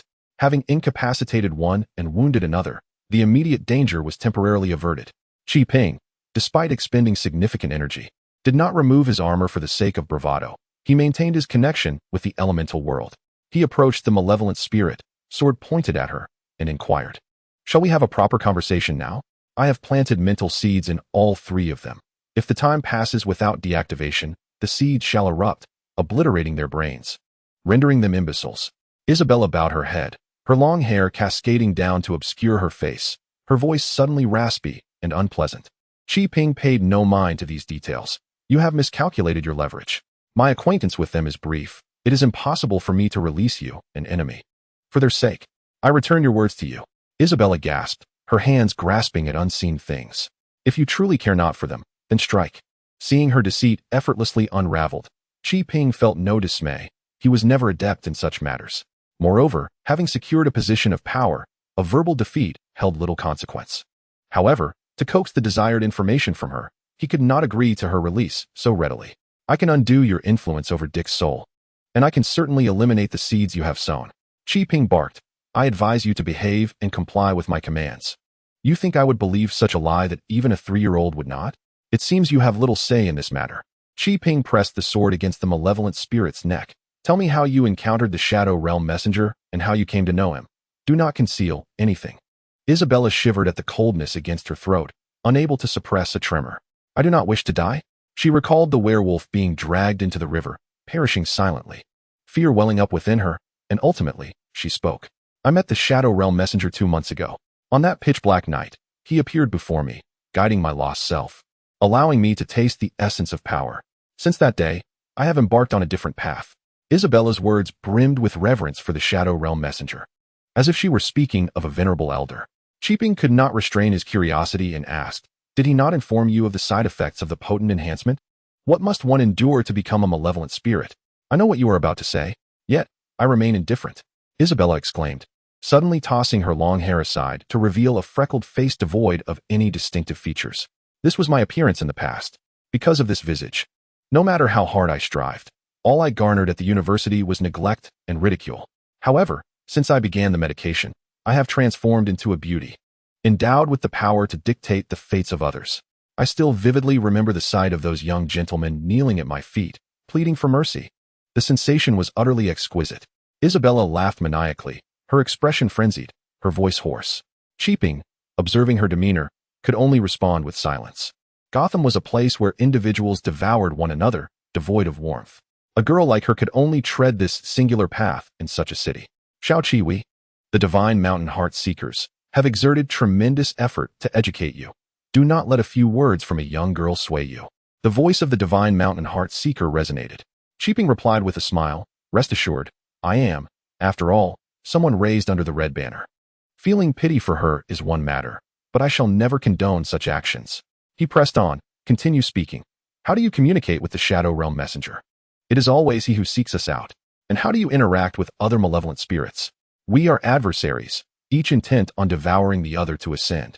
Thus, we never reveal our true identities. However, I am aware of the territories of several others. Isabella weakly articulated the domains of 4 malevolent spirits and added, moreover, since Batman's demise, the Shadow Realm messenger has not appeared, nor has he directly produced any malevolent spirits or other creatures. This news was a bittersweet revelation. Qiping sighed in relief, thankful that the infighting among the malevolent spirits would keep their numbers in check, yet troubled by the possibility that the messenger's absence might indicate the brewing of a grand scheme. Do you have any further inquiries? Isabella felt her strength waning. Qiping hesitated, then discerned, you are experiencing withdrawal. You have exhausted your powers and cannot suppress your cravings. What concern is that of yours? Just tell me. Will you let me leave or not? Qiping retracted the elemental domain, and they returned to the Batcave. I am leaving. I will take my subordinates with me. Isabella struggled to stand. Qiping remained silent and motionless. As Isabella turned to depart, Qiping suddenly acted. The water element transformed into water needles, precisely striking several acupoints, immobilizing her and obstructing the flow of cerebral energy within her body. You scoundrel, you have no sense of honor. Isabella railed at Qiping. He remained unfazed. I ask you one question. How do you intend to treat your injuries once you return? Isabella fell silent. If you refuse to speak, then I shall answer for you. Qiping spoke solemnly. If you wish to restore yourself, the swiftest method is to absorb the spiritual energy of others.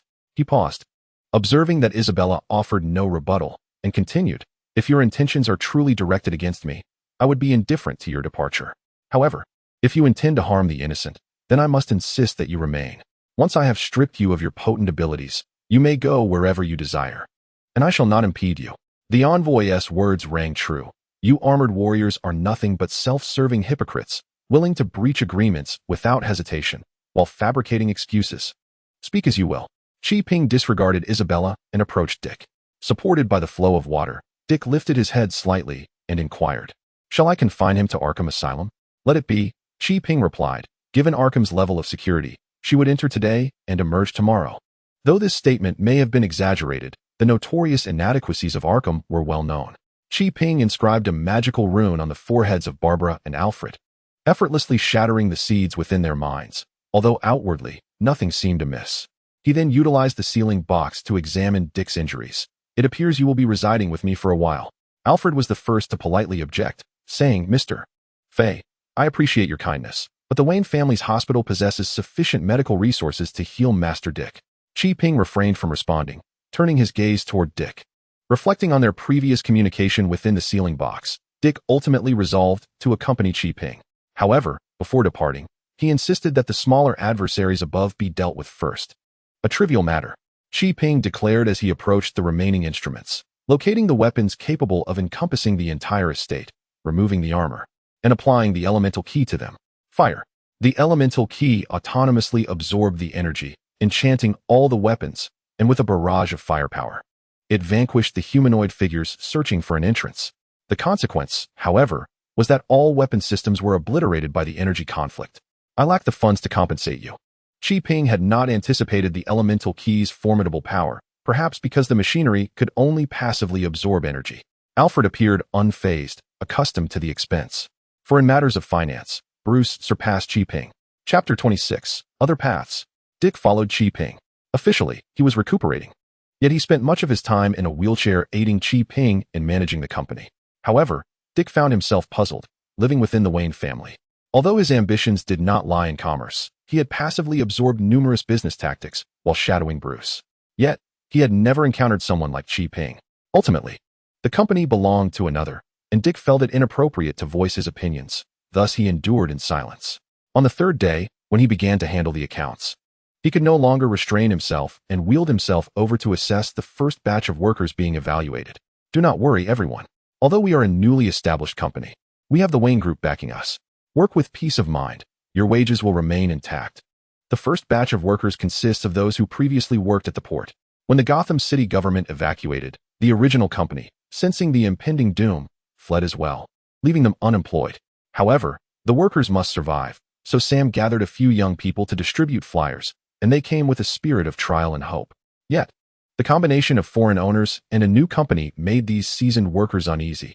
Many were already contemplating excuses to escape. They feared laboring for a month only to earn nothing. Kingpin, of course, could not let them leave. He urgently needed this group of workers to commence operations at the port, or the company would face ruin. He was already overwhelmed when he spotted Dick and immediately devised a plan, pulling him from his wheelchair. The sight of Gotham's renowned young master instantly quieted the previously restless workers. The reputation of the Wayne Group proved to be incredibly effective. Kingpin seized the moment to persuade them. Everyone, the current state of Gotham is dire, with businesses collapsing and gang violence rampant. We are all honest individuals. And being older, we cannot act like the youth, engaging in street battles with other gangs. What would happen to our families if we lost our lives or faced hunger? His reasoned and beneficial words resonated, stirring the desperate workers. Kingpin continued, "Rest assured, my friends, I guarantee with my head. If necessary, I will personally ensure that Wayne Enterprises pays you on time." With such assurances, the workers were finally swayed. "Mr. Fair, you seem to be a man of integrity. Tell us what you need us to do. We will follow your orders, even if it means facing great danger." Kingpin gestured for silence and organized, "Please, everyone, quiet down. Those in management positions, stay behind.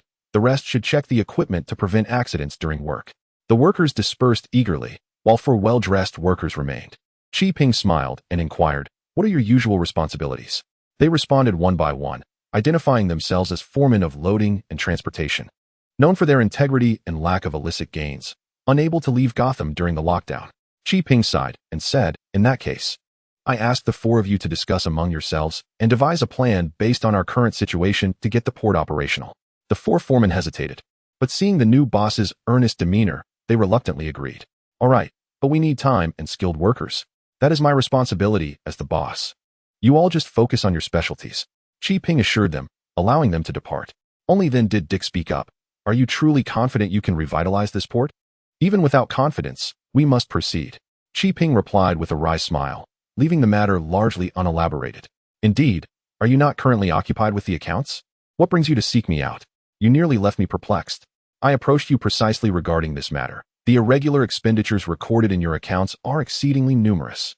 Dick scrolled through his tablet, highlighting one instance after another, such as pension insurance, educational funds, provisions for meals, and the establishment of various classes. All of these represent superfluous expenses. Eliminating them could yield considerable savings. Kingpin listened attentively to Dick's words without interruption. It was his first experience managing such a large number of people, and it was entirely natural to make errors. Thus, he remained open to suggestions. "Is there anything else? Please amend these issues first, and we shall discuss further matters afterward." Dick, having spoken so extensively, felt his throat parched. Yet, Kingpin countered, "I shall not eliminate a single one of those items you mentioned." "What? If you refuse to heed my counsel, why did you come to me for assistance?" Dick was visibly agitated, even contemplating rising from his wheelchair. Kingpin pressed him back down and retorted, "I ask you, how many industrial projects has Wayne Group abandoned over the years, and how many financial ventures have they pursued instead? We are discussing your company. Kindly refrain from diverting the topic." Dick was visibly irritated. "I truly question how Bruce has instructed you. I have articulated my thoughts so clearly, yet you remain oblivious." At that moment, Kingpin regarded Dick, perceiving an air of foolishness about him. "Surely, you have not neglected to read a single one of Marx and Lenin's works. That would be surprising. Even in the pursuit of unconventional mastery, one ought to learn something. Perhaps you should express your thoughts with greater clarity." Dick glared defiantly.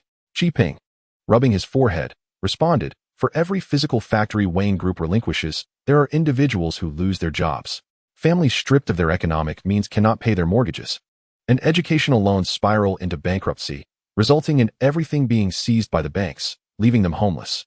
Once on the streets, survival compels them to resort to theft. As the security environment deteriorates, fewer individuals are willing to engage in tangible enterprises, leading to an increase in factory closures and street crime. Thus, a vicious cycle ensues.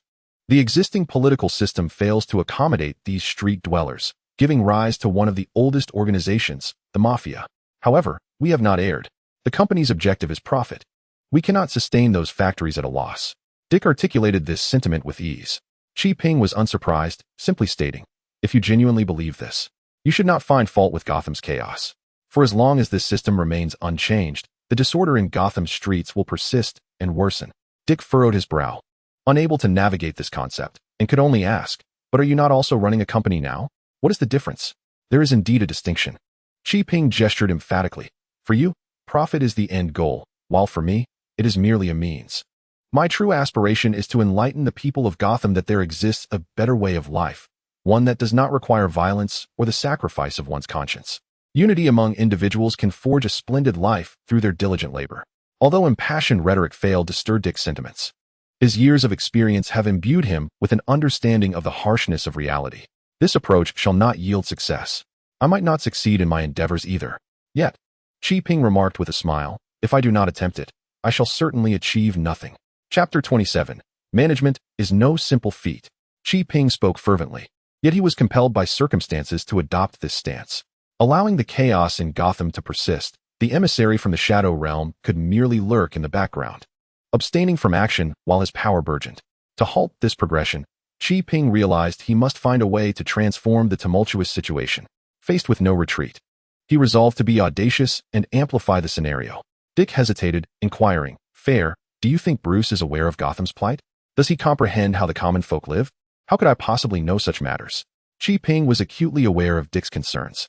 Despite their estrangement for various reasons, Dick still regarded Bruce as his pillar of support deep within his heart. I cannot even begin to fathom the implications. If there is nothing to fear. Ping believed Dick possessed admirable qualities, yet he was excessively indecisive. Bruce is Bruce, and you are you. Whenever you choose, you can embark on a new path, one that you consciously traverse after thoughtful analysis of your own experiences. I expected you to directly suggest that I follow you, Dick murmured, lowering his gaze.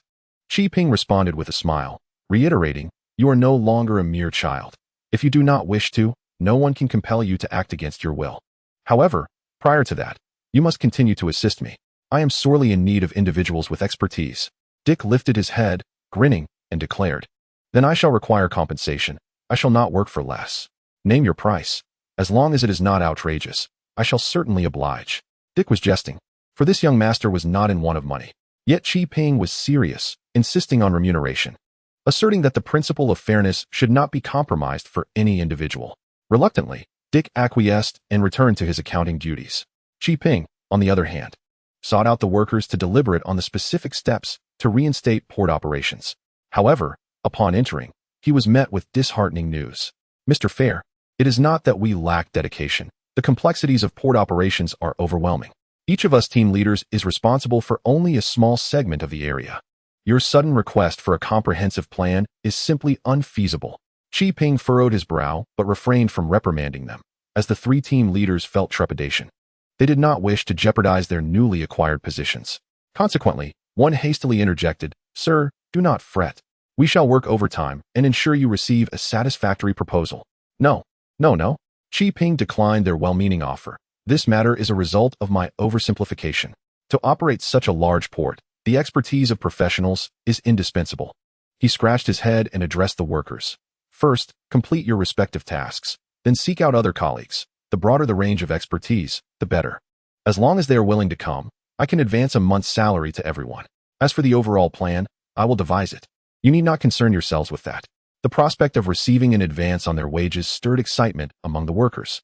Ping nodded affirmatively, proclaiming, as long as the port is operational, financial matters will not pose an issue. The American government has truly lost its humanity. Gotham has been under lockdown for nearly 2 months. Not only have they turned a blind eye, but they have also severed all transportation links from the mainland to Gotham, evidently intent on starving and trapping the city's inhabitants. The sole conduit to the outside world is Gotham Port. However, due to the fierce rivalries among various gangs, the port's personnel have fled, leaving no one to assist. Numerous cargo ships remain anchored offshore, their goods unable to be loaded or unloaded.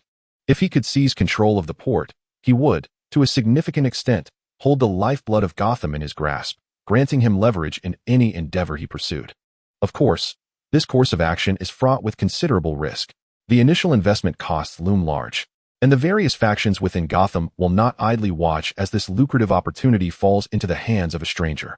Nevertheless, these challenges are anticipated, and Chi Ping is mentally prepared. He approached Dick once more, making a request. I recall that the majority of Gotham Port's shares were once held by Wayne Enterprises. However, after Bruce decided to venture into the high-tech sector a few years ago, you gradually withdrew, correct? Are you asking something of me? Dick inquired, preoccupied with the accounts. Chi Ping did not beat around the bush, stating directly, I currently lack sufficient manpower to devise a comprehensive plan for everyone. Therefore, I would like your assistance in formulating a proposal. Money is not an issue. I will not shortchange you. Have you forgotten? The company's financial records are in my possession, and I am well aware of your funds. Spare me the bravado. Consider this an act of goodwill on my part. I won't be needing your money. Chi Ping quickly interjected. Please, do not say that. Debts of gratitude are the hardest to repay in this world. While you and Bruce may be noble, what of the others within Wayne Enterprises? Who knows when they might use this matter to coerce me? Then consider it a debt owed to me. Once the company becomes profitable, you can repay me. Dick proposed another solution. With little choice, Chi Ping acquiesced. Thank you. Don't mention it. After all, I am not in want of this sum. Dick promptly called Foster, requesting his assistance in drafting a detailed operational plan for the port, perhaps accustomed to the Bat family's unpredictable maneuvers. Foster did not question Dick's sudden involvement with the port and readily agreed. Meanwhile, Chi Ping found himself unable to remain idle and, alongside Dick, began to manage the company's financial records. However, the two individuals approached the ledger with differing intentions. Dick, akin to a conventional accountant, meticulously reconciled accounts and sought to present a sufficiently polished financial statement. In contrast, Chi Ping merely aimed to record the origins and destinations of every transaction, striving for clarity. This is unacceptable. A true accountant would uncover a plethora of discrepancies.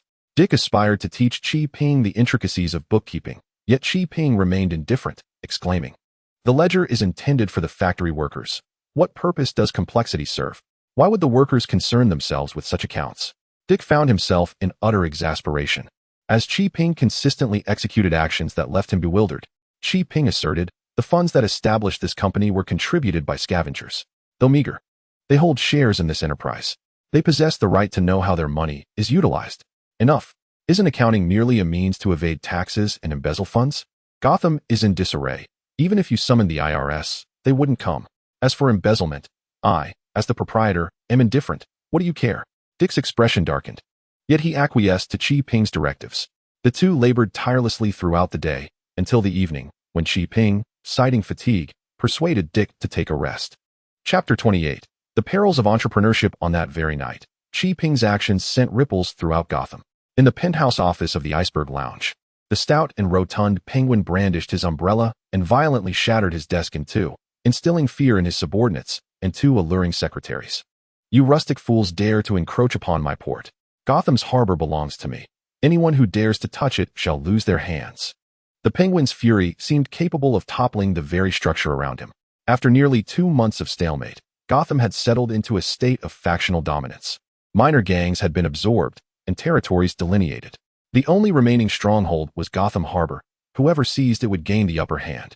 Yet, at this juncture, a complete unknown, a rustic interloper accompanied by a ragtag assembly of the weak and infirm, had audaciously occupied the land.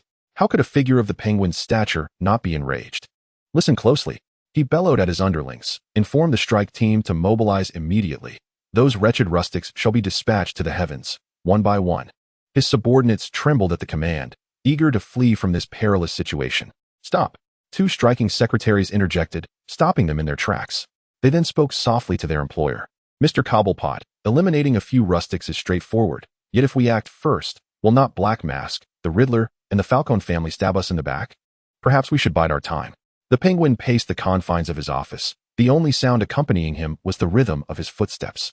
After shaking off his initial fury, intellect regained its dominance in his mind. Weighing the pros and cons, he commanded, have the assault team on standby. No action without my orders. Understood. His subordinates hastily scurried away. Meanwhile, atop the towering edifice of the Cygnus Bank, the masked figure seethed with anger. Hurling his goblet at a subordinate's face and violently pushing aside his lover, exclaiming, to arrive so brazenly, seeking to flaunt one's prowess. It's tantamount to courting death. I shall ensure this fellow receives his due reckoning. Yet, he retained his sanity, not forgetting his old allies. Thus, he merely instructed his men to remain vigilant near the harbor and to refrain from any rash actions. At that very moment, the Riddler, Silence, Falcone, the Roman family, the Red Hood gang, and other factions mobilized their forces to encircle Gotham Harbor, yet they all tacitly refrained from striking, hoping for another to take the fall. A storm was brewing on the horizon. Upon awakening, Qi observed the sudden influx of figures around the harbor and could only sigh, remaining motionless. Dick wore a grim expression. He had never encountered a scenario where all the villainous factions united against a single individual. It seems you have truly provoked them. Naturally, I severed their escape routes. It would be strange if they did not retaliate. However, their response time is rather unexpected.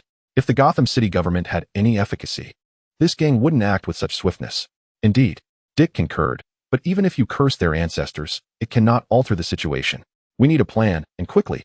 My plan is simply to proceed with our agenda, Qi declared, clutching the proposal hastily prepared by Wayne Enterprises, ready to organize the day's tasks.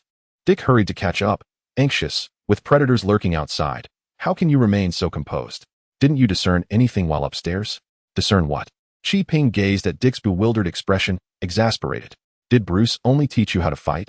The rivalries among the gangs are intense, for them. Seizing the harbor from one another is paramount, while I am merely a trivial player. Dick, perceptive and quick-witted, grasped the situation but grew more anxious. Then we should capitalize on this window of opportunity to retreat immediately. Those few individuals at the harbor cannot contend with the major gangs. No. Qi decisively rejected his suggestion. Gotham's territories have already been divided. If we abandon the harbor, we become rootless drifters, vulnerable to exploitation. Yet, if we hold our ground at the harbor, we might still have a glimmer of hope. Dick, however, harbored a different perspective, believing he could leverage Wayne Enterprises' reputation to safeguard those at the harbor. Before he could voice his thoughts, Sam rushed over in haste, intending to speak solely to Qi. But Qi waved his hand. We are all friends here. There is nothing to conceal. Sam cast a glance at Dick and remarked, my friend has sent word that, through the mediation of a deputy chief at the police station, several major gang leaders are in negotiations. This is splendid news. It must be Commissioner Gordon coming to our aid. Dick exclaimed, excitement prompting him to strike the chair. A look of worry emerged on Qi previously calm visage as he inquired, what is the name of that deputy chief? Jua Shaley Sakavachi. Immediately find someone to check his credentials and gather everyone.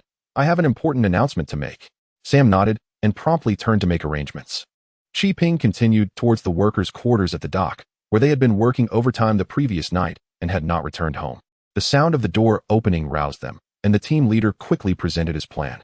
Upon careful examination, Qi noted that their proposal was far more reasonable in its details compared to that of the Wayne Group. Everyone, today was supposed to be the commencement of work.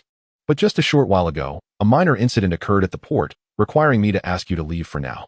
However, rest assured that I will compensate you for the overnight work spent drafting the plans.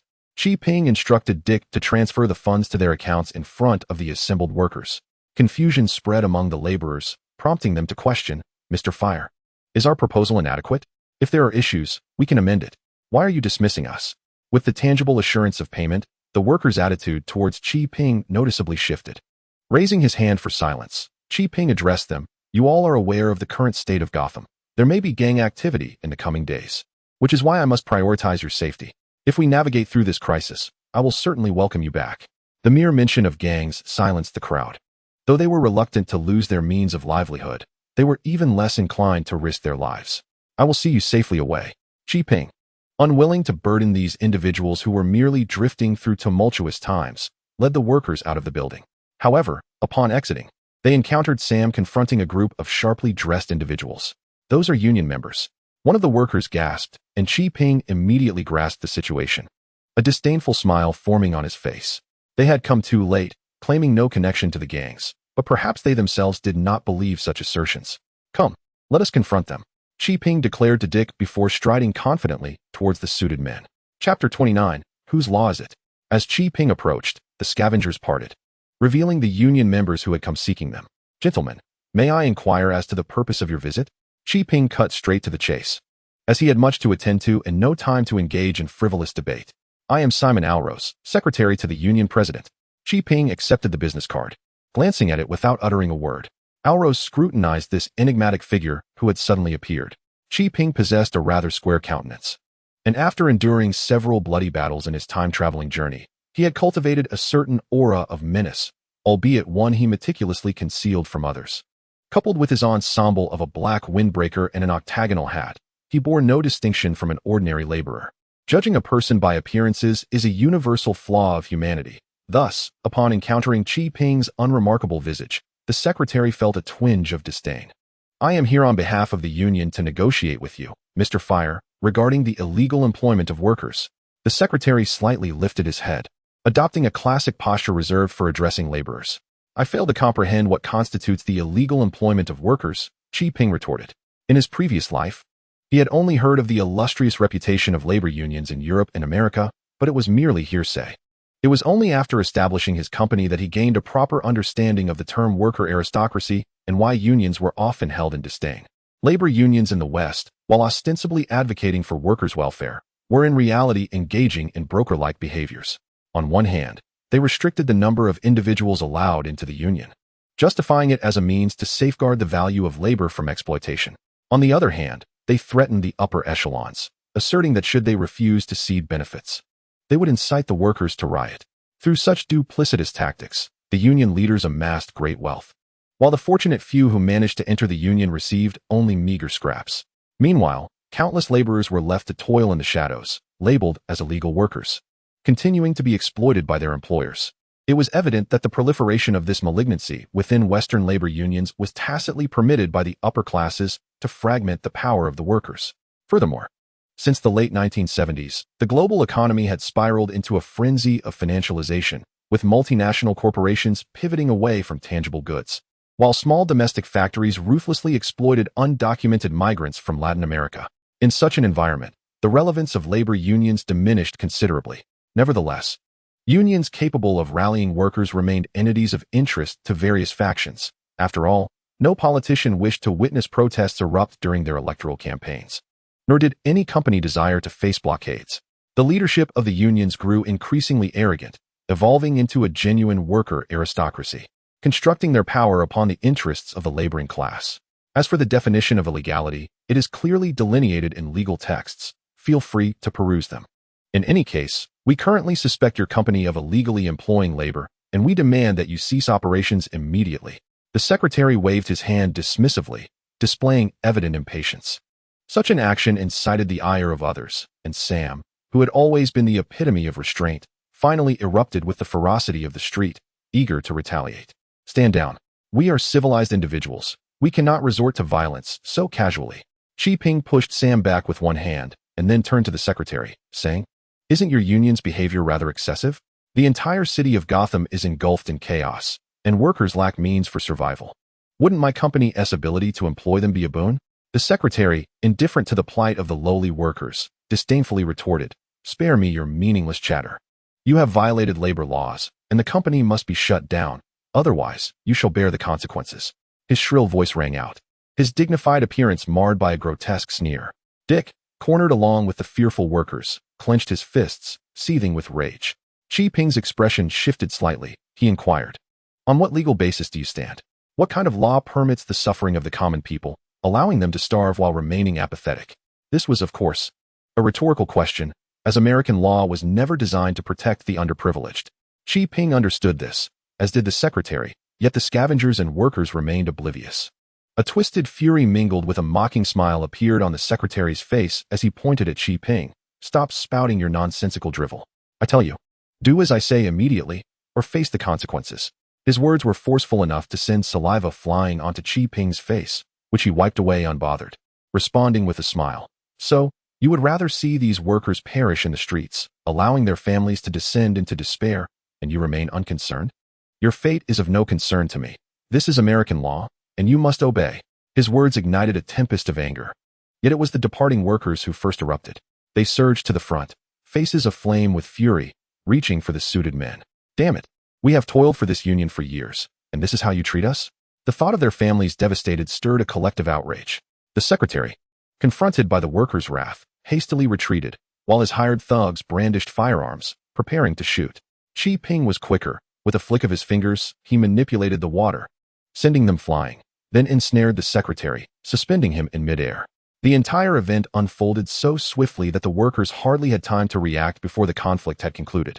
Ping stepped forward, positioning himself protectively in front of the workers, with Dick and Sam quickly joining him. "You inhumane beast, you shall pay dearly for this." Sam's fist connected with the trembling secretary's face, yet it did not quell his anger. Dick, frowning, remarked, "Though this man is no saint, he represents the Union. We should leave him to the authorities." Ping, however, was not concerned with the secretary. He noted that both the workers and the scavengers had united in their shared ire after the recent exchange. The pent-up resentment from Gotham's years of chaos had finally ignited within them, and their fury was palpable. This was indeed an unexpected boon. Ping, who had been pondering how to rally their spirits, found that everything had fallen into place. "Fair, what are you planning to do with this man?" Dick's anxious voice jolted Ping from his thoughts, as he and Sam began to argue. As Ping turned his head, Sam, feeling indignant, ceased the quarrel. "Who sent you to the port to cause trouble?" Ping fixed a penetrating gaze on the secretary. "And no one. I'm merely following orders." The secretary stammered, clearly frightened. Ping curled his lip and inquired while pointing at his own face, "Do I appear to be a fool? My esteemed brother, you are undoubtedly a paragon of wisdom and might. How could you possibly be a fool?" The secretary quickly replied, "Then why do you dare to lie to me?" Ping's expression darkened abruptly. "Your union never shows up until the gang arrives. Do you expect me to believe there's nothing amiss?" The secretary continued to mumble incoherently. Ping, unwilling to waste further words, threatened, "Since you are so uncooperative, do not blame me for being ruthless. In your next life, and no, please. I confess, it was the gang who sent me." "Which gang?" "Several gangs approached us collectively." The secretary instantly fell to his knees, and without Ping having to do anything, he divulged everything about the gang's situation. "Get out." Ping frowned and waved his hand, the water swirling around him like a bowling ball, propelling the secretary out of the port. Chapter 30. We are out of options. Leave a thread of connection for future encounters, Dick advised, observing the Union secretary literally rolling out. Ping dismissively waved his hand. "Gotham has no government left. What is a mere capitalist lackey blustering about? If it weren't for the necessity of exposing their true nature, I would have slapped him the moment he spoke." He was genuinely furious. In his previous life, even the likes of Irma maintained a semblance of decorum. Yet, this faction in Gotham had the audacity to abandon pretense entirely, treating everyone except themselves as inconsequential. Ping found this infuriating. Sparing his life was already a measure of leniency. Gotham was now truly in a state of anarchy. Even if the current turmoil were quelled and the government reinstated, trust in them would be irrevocably shattered. In other words, the one who could establish a new order amidst the chaos, providing greater benefits to the populace, would garner their allegiance and seize the initiative in Gotham's future. Ping's words were directed at both Sam and Dick, though primarily at Sam. Dick, heavily influenced by Batman's ideals, would take some time to adapt. Conversely, Sam, despite his past as a thief, possessed the gentlemanly spirit of one with deep-seated grievances, naturally inclined towards rebellion. His abilities were commendable. The only hurdle was his education, which could be acquired over time. "What shall we do next?" Sam inquired excitedly, sensing that he was about to embark on a significant venture with Ping. The masculine energies bestowed upon him filled him with exhilaration. Ping remained composed, intent on addressing the workers. Dick, however, was apprehensive about the simmering anger among the crowd and fearful of Ping's actions. However, his personal concerns could no longer impede the impending events. Ping advanced, and the workers spontaneously gathered around him, escorting him into the workshop, ultimately lifting him onto a cart. From this elevated vantage point, he surveyed the expressions of the crowd, and though he stood merely half a meter above the ground, an inescapable sense of panic welled within him. Was he being too hasty? In less than 2 months, could a group of untrained individuals be expected to undertake such tasks? Yet, in a fleeting moment, the panic that had arisen within him was dispelled by reason. He understood all too well that even if he wished to seek peace, the gangsters would not relent. They had no path of retreat left. Taking a deep breath, Ping addressed the assembly. "Friends, you have all witnessed the recent events. The Union members have been unreasonable, demanding that we cease operations. But I must inform you that a far greater and more perilous threat looms outside. Gotham's gangs are waiting, poised to storm in and annihilate us. The only reason for this is our desperate attempt to revitalize a port teetering on the brink of collapse. The truth is the most compelling argument, and all that has transpired is evident to all. They are not fools and comprehend the situation." The mention of those nefarious supervillains cast a shadow of despair over the crowd, deepening their sense of hopelessness. They could not fathom why. Despite their honest desire to lead a simple life without theft or deceit, they faced such dire circumstances. Was it truly the fate of those living in this city to encounter only destruction? Murmurs of dissent and curses arose among the crowd. Emotional women clutched their children, weeping softly, while the innocent, young ones remained oblivious to the turmoil, and the older children who followed Sam displayed expressions of anger. Yes, all we seek is an ordinary existence, yet even this modest aspiration cannot be fulfilled. What justification is there for that? Must those at the bottom of society endure a lifetime of turmoil, only to perish from addiction, exposure to the elements, or in the crossfire of street violence? Chi Ping raised his arms, his tone growing increasingly fervent, yet his inner self remained remarkably composed. Thoughts flowing with clarity as he grasped the elusive line he needed to tread. I must convey to you that this is not how it should be. The crowd responded with fervor. They had long endured the hardships of life in Gotham. Since the Great Depression of the 1920s, Gotham had transformed into a haven for crime, with large corporations and gangs colluding in secrecy, firmly seizing control over the city's power, ruthlessly exploiting every individual within its bounds, propelling the entire city toward inevitable collapse. It can be said that the underprivileged populace of Gotham has never truly experienced the so-called Golden Era, a time when old Thomas, in a moment of conscience, engaged in municipal construction to alleviate the tensions following the Vietnam War. However, this plasterer soon met his demise in a mysterious shooting incident. Rumor has it that the trial concluded in mere days, with the suspect swiftly executed, their body vanishing without a trace, and the case files in the police department reduced to ashes. If even the Wayne family faced such an end, one can only imagine the fate of the lower classes. In Gotham, where the modern and the contemporary intertwine, it is perhaps more accurate to describe it as a modern rendition of the Wild West rather than an international metropolis. The citizens here live in a state where life is truly a freedom fraught with peril, and death is capricious. When someone emerges willing to stand among them, to listen to their suffering, and to guide them out of such despair, they erupt with fervor, unrestrained. Mr. Fair, what shall we do? They implore. Indeed, whatever you say, we shall do. The people gathered around Chi Ping fervently expressed their willingness to face death, ready to do anything, particularly the veterans of the Vietnam War, who, despite being haunted by the scars of battle, were prepared to rise for their own interests. Chi Ping raised a hand to quell their fervent emotions, stating, "As for the specifics, I shall confer with Sam and the others to devise a plan. We must retaliate, but not recklessly lose our lives." In truth, he had already conceived a preliminary plan, which the heart of the Divine Mountain also endorsed. He shared this plan with Sam and Dick. Sam, eager and enthusiastic, was itching to embark on a significant endeavor.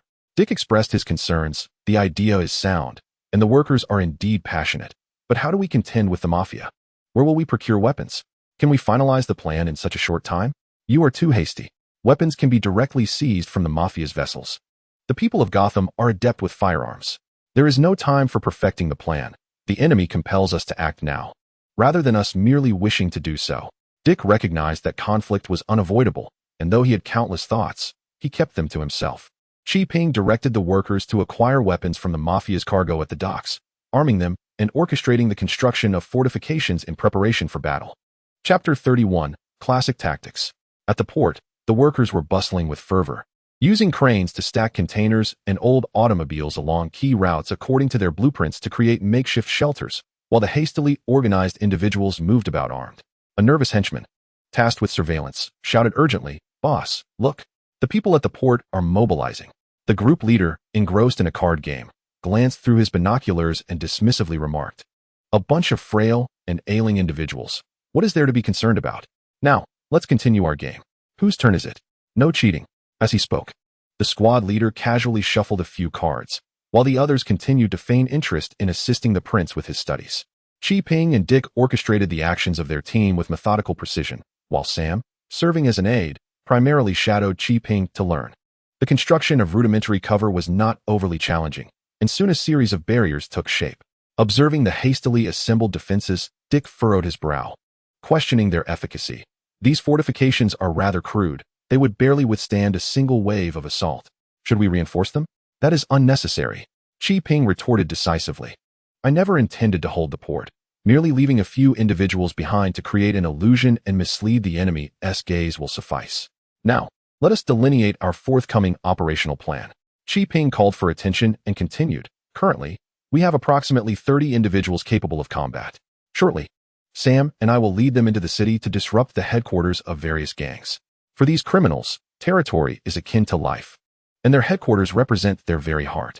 Should we disturb their sanctum, they will undoubtedly rush back to their lairs, providing us the opportunity to ambush them along the route. A classic yet effective strategy of guerrilla warfare combined with isolating support. In this new era, enhanced transportation and convenient communication tools afford us greater mobility. Transportation is not a concern. Following the affluence flight, the port is teeming with supplies, and procuring a few vehicles will pose no challenge. While harassment is not an issue, during the ambush, our forces must disperse, raising concerns about communication and coordination. Sam is indeed adept at his tasks, rivaling Dick in skill. Chi Ping had anticipated this. Inter-squad communication could be effortlessly managed through Twitter. Creating a casual account would attract little attention. The rapid advancement of technology has rendered smartphones and communication tools ubiquitous. As for bolstering the squad's capabilities, Dick interjected, I have acquaintances who can assist. Your friends, those so-called superheroes? Chi Ping inquired. Indeed. I am aware that you harbor reservations about our methods, yet they are precisely the force you require at this juncture. Very well. Let us unify all available strengths. Chi Ping responded. I hold a measure of respect for the individual qualities of you superheroes. However, my sentiments toward your collective are less favorable. You are rather lofty, akin to a castle in the sky, visually appealing from a distance, yet precariously balanced, swaying at the slightest gust. How can you say that? Dick, unyielding, straightened his posture in defense. Our actions serve to punish the wicked and uplift the suffering. How is that impractical? Enough. Theoretical debates are best reserved for later. We must prioritize action at this moment. Chi Ping declared, dismissing the discourse with a wave of his hand. As he gazed at the darkening sky, he murmured softly, It is time. He grasped the elemental key, and the water element between heaven and earth stirred in response to his will. The sound of the tides at the harbor grew increasingly thunderous, as thick fog was swept in by the sea breeze, engulfing the entire port in less than a minute. Are you certain you wish to remain here? Chi Ping finally inquired of Dick. Dick resolutely nodded, stating, I understand you perceive me as indecisive, but the harbor requires someone to oversee it. Otherwise, once the gunfire erupts, those left behind will swiftly descend into chaos. I implore you. Chi Ping patted Dick on the shoulder, then produced the summoning device, handing it to him. Although the armor was not yet fully repaired, it would suffice for your needs. Dick accepted the device without hesitation, and Chi Ping instructed him on its use before departing with his team. Concealed by the dense fog, they set off discreetly in vehicles. The vigilance of those petty thugs was surprisingly lacking. After all, we are a group of over 100. Sam sat in the vehicle, unable to restrain his disdain for the lookout thugs. It is fortunate the enemy is careless. What is your issue? Focus on driving. Chi Ping urged Sam on, and within a quarter of an hour, they arrived in the urban area. The convoy temporarily halted, and Chi Ping divided the group into two teams. He would lead one, while Sam would lead the other. I will head to the Iceberg Hotel, and you will proceed to the financial building.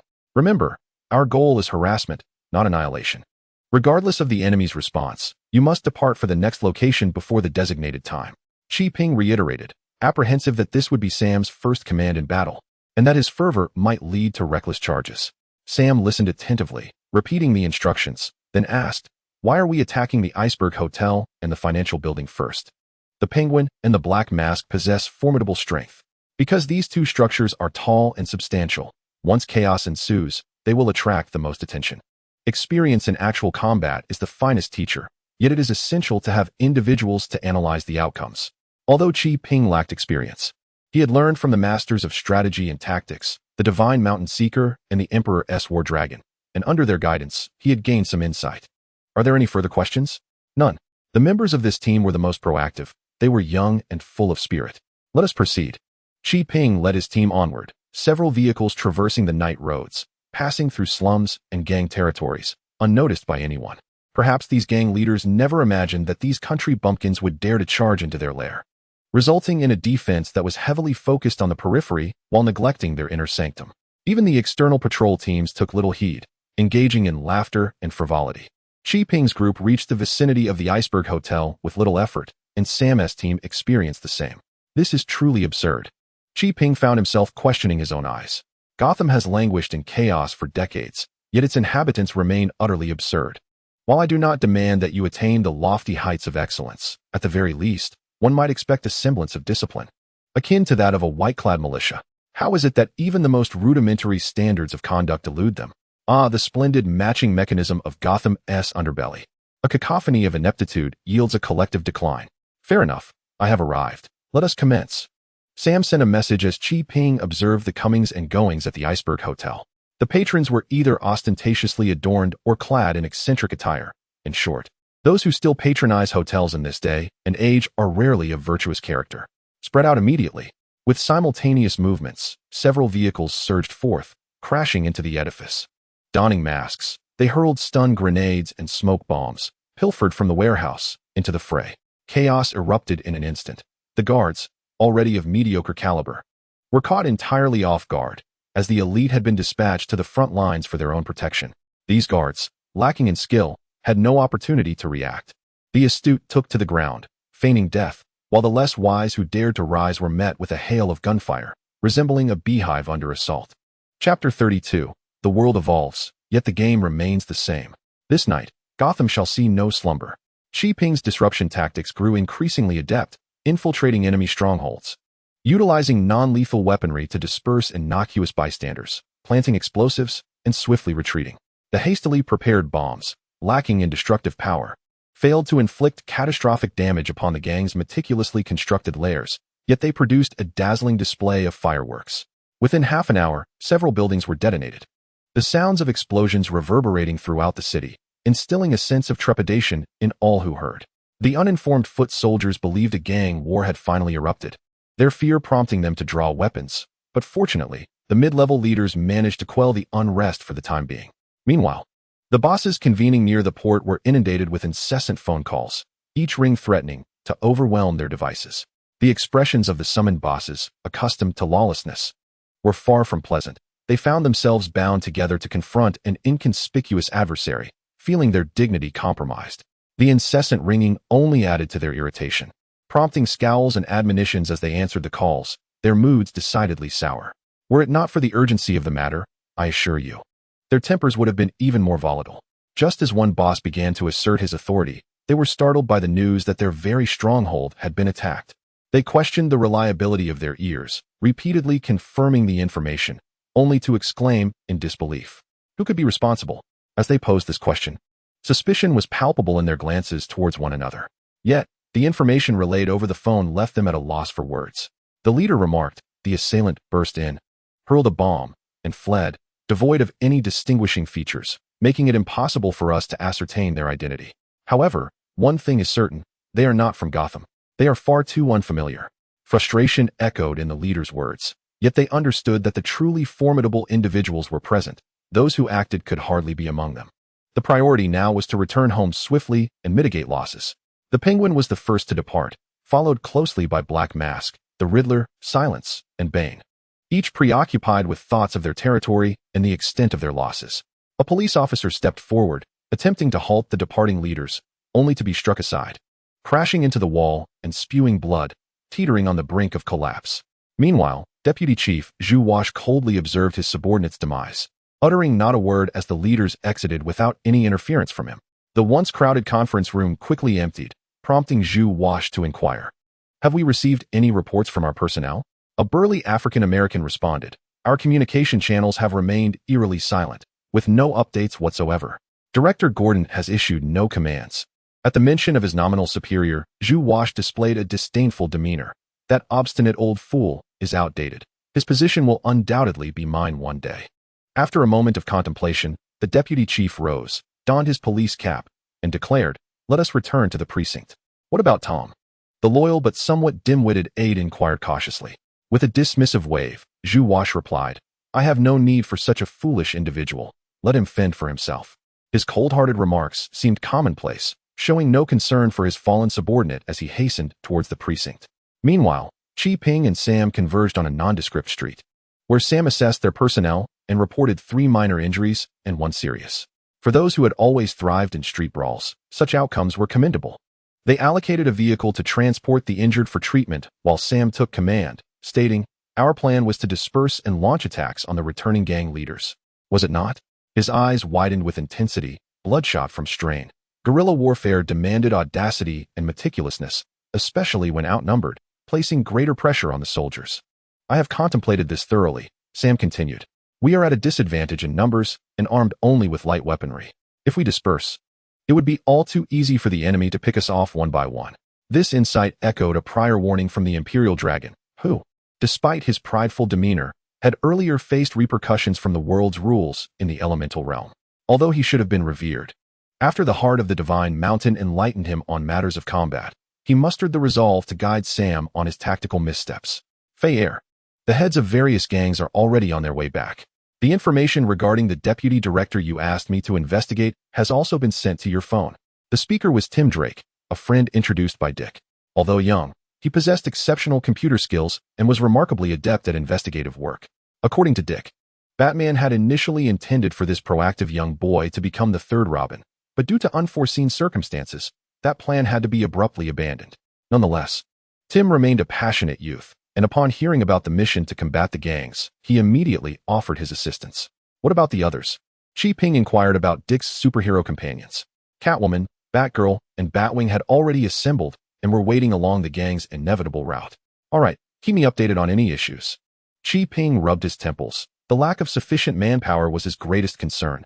Both development and combat were severely constrained. Although Dick had rallied nearly the entire Bat family to assist, it was still insufficient. What shall we do next? Sam was still caught up in the high tension of battle. Chi Ping opened the files, declaring loudly, Gotham Police Department Deputy Director, Jawash, was merely an inconspicuous office manager until 2 months ago when he suddenly caught the attention of a city councilor and was promoted to Deputy Director. Given such a sudden shift at such a sensitive time, do you think he poses a threat? The last question was directed at Sam, who paused for a moment before realizing the implication. Are you suggesting this guy is a monster, just like the woman you locked away? Chi Ping nodded.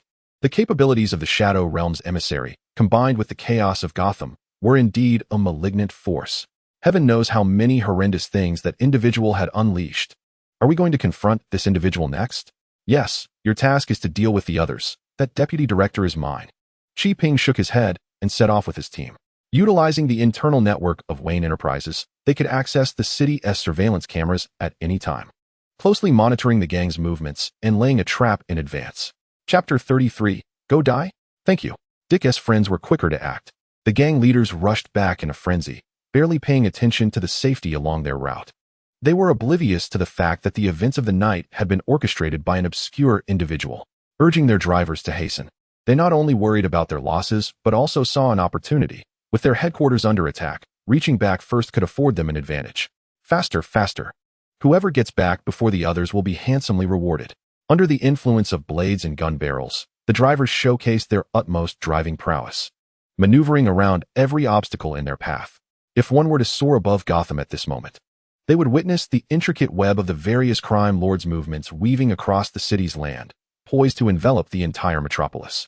However, an unexpected assault abruptly interrupted this unfolding scenario. Catwoman, riding the Batpod, charged into the Penguin's convoy, unhesitatingly unleashing a barrage of grenades that overturned several vehicles.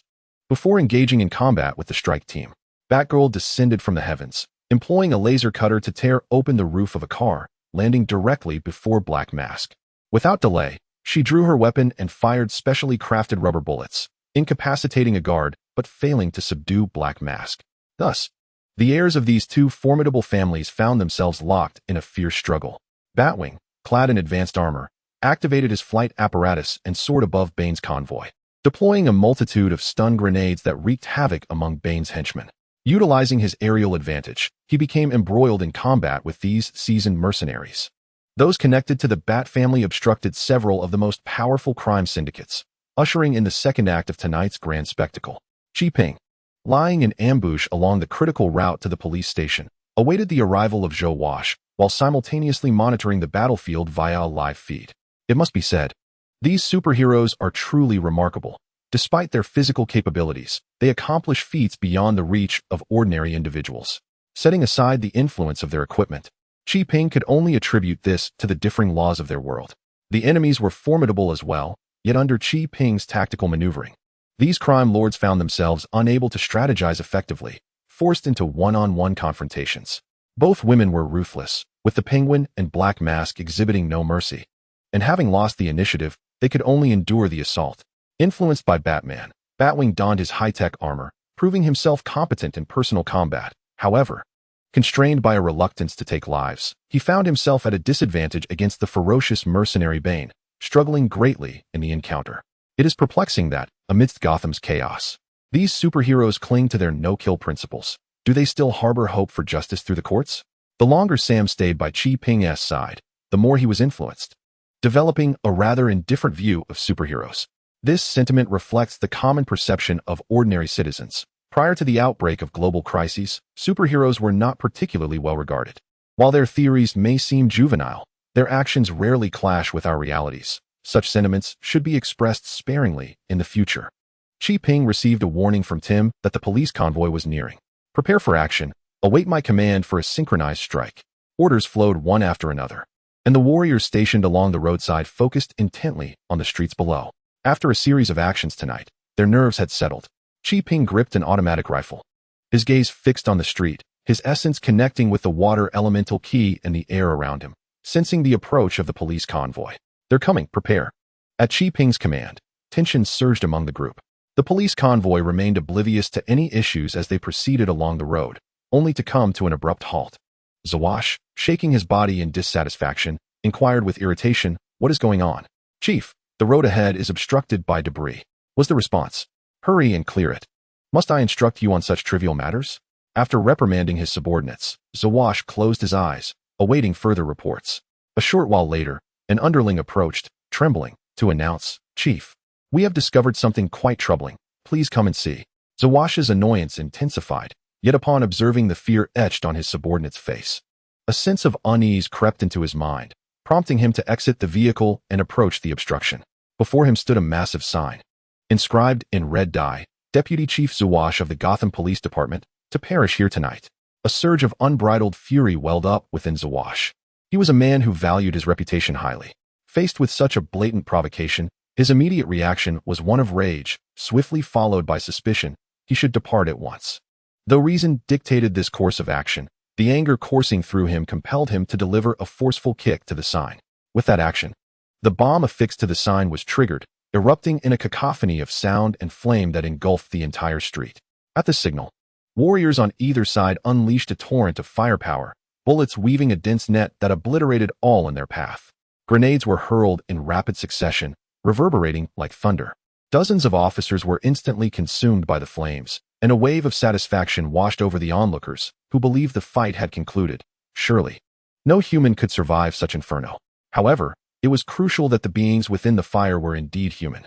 Before the triumphant smiles of Sam and his companions could fade, the flames on the street began to twist unnaturally, black smoke billowing forth as a bat-like creature emerged, emitting a piercing shriek that shattered the glass of nearby buildings and the eardrums of the soldiers. "Another demon," Chi-Ping remarked, unfazed.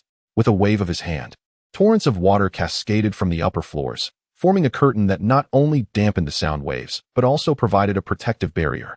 He then leaped down, inserting a key into the converter slot, as the swirling water enveloped him, gradually forming his armor. He propelled himself towards the bat creature with a powerful kick. With a resounding thud, the bat creature raised its fists to clash with Chi-Ping, and both were forced to retreat. Zawash stood alongside his transformed subordinate, while Chi-Ping elegantly traced an arc in the air before landing gracefully on the ground. No wonder Elizabeth and Walker had gone silent of late. It turned out the beings from the Shadow Realm had arrived. Zawash, exuding an air of nobility, held his head high, even in his monstrous form. His appearance reminiscent of a well-tailored suit, mitigating the fear inspired by his bat-like visage.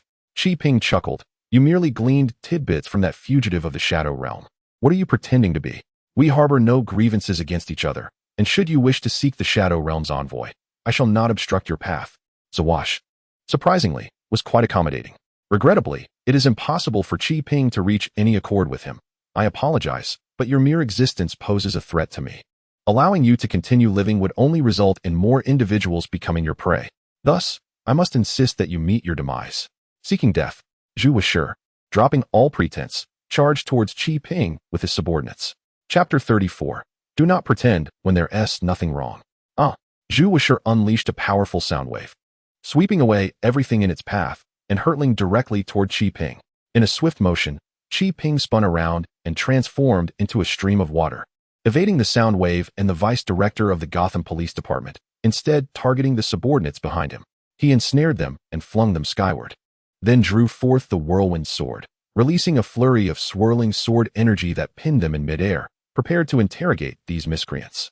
Though they were all corrupted spirits, the distinction between human forms and their more formidable counterparts was stark, and thus, dealing with them was not particularly troublesome. Each type of armor possessed its unique attributes: the divine power of the 5 elements armor, the judgmental prowess of the Xingtian armor, the elemental transformation of the elemental armor, the information capabilities of the capture armor, and the righteous heart of the hunter armor, each exhibiting its own extraordinary qualities. Once the Ji Nami armor underwent elemental transformation, it not only became immune to physical damage, but also enjoyed the protective powers bestowed by the will of the earth, along with magical enhancements, increased intent, healing auras, and a range of abilities to communicate with the elemental realm. According to the heart of the divine mountain, the natural powers represented by the planetary will extend far beyond this. The extent of their manifestation ultimately depends on the user of the armor. Qi Ping felt a profound sense of contentment. The abilities he currently possessed had already exceeded his expectations. Other matters could be addressed at a later time. However, the bat-like Zhu Wushi evidently had little understanding of the armor's capabilities. Upon witnessing the elemental transformation of the armored warrior, he was rendered utterly dumbfounded, immobilized until his subordinates were pinned midair. Only then did he begin to retaliate, once again unleashing sound waves infused with psychic energy. This time, Zhu Wushi expanded the coverage of his sound waves, the psychic energy permeating every crevice, striking forcefully at Qi Ping's psyche. Elemental transformation could disregard physical harm, yet it remained susceptible to mental assaults. Qi Ping felt a jolt, his mind momentarily dazed, forcing him to revert from his elemental state. Although this lapse was brief, Zhu Wushi seized the opportunity, brandishing a piercing sword and advancing menacingly. The sword's edge grazed the armor, igniting a cascade of sparks as the psychic energy attempted to penetrate the armor, yet it was thwarted by the layers of rippling water elements. Qi Ping swiftly recoiled, the whirlwind sword inscribing arcane symbols in the air, as water element magic coalesced into chains and barriers, aiming to bind the corrupted spirit. While the water element sought to inflict significant damage, it required the aggregation of a vast quantity of elements, a feat Qi Ping could not achieve in such a short span. Thus, he opted to defend against them for the moment. Yet Zhu Wushi was not foolish. He turned to flee, continuing his sonic assault, shattering the swirling sword energy that had ensnared his subordinates, and retreating to a safe distance, he began to sing aloud. The melodious voice intertwined with mental energy permeated the entire street, causing all who heard it to swell with an invigorating fervor. Their eyes ablaze with a newfound battle spirit as they roared towards the armored warrior before them. Was this his sinister spirit ability? Qi Ping suddenly understood. In simple terms, Elizabeth was a sorceress, the werewolf, a berserker, and Zhuo Wash a summoner. He gazed at the humanoid figures whose powers had surged before him, and at the very back, Zhuo Wash, his head throbbing with concern. Eliminating these malevolent spirits was not the issue, as long as he could draw upon a fragment of the elemental realm. A single elemental tide would reduce them to nothingness. Yet, Qi Ping sought to capture one alive, yearning to extract more valuable information from this individual. The previously captured Elizabeth stubbornly refused to divulge any knowledge, showing little cooperation with the purification ritual. Qi Ping's anxiety grew. He feared that if matters continued to unfold this way, he would struggle to contend with the enigmatic envoy of the Shadow Realm. Kill him for me. I shall exchange this creature's head for greater power. Zhuo Wash's venomous voice echoed, seemingly confident in his control over the armored warrior before him. Qi Ping understood that this individual must possess a means of communication with the envoy of the Shadow Realm, and in a moment of clarity, he made a resolute decision. Whirlwind slash. Qi Ping swung his sword, water elements coalescing along the blade, the flowing sword energy slicing through the air like graceful ribbons, striking the malevolent spirits with ease and cleaving through their forms. Despite their bodies being torn asunder, no blood emanated from the spirits. Instead, they exuded clouds of dark mist, their minions remaining frenzied, heedless of their own lives as they launched relentless assaults. Qi Ping dismissed their attacks with indifference. Although these humanoid forms were reckless, their assaults lacked any strategy and failed to harness mental energy. He effortlessly conjured a barrier to thwart their onslaught. Zhuo Wash's song grew increasingly thunderous, echoing through the streets, its influence expanding exponentially. As Qi Ping listened, He felt his own blood surging erratically. The warriors collapsed within the buildings likely fared far worse. There was no time to linger. He pivoted the sword, wielding the whirlwind blade, the water currents ensnaring the humanoid forms, and then pointed his sword skyward. The elements coalescing into a magical array, unleashing torrents of water that crashed down upon the throng. The deluge lifted them into the air, only to slam them back down to the ground with relentless force. After several cycles of this, a dozen humanoid forms were reduced to mere fragments, akin to shards that could not be reassembled even with glue. Witnessing this devastation, Zhuowash, terrified, turned to flee. He was a proud individual. Despite the Shadow Envoy's repeated emphasis on the might of the armored warrior, he had dismissed it, even contemplating using his enemies' heads as stepping stones. Yet, upon encountering such a formidable adversary, he wasted no time and fled in haste. What on earth was this? Qi Ping observed the comical and distressed manner in which the individual fled, feeling both exasperated and amused. If he is nothing but a coward, why pretend otherwise from the very beginning? Truly, it is beyond belief. Casting a glance at Sam and the others, who were visibly shaken by the sonic waves, Qi Ping enveloped them in a stream of water, gradually healing their internal injuries. This was accomplished in mere seconds. Once again, he transformed into an elemental form and pursued Zhuowash closely. After traversing several hundred meters, Qi Ping realized that the man was fleeing towards the police station. Did he truly believe that the police would shield him? Such naivete. Qi Ping morphed into his elemental state and teleported beside the man, gathering elemental energy and delivering a powerful blow to his back, sending him sprawling. Why such surprise? Stepping out of his elemental form, Qi Ping addressed the astonished Zhuowash. Did your Shadow Realm envoy not inform you of the characteristics of armor? What do you intend to do? Zhuowash inched backward. Reverting to his human form, his face etched with terror, Qi Ping replied in a low voice, "Have I not already stated my intent? I seek your life. You cannot kill me. Do not all superheroes abide by a no-kill principle?" He protested. "What nonsense? Who told you I am a superhero?" Qi Ping retorted. "You have undoubtedly caused numerous deaths in your ascent to power. Even in death, you reap what you sow." Slowly, Qi Ping raised the whirling sword, poised to end the man's life. "Stop." At that moment, near the police station, Commissioner Gordon arrived with a squad of SWAT officers, guns drawn and aimed at Qi Ping. "Lower your weapons immediately." Chapter 35, A Standoff. The edge of Qi Ping's sword rested against Zhuowash's neck. Jim Gordon, resembling a certain newspaper magnate, commanded his elite team with weapons trained on Qi Ping. The once bustling street felt eerily silent, yet this stillness merely foreshadowed the impending clash. Zhuowash, drenched in sweat, shouted to the Gotham police, "Jim, this sudden intruder and his associates are laying ambushes on the streets. My men have perished," unaware of the full context.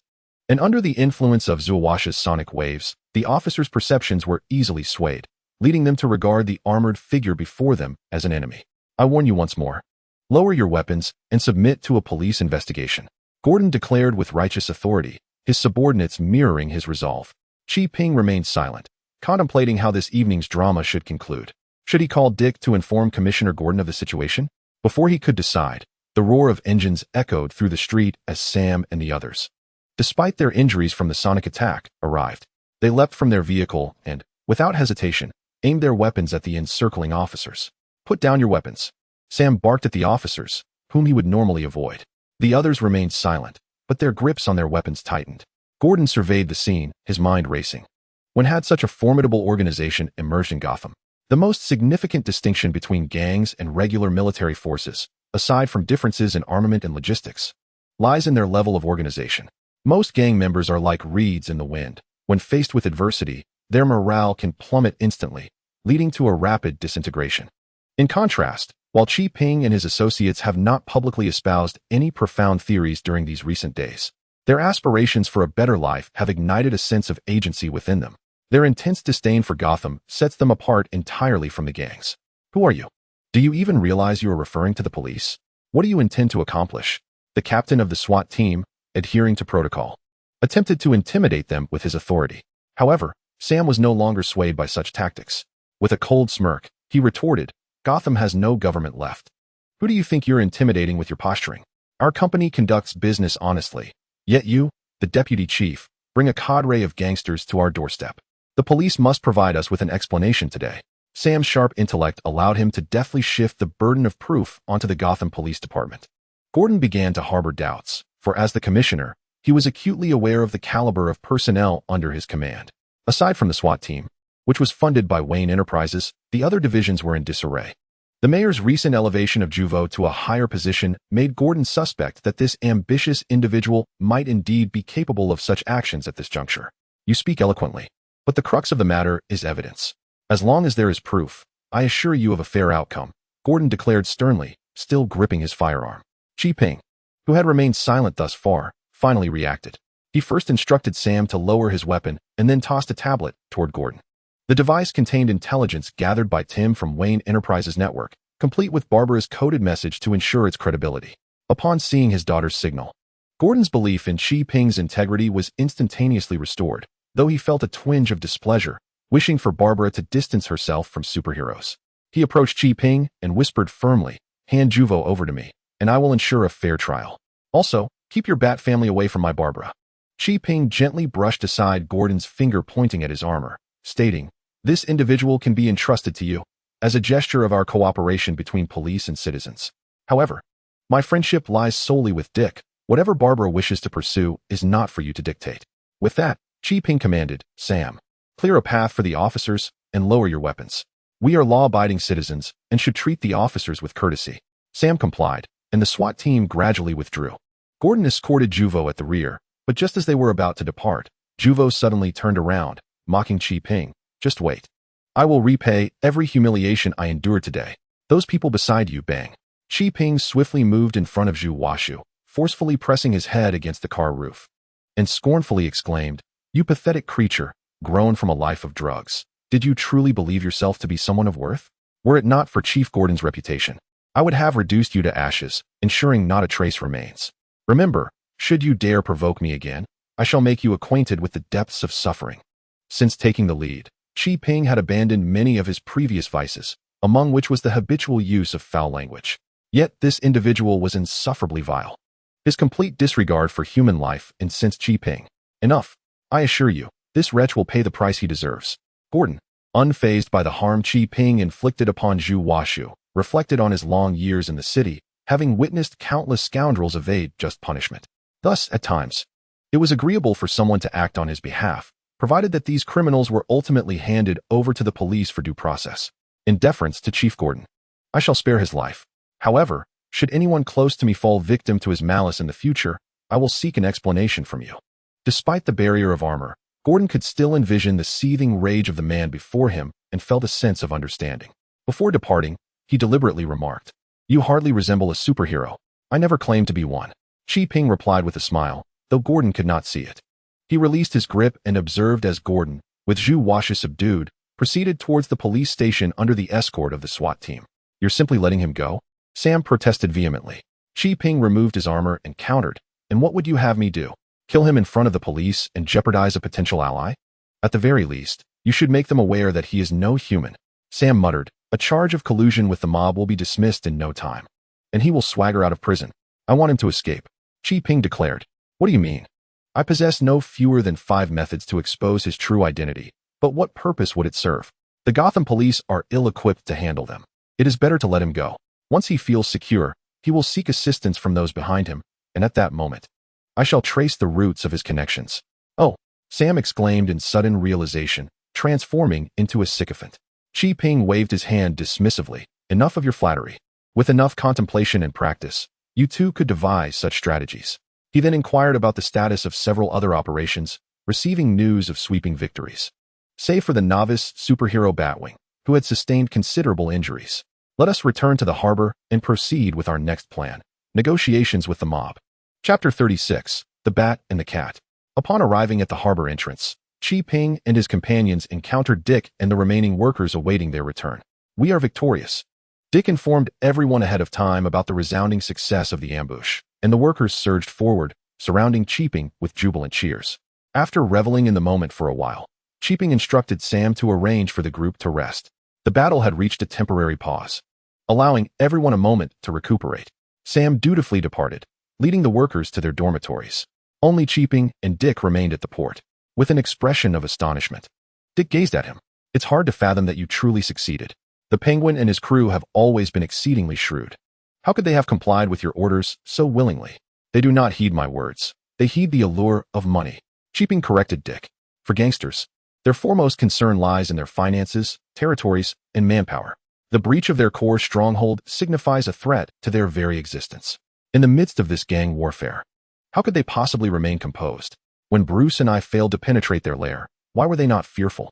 You and Batman are merely two individuals. You neither kill, nor rob, nor destroy their stronghold. What do they have to fear? Dick inquired, a hint of displeasure in his tone. Cheaping pondered deeply before responding. If it becomes necessary, I would indeed act in such a manner. After all, those supervillains deserve nothing less than to be brought to justice. Yet, superheroes should not operate in such a fashion. Dick retorted, this marks the third time I have addressed this matter tonight. Cheaping, looking earnestly at him, stated, I am not a superhero, and the workers in this port do not require one either. Dick remained silent, uncertain whether to express anger or pose further questions. Let us proceed to meet your friends. Tonight's success warrants our gratitude towards them, Cheaping suggested, attempting to ease the tension between them. Dick readily agreed, following him into an office. I would like to introduce you, Dick enthusiastically declared. This is Catwoman, this is Batgirl, and this is Batwing. I appreciate all of your assistance tonight. Cheaping extended his hand to greet them. Catwoman, her legs crossed atop the desk, managed a strained smile that betrayed her displeasure. After a brief handshake, she withdrew her hand immediately. Batgirl stood with her arms crossed, exuding an air of cool detachment, entirely dismissive of Cheaping. Meanwhile, Batwing, who was tinkering with a computer alongside Tim and had even removed his helmet, offered a sheepish smile and shook Cheaping's hand for an extended moment, apologetic yet warm. In addition to these three combatants, Barbara, Tim, and an elderly butler were also present. Is there anything else? Batgirl inquired first, her tone icy and uninviting, directed at Dick. Dick glanced at Cheaping, who smiled and replied, Next, I intend to negotiate with the Penguin and his associates. There is no need to trouble you any further. Upon hearing this, Batgirl abruptly turned and walked away, failing to offer even a farewell. Dick chuckled awkwardly, yet Cheaping remained unfazed. After all, the individual was risking their life to assist, and without any monetary compensation, perhaps a slight temper was to be expected. Catwoman lowered her long legs and wrapped her fingers on the table, inquiring of Cheaping. Dick claims you possess extraordinary abilities. Do you have a means to locate Bruce? Miss Catwoman is quite concerned about Mr. Bruce, Cheaping noted with a hint of curiosity. The tumultuous romance between the old bat and the wildcat had piqued his interest in his former life. He nearly dropped his phone when a certain notorious war criminal orchestrated a runaway marriage. As the moment for gossip arrived, everyone became engrossed, with Tim, the young lad, ceasing even to type. Although Catwoman was seasoned in her ways, encountering someone she genuinely cared for rendered her far less nonchalant. Who cares about that foul, rigid fellow? I merely fear that if he truly perishes, there will be no one left to pay for my stolen jewels. TSK, TSK, TSK. What a quintessentially tsundere remark. Upon hearing this, Alfred's lips curled into a grin. Finding a matriarch for the Wayne family was worth any sum. Moreover, the two had grown up together. Had it not been for Master Bruce's sudden departure, they would have surely wed long ago. Oh, suppressing a smile, Cheaping nodded and remarked, I shall return to see if there exists a spell for locating individuals, and I will strive to bring Mr. Bruce back post-haste. With Gotham in better condition, I, as a businessman, will no longer need to engage in violence. Upon hearing a glimmer of hope, Catwoman felt a wave of relief wash over her. To gather news of Bruce, she had given the Penguin quite a beating today. However, sensing the peculiar gazes from the others in the room, she tossed out a casual, do as you please, before turning to leave. Come now, everyone, let us exercise some restraint. Your fervor may lead to unforeseen consequences. Cheaping admonished. First, you ought to stow away your smiles before we continue. Laughter erupted as they recounted Bruce's misadventures, before transitioning to discussions of mafia affairs. Cheaping cradled his head in his hands, saying, were it not for Catwoman's reminder today, I might have completely forgotten about Bruce. I've been exceedingly busy. Though you may forget, we certainly have not. The Wayne Corporation satellite has been operational for 24 hours a day for 2 months, if there is still no news. Do you truly have confidence? Let us give it a try. Magic can be unpredictable. If a viable method presents itself, I shall inform you all. Cheaping did not wish to make any definitive promises. While the heart of the Divine Mountain surely possessed tracking magic, its efficacy remained uncertain. He was in no rush to commit to any assurances. Alfred addressed the most pressing concern with generosity, promising Cheaping fare. Should you require anything for negotiations with the Mafia, do not hesitate to ask. I will certainly assist. No, Thank you, but I must decline your kind offer. I have already formulated a preliminary plan for the negotiations with the Mafia. Tim, send the footage of our ambush on Juvo to the Penguin and accompany it with the following letter. To the esteemed citizens of Gotham, our port company harbors no grievances with you. Yet misunderstandings have led to this unfortunate conflict. Today, I wish to meet with you all at the Gotham Police Department to resolve grievances, unite in purpose, and pave the way for future endeavors. Sincerely, Xi Ping. Isn't that overly courteous? We were the victors. Batwing interjected. Xi Ping elucidated. Although we achieved a sudden victory, the enemy's forces remain formidable. We have not inflicted any significant damage, thus it is prudent to exercise some decorum. Should we adopt an overly aggressive stance, they may refuse to engage in negotiations and retaliate against us, rendering today's efforts futile. Batwing nodded somewhat reluctantly, while Tim obediently dispatched the email to the mobile devices of the various dignitaries. I can assist you in reaching out to the Gotham Police Department. My father will certainly be willing to facilitate a truce among the gangs. Barbara volunteered, and Xi Ping then recalled to inform her. Miss Gordon, your father asked me to relay a message, advising you to refrain from seeking out perilous situations. Disregard that. Barbara evidently possessed ample experience in pacifying her father and dismissed the caution without a second thought, promptly dialing her father's number. Chapter 37. Interests always come first. As the adage goes, one thing overcomes another. In the face of criminals, the resolute Commissioner Gordon, akin to unyielding steel, displayed a rare humility when addressing his daughter. Father, this is my profession. Surely you cannot expect me to remain confined to a wheelchair, rendered helpless. Barbara invoked her disability, striking a chord in her father's vulnerable heart. He sighed, choosing to say no more. I called you for a serious matter. Dick and the others wish to negotiate with the gangs and would like to use the Gotham Police Department as a venue for discussions. Do you consent? Barbara believed this to be a positive development and saw no reason for her father to object. However, Gordon pondered for a moment before countering. Is this truly Dick's request for you to consult me? Barbara was taken aback. Why do you ask that? After years of dealings with the Bat family, I know exactly what Dick is like. That boy is nothing but a hothead. The notion of negotiating with the gangs would never even cross his mind. The call was on speaker, and everyone present heard the exchange clearly, leaving Dick feeling quite embarrassed. Gordon was not mistaken.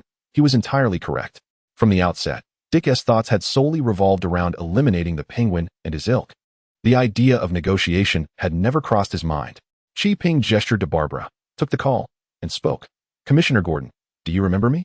We met not long ago. Gordon's tone shifted to one of seriousness. So you were the mastermind behind tonight's events. I suspected as much. Dick can manage on his own, but orchestrating such a large-scale operation is beyond him.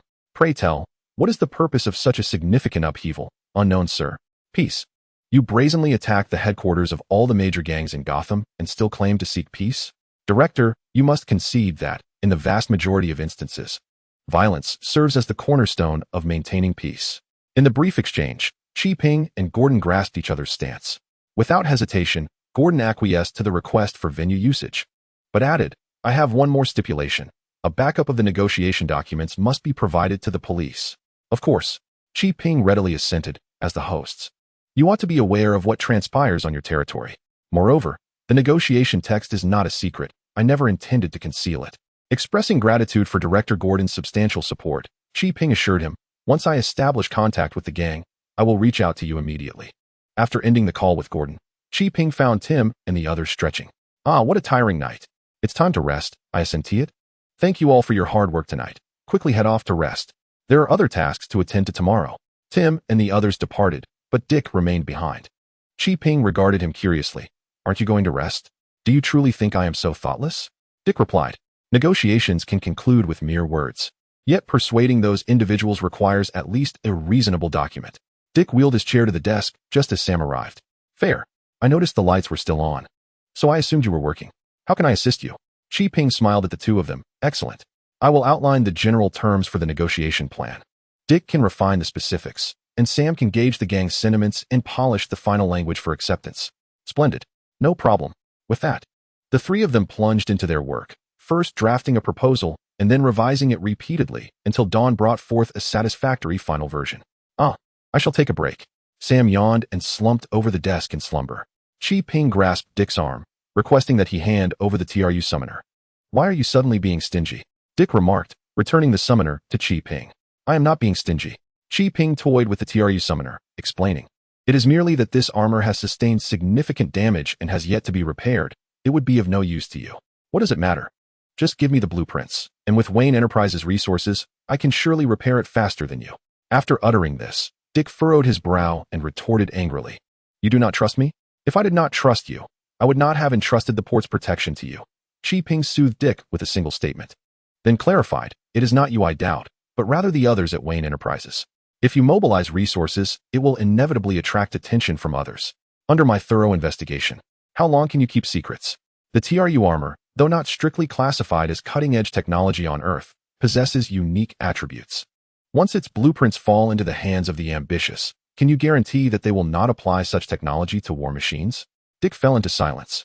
Since meeting Chi Ping, he had experienced significant growth, yet he also felt an overwhelming sense of powerlessness, as if he were battling the entire world alone.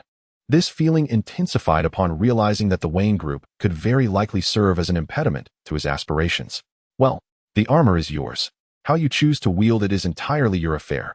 Dick suddenly grew despondent, responding with a lackluster tone. Chi Ping pondered for a moment before hesitantly speaking, "Dick, I believe some matters are better left unsaid. Once we speak them aloud, we may no longer be able to call ourselves friends."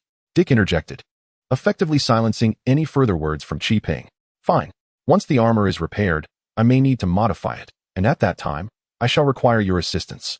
"You are quite unreserved," Dick retorted, rolling his eyes in exasperation. "You, who pays without concern, how could I, the one spending the money, be anything but polite?" Chi Ping concluded their exchange with a smile, and soon they both succumbed to slumber atop the table. "Damn it, I've fallen prey to a bunch of country bumpkins." This scene unfolded in nearly every mob boss's office across Gotham, where those who once commanded respect were now lashing out, smashing items, and striking anyone in sight, venting their pent-up rage. The catalyst for their fury was an email sent by Chi Ping the previous day. Upon understanding the context, the bosses erupted in anger. All night, their stronghold had been assailed, they had been ambushed on their way home, and now they faced threats from an unknown individual. How could these men, who had always held themselves above others, tolerate such indignities? Yet, as they regained their composure, their instinct for survival prompted them to engage in a ruthless assessment of their interests, ultimately leading them to suppress their anger.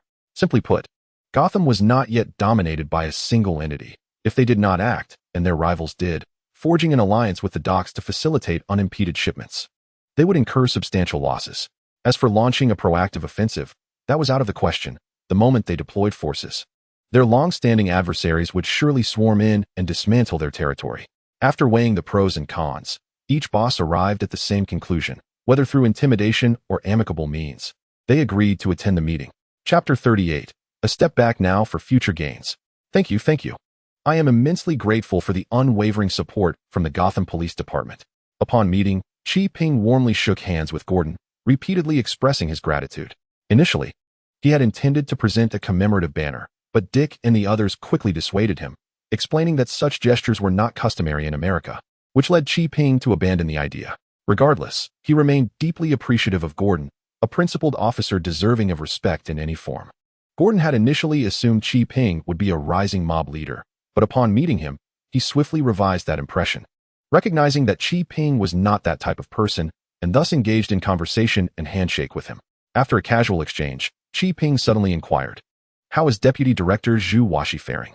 "Oh, that fellow is currently confined in my custody. You need not worry," Gordon reassured him once more. However, Chi Ping pondered why this individual had yet to escape, still contemplating the pursuit of leads. Yet, such thoughts could not be voiced openly. Chi Ping, accompanied by his associates, entered the police station, awaiting the arrival of the gangsters. Since this was a negotiation, outsiders like Tim were deemed unsuitable, so only Dick and Sam accompanied him. The gangsters arrived in succession, remarkably punctual.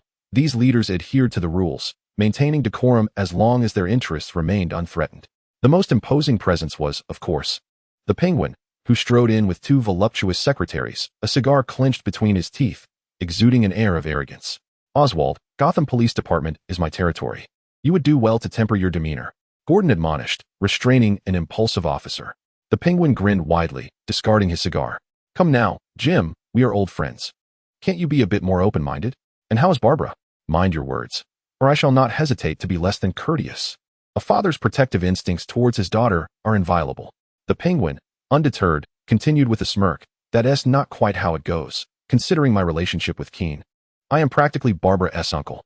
Should Keen hear your words, he would surely disassemble you piece by piece." At that moment, the Riddler, clad in green, entered, immediately launching a tirade against the Penguin. "Edward, I can't believe you're still alive. God truly has no sense." The two engaged in a heated exchange, both wishing for the other's demise. "Enough. I have no time for your long-standing grievances. If you're not here to negotiate, then leave," Gordon bellowed, halting their squabble and directing the officers to escort everyone into the conference room, stipulating no guards were permitted. The leaders raised no objections, as this was simply part of the negotiation protocol. "Are you the one providing us with information?"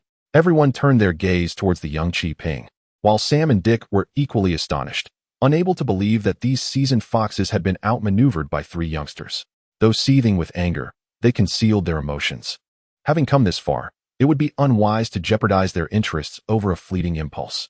The Penguin and his cohorts took their seats, heads held high, their posture reeking of arrogance, looking down upon the three young men. Kingpin, seasoned by experience, disregarded their bravado and instructed the officers to distribute the pre-prepared proposal to all present. "Esteemed guests, our proposals are contained within this document. Please peruse it, and feel free to voice any opinions you may have." The proposal is substantial, yet it can be distilled into two principal aspects. First, a truce, wherein the gang acknowledges the status of Kingpin's company and pledges to refrain from causing further trouble, while Kingpin, in turn, commits to absolute neutrality, vowing not to engage in the conflicts between gangs. Second, Kingpin's company will expedite the restoration of the port to ensure the smooth arrival of cargo, albeit with a stipulation that they will take a commission from the gang's goods. The remaining elements consist of intricate operational details, which are rather tedious, yet encompass every conceivable aspect. Upon reviewing the proposal, the Penguin and his associates were visibly displeased. The initial clauses posed no real concern. In fact, they alleviated long-standing anxieties, as the port's operation would benefit all parties involved. However, the notion of extracting a commission from their goods was utterly unacceptable. Such greed is outrageous. Engaging in business in Gotham, we have yet to demand protection fees, and now you dare to covet our cargo? The gang leaders issued threats, as if such actions were merciful. Sam and Dick found themselves laughing in disbelief at their audacity. How much more shameless could these individuals become? "Ah, young man, this is society," they sneered. "If your company wishes to operate normally, you must heed our demands. Have you forgotten the humiliating defeat from yesterday? If need be, we could always do this again." The Penguin and his associates were far too astute to be angered by such trivial banter. They responded languidly, "Young man, do temper your fervor. Without fervor, can one truly be considered young?" Kingpin reclined in his chair, exuding an air of relaxation. "Nonetheless, you are correct. Without cooperation, our company cannot function properly." The gang leaders had long recognized that Kingpin was the true mastermind, and his capitulation was perceived as a triumph by all present. However, it is well known that the words following but are of utmost significance. Everything preceding it is mere chatter. "We cannot operate the port, and I fear that you will not fare well either," Kingpin stated, his demeanor increasingly reminiscent of a seasoned leader as he spoke with unflappable composure. "Gotham has been under lockdown for nearly 2 months, with Washington deploying military and police forces from other states to seal the borders. How many of your previous land smuggling routes remain viable? How long can your stockpiled food and ammunition sustain you? Once all resources are depleted, will you still maintain your current authority? Will those lowly thugs remain unwaveringly loyal to you?" No eloquence could withstand the harsh reality of a fist of iron, and the gang leaders were acutely aware of their precarious situation. The recent atmosphere of impending war in Gotham stemmed from dwindling supplies among the gangs. If they did not strike first and rob others, they would be the ones facing demise. The gang leaders exchanged covert glances with their old rivals, their minds leaning towards reconciliation with this young man before them. The sole concern was that if the commission were too steep, it would be unbearable. "That is negotiable." Kingpin waved his hand dismissively. "Business is about setting and negotiating prices.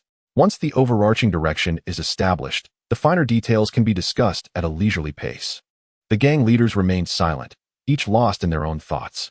Kingpin, unperturbed, suggested, "Since a decision eludes us for the moment, let us adjourn and reflect before we reconvene." The gang members retreated to an adjacent conference room. Sam, eager and anxious, remarked, "I believe our recent concessions were excessive. Those big bosses must perceive us as weak and easily manipulated." "Not so exaggerated," Kingpin replied, massaging his temples. "Our objective is the smooth operation of the company. to seize control of Gotham's vital arteries. As for taking a cut from the gang's goods, conceding a little is inconsequential. Even a mere 1% would still benefit us. Sam, struggling to comprehend, viewed matters through a simplistic lens, believing that not gaining an advantage equated to loss. Ping thus endeavored to elucidate the situation to him. Meanwhile, Penguin and his associates were embroiled in a heated debate. Most agreed to reconcile with Ping, yet the issue of the goods remained contentious, as not all possessed the wealth of Penguin and his ilk. In the midst of this tense standoff, Ping suddenly sensed danger. The water element key emitted a brilliant blue glow. Without hesitation, he cast a protective spell to envelop the room. In the next moment, a massive explosion rocked Gotham Police Headquarters, the conference room becoming a scene of devastation, debris raining down, and fierce flames threatening to consume everything. Chapter 39. Let us not be so childish. Sam spat out the dust from his mouth and furiously exclaimed, "Don't let me find out who is responsible for this. If I do, I shall dismember them." As he spoke, his gaze fell upon the nearby gang leaders. If this explosion were orchestrated by us, why would we be buried alongside you lot? The gang leaders, struggling to suppress their anger, acknowledged that they too were victims of the blast. Sam, distrustful due to past experiences, was about to voice more accusations when Ping intervened. "Sam, it is impossible that they are responsible for this." Sam glanced at Ping, silencing himself. Ping was about to lift the stones obstructing the vortex barrier when he suddenly heard gunfire and voices outside. He halted and gestured for silence. Penguin and his crew, realizing the peculiar nature of the explosion, held their breaths to listen intently. Through the thick stone, muffled sounds reached their ears. Kill without mercy. The police at the harbor, Gotham's gangs are all the same. Captured Dick Grayson alive. The intent was clear. The outsiders had come with murderous intent, aiming for slaughter. Can anyone tell me who these assailants are? Ping demanded, scrutinizing the pallid faces of the gang leaders, insisting they reveal the truth. This group had recently emerged as a mercenary organization, led by one who called himself the Arkham Knight, perpetually clad in armor, never revealing his face. We remain oblivious to his true identity, save for the profound animosity he harbors towards Batman. It was he who orchestrated the ambush at the port, uniting us in a sinister alliance. Ping nodded in understanding. He was indeed well acquainted with the Arkham Knight, who was none other than Batman's protege, Jason Todd. Ping had previously delved into the lore of superheroes, discovering that in this realm, Jason Todd had yet to ascend to the role of Robin. A year prior, during a fatal prank, he had been captured by the Joker while attempting to rescue Barbara, ultimately meeting his demise in Arkham Asylum. The circumstances of his resurrection in this world remain a mystery. Was he resurrected from the depths of a pool, or did he perhaps never perish, allowed to live by the Joker to torment Batman? What troubled Ping more was the possibility that this young man had been unearthed from the grave by the agents of the Shadow Realm.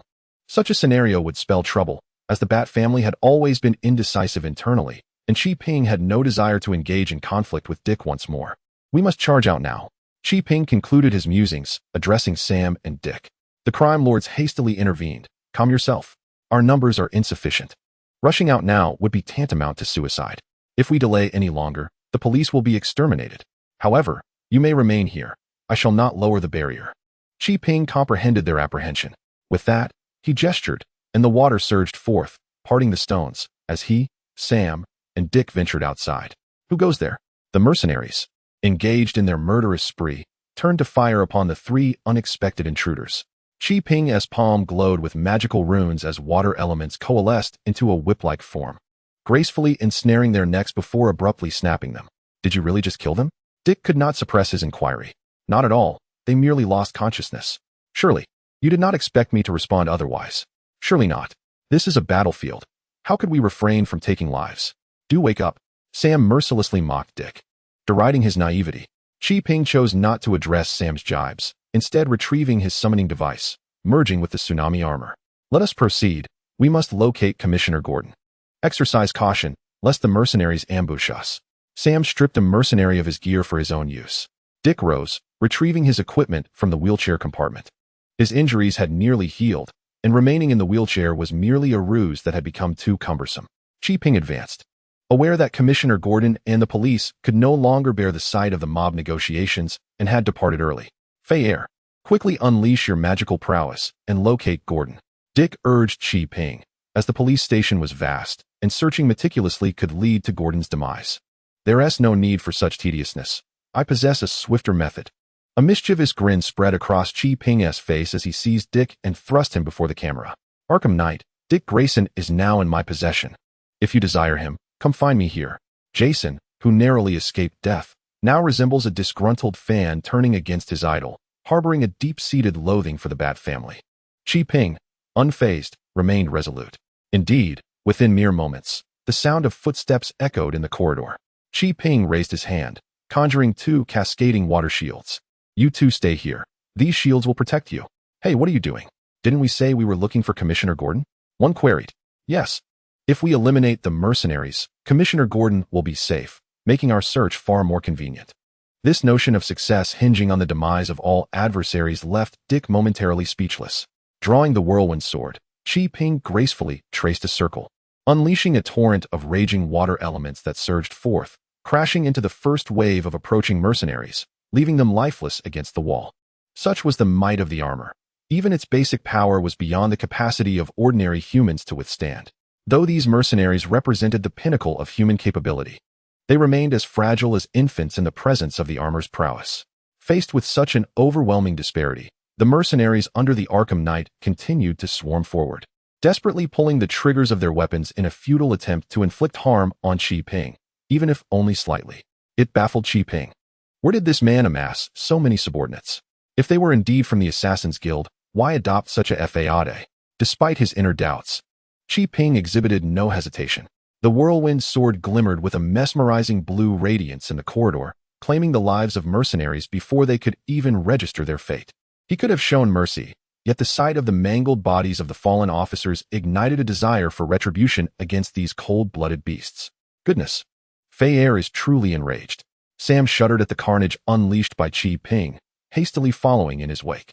Dick, observing the bodies strewn across the corridor, ultimately chose to disregard them and kept pace with the duo. Chapter 40, A Family Reunion. But the brothers are killers. Another strike with the whirlwind sword pierced an automatic rifle, swiftly severing the throat of the final mercenary. What exactly do you intend to do? Dick inquired. A pained expression etched upon his face as he beheld the fallen mercenary. Chi Ping replied coldly, These individuals kill indiscriminately. How many police officers' bodies have we encountered on our path? Shouldn't they be punished?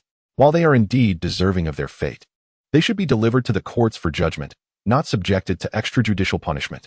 Dick shouted in protest, unable to contain his outrage. And who will you have judged them? The court is busy sipping wine in Washington. Shall you summon them back?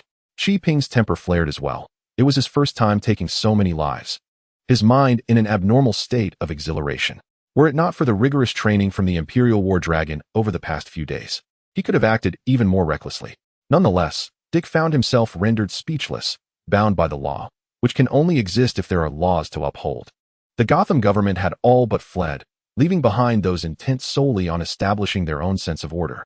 The virtuous, like Chi Ping, aspired to forge a fair and stable society, while the nefarious sought merely to amass wealth, indifferent to the cost in lives. Only the members of the Bat family clung to past principles, striving to act as custodians, oblivious to the fact that the very foundation had crumbled.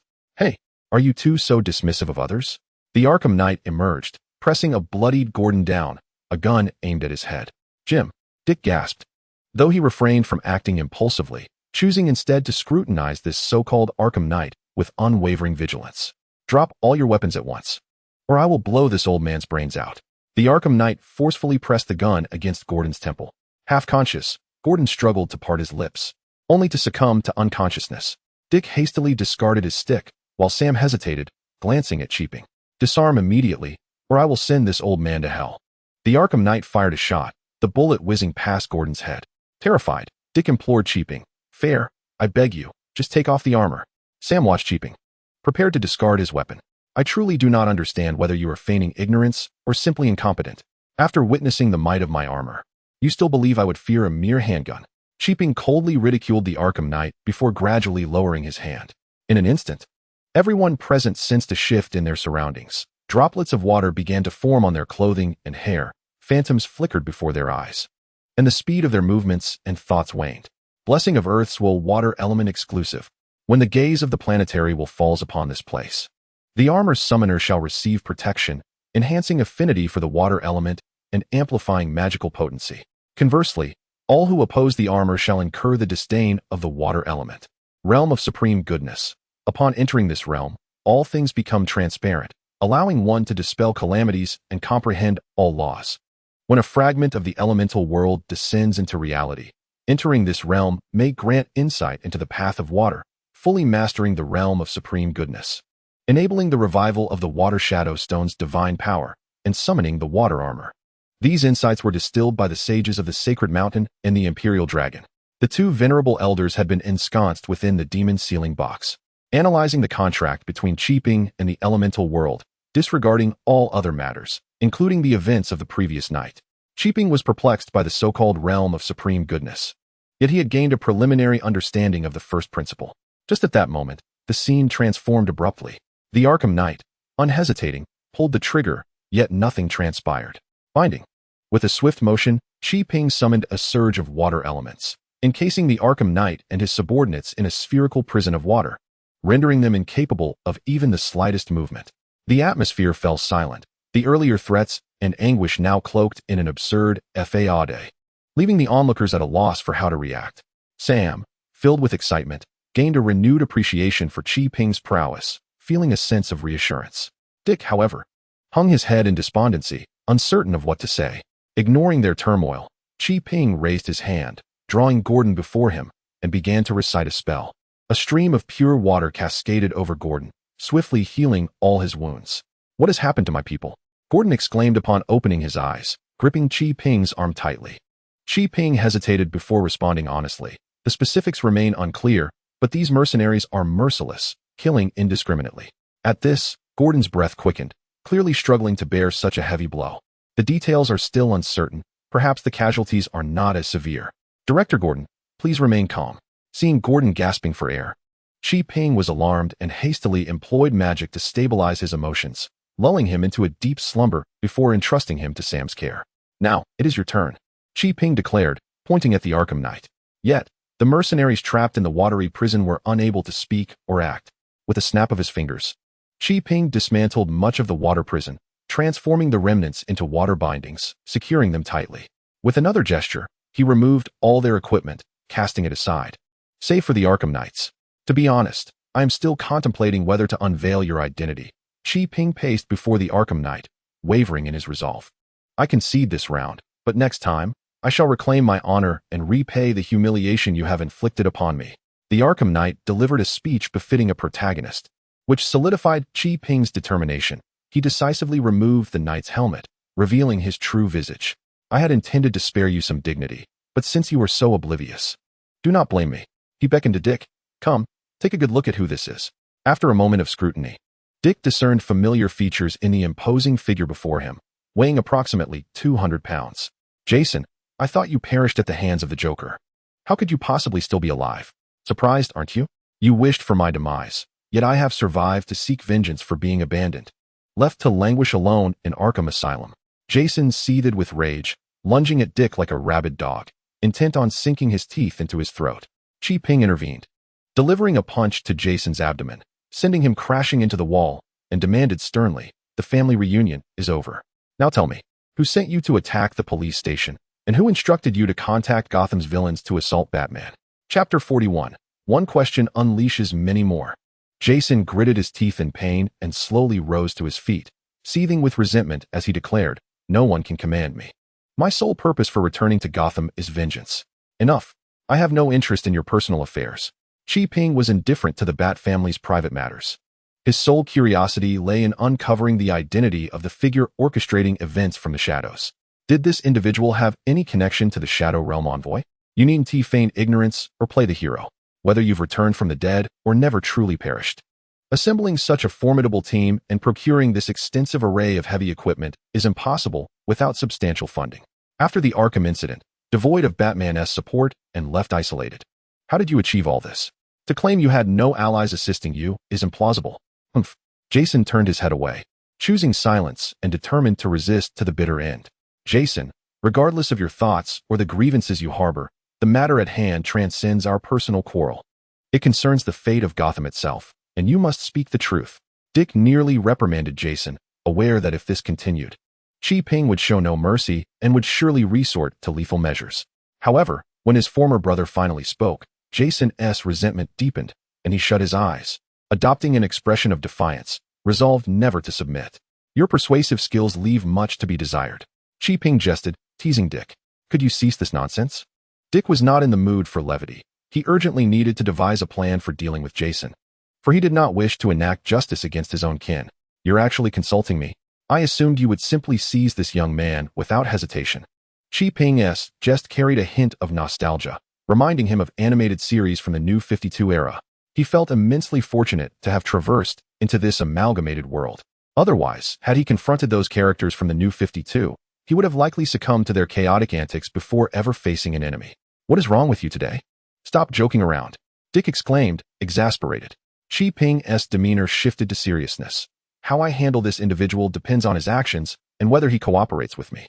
If he continues to remain silent as he is now, do you believe it appropriate for me to let him go? Dick certainly thought it appropriate. He wished to take his younger brother home, but he could not express this in Qiping's presence. I assure you, Jason is not a villain. Give me time, and I will surely persuade him. Enough. He clearly harbors animosity towards you, and your attempts at persuasion will only exacerbate the situation. Allow me to ascertain the circumstances first. Qiping instructed Sam and Dick to search for any remaining survivors while he forcibly led Jason into a room. Jason, far from compliant, struggled fiercely. But against Qiping's strength, he had no capacity for resistance and was unceremoniously thrown into a corner. Speak. Who sent you? I have already stated. No one sent me. This is all part of my plan for revenge. Qiping may lack interrogation skills, yet he possesses a remarkable ability to engage in conversation, coaxing individuals to reveal their innermost emotions. However, let us divert from such matters and discuss Dick instead. I have always believed that while he is a commendable individual, he is plagued by an excessive indecisiveness. Although he often speaks of instant noodles, his every action seems to mimic that of Batman. In certain respects, he remains a child yet to mature, don't you think? Jason struggled to rise, chuckling as he addressed Qiping. What are you doing? Trying to get chummy with me? Such a rudimentary tactic for interrogation. Regardless, you cannot escape. What does it matter if we converse? Surely your revenge scheme is not something to be concealed? Qiping observed the former Batman's sidekick intently, his gaze unwavering. Despite the armor separating them, Jason felt an uncanny sense of being seen through. There is nothing to conceal, he retorted defiantly. Dick is a good person. He cared for me in the past. Despite my constant claims to usurp him, I spent some of the happiest moments of my life in the Batcave. A joyful reminiscence flickered across Jason's face, only to swiftly transform into a profound loathing. But everything changed a year ago. When I was captured and taken to Arkham Asylum, Batman did not come to my rescue. He allowed me to languish and perish in that hell on earth. Jason's anguish elicited a modicum of sympathy from Qiping, yet his focus sharpened on the final utterance. He had gleaned the information he sought, but remained unhurried. Jason was a sensitive soul, and Qiping could only assume the role of a listener rather than a hasty interrogator. However, as far as I am aware, Batman never abandoned you. Upon learning of your sacrifice, he contemplated avenging you by killing the Joker, who insisted that you were dead and subsequently destroyed Arkham, obscuring the truth. Nevertheless, Batman searched for you tirelessly, never relinquishing hope. Even so, he failed to find me, failed to save me. I have become what I am today, Jason lamented. Cradling his head in despair against the wall, the agony etched increasingly upon his visage. Sensing something amiss, Qiping approached him, intent on offering assistance. Stay away from me. Jason erupted in fury, landing a punch on Qiping's face, which was absorbed by the armor, causing his own hand to swell visibly. I do not believe your words. I am this way because of Batman. It is his failure to save me, his abandonment, that has led to this. Jason incessantly reiterated, pummeling the ground with his fists and striking the wall with his head, his eyes growing redder with rage. Bruce, why did you abandon me? Why? I must have revenge, ah. As Jason's outbursts intensified, Qiping sought to intervene, but time and again, he was rebuffed, even facing the threat of violence. Though Qiping was unafraid of battle, Jason's sudden madness piqued his curiosity, compelling him to stand by and observe in silence. The only one who could save me is the Lord of Demons. I must obey the commands of the Demon Lord and purge this filthy place, Gotham, from the earth. It appears this fellow has been submerged in the waters of Ra's al Ghul. Qiping felt a sense of relief. This was, after all, good news. At least, compared to the denizens of the Shadow Realm, this master of the League of Assassins was far more manageable. However, the matter was not yet resolved. If Jason was sent by Ra's al Ghul, Why would he take the place of the emissary from the Shadow Realm to contact Gotham's villains in their pursuit of Batman? Had Batman fallen into his grasp? Was it mere coincidence, or was there a deeper connection? Qi-Ping's mood did not lighten. Instead, it grew more urgent. He placed his hand atop Jason's head, intending to utilize the purifying power of Zanami to restore his mind. Yet, the moment his magic touched Jason's soul, an unexpected transformation occurred. A torrent of violent, foreign magic surged from the depths of Jason's spirit, accompanied by a cacophony of anguished wails, ensnaring his own magic. Chapter 42. In my domain, you shall not prevail. The force that ensnared Qi-Ping was suffused with a breath of brutal destruction. Upon contact, it was as if he beheld a mountain of corpses and a sea of blood, with countless souls wailing in torment, seemingly the very root of all suffering. Qi-Ping's face contorted in an instant. He knew without a doubt whom Jason's soul was connected to, the triumvirate demon. The pool of Salareth was one of the powers left behind by the triumvirate demon on Earth. Anyone resurrected through this pool would forge a link with the demon. Fortunately, it seemed that such a malevolent entity did not concern itself with a minor character like Jason. So what Qi-Ping was grappling with was merely the power of Jason's world, not the demon's true essence. Without hesitation, Qi-Ping retrieved the elemental key and inserted it into the summoner, calling forth the arrival of the elemental realm. Elements flowed, tides surged, and an endless stream of water lifted him and Jason, unifying the elemental world with the realm of reality. Qi-Ping drew the swirling blade, preparing to unleash a powerful strike upon Jason to purify the young man. After all, resurrection was a straightforward affair, as long as the triumvirate demon did not intervene. Jason would face no danger. Once he discerned the mark upon his soul, bereft of the anchor to his defined world, no matter how formidable the triumvirate demon, it could not descend upon Earth. As the water element coalesced and flowed with the swirling blade, Qi-Ping began to gather his strength, ready to unleash a grand spell. Just then, the will of the Earth detected the malevolent presence of an intruder and cast its gaze upon the scene. The once calm Jason suddenly erupted into madness. Billowing black smoke enveloped him, and phantom eyes multiplied upon his face. Great crab! Qi-Ping could not restrain himself from cursing. He ceased gathering power and thrust his sword forward, calling forth the forces from a corner of this world. The raging river surged forth, striking Jason with a resounding impact. The unique, purifying power of the water element continuously cleanses Jason's soul, washing away the vile and brutal forces that have tainted his essence. Striving to restore his will to this realm, I sensed a familiar presence. My daughter, your father has returned. 3 pairs of eyes emerged on Jason's face, glowing with a crimson light as he uttered strange incantations. Upon witnessing the rushing river, dark red beams of magical energy erupted from his 6 eyes, instantly evaporating the waterway and simultaneously shattering the vitality of this corner of the elemental world. Yet, moments later, an endless surge of water elements came crashing forth, each wave higher than the last, reverberating like the thunder of war drums, as if declaring battle. Once liberated, the will of Earth remained volatile, exhibiting fierce hostility towards foreign beings. The 3-palace demon dared to disturb his domain. Thus, he would not hesitate to exact punishment. Qi-Ping cursed his misfortune, bewildered as to why his plans always encountered unforeseen complications. Why could there never be an occasion where everything unfolded smoothly according to his design? Though he lamented, Qi-Ping could not simply watch as the will of Earth and the 3-palace demon clashed. Despite the Earth's advantage on its territory, victory was not guaranteed. After contemplating for a moment, before either side could launch an attack, he rushed before Jason, enduring the encroaching demonic power, and embraced him, drawing the entity directly into the demon's sealing box. The outsider vanished abruptly, yet the will of Earth did not divert its attention. It remained fixated on the suspended demon's sealing box in the corner of the elemental realm. With a resounding thud, upon entering the box, Qi-Ping hurled Jason away with a powerful punch. Sensing the impending threat, the box automatically transformed the scene into the boundless expanse of the cosmos. According to the Emperor War Dragon, the box was forged with a universe on the brink of annihilation sealed within it. This was merely the most rudimentary function of this celestial artifact. How intriguing! This place is indeed a complete universe, and I can even perceive the fully operational laws of existence. Who are you? What is this place? Utilizing Jason's form, the 3-palace demon eagerly explored this novel environment, a curiosity that temporarily eclipsed his desire to search for his daughter. Qi-Ping remained silent, heavily afflicted by the demon's corrupting influence, his insides ablaze, rendering him speechless.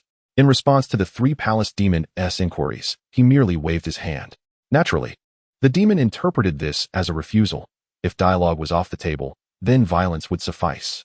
An overwhelming surge of demonic energy erupted, and the immense form of the three palace demon materialized, with scenes of world destruction flashing within its 6 eyes, while Jason's figure had already vanished. The demon's 6 eyes fixated on Qi Ping, the visions of annihilation repeating endlessly. Based on prior experiences, the peculiar earthling was expected to collapse, his body and soul disintegrating into nothingness. However, this time, the three palace demon, who had conquered countless worlds, found itself at a loss. Infinite radiance ascended, illuminating the ancient, dark, and frigid expanse of the cosmos. The Emperor Dragon, an immense and formidable being, unfurled its colossal form, occupying an immeasurable swath of the universe. The attacks of the three palaces demon were effortlessly dissolved, leaving Qi Ping unscathed. "Who dares?" exclaimed the three palaces demon, astonished, for he had traversed the multiverse and had never encountered such a phenomenon.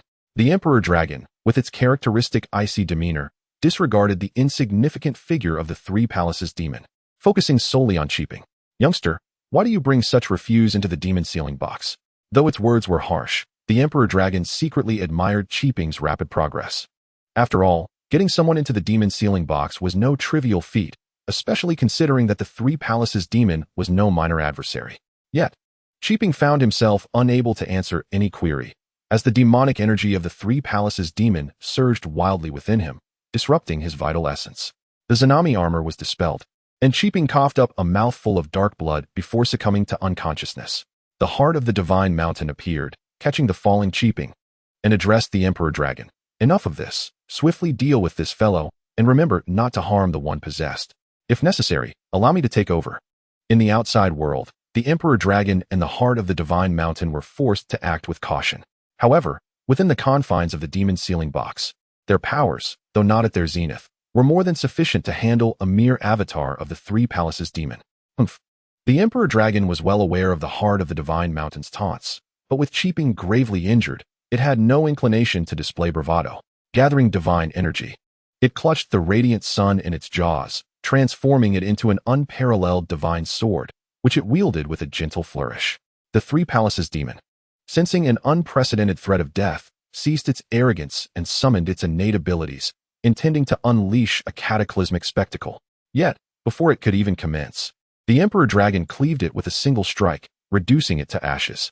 Meanwhile, the unfortunate Jason emerged unscathed, having been flung to the training ground by the scaled tail of the diminished Emperor Dragon.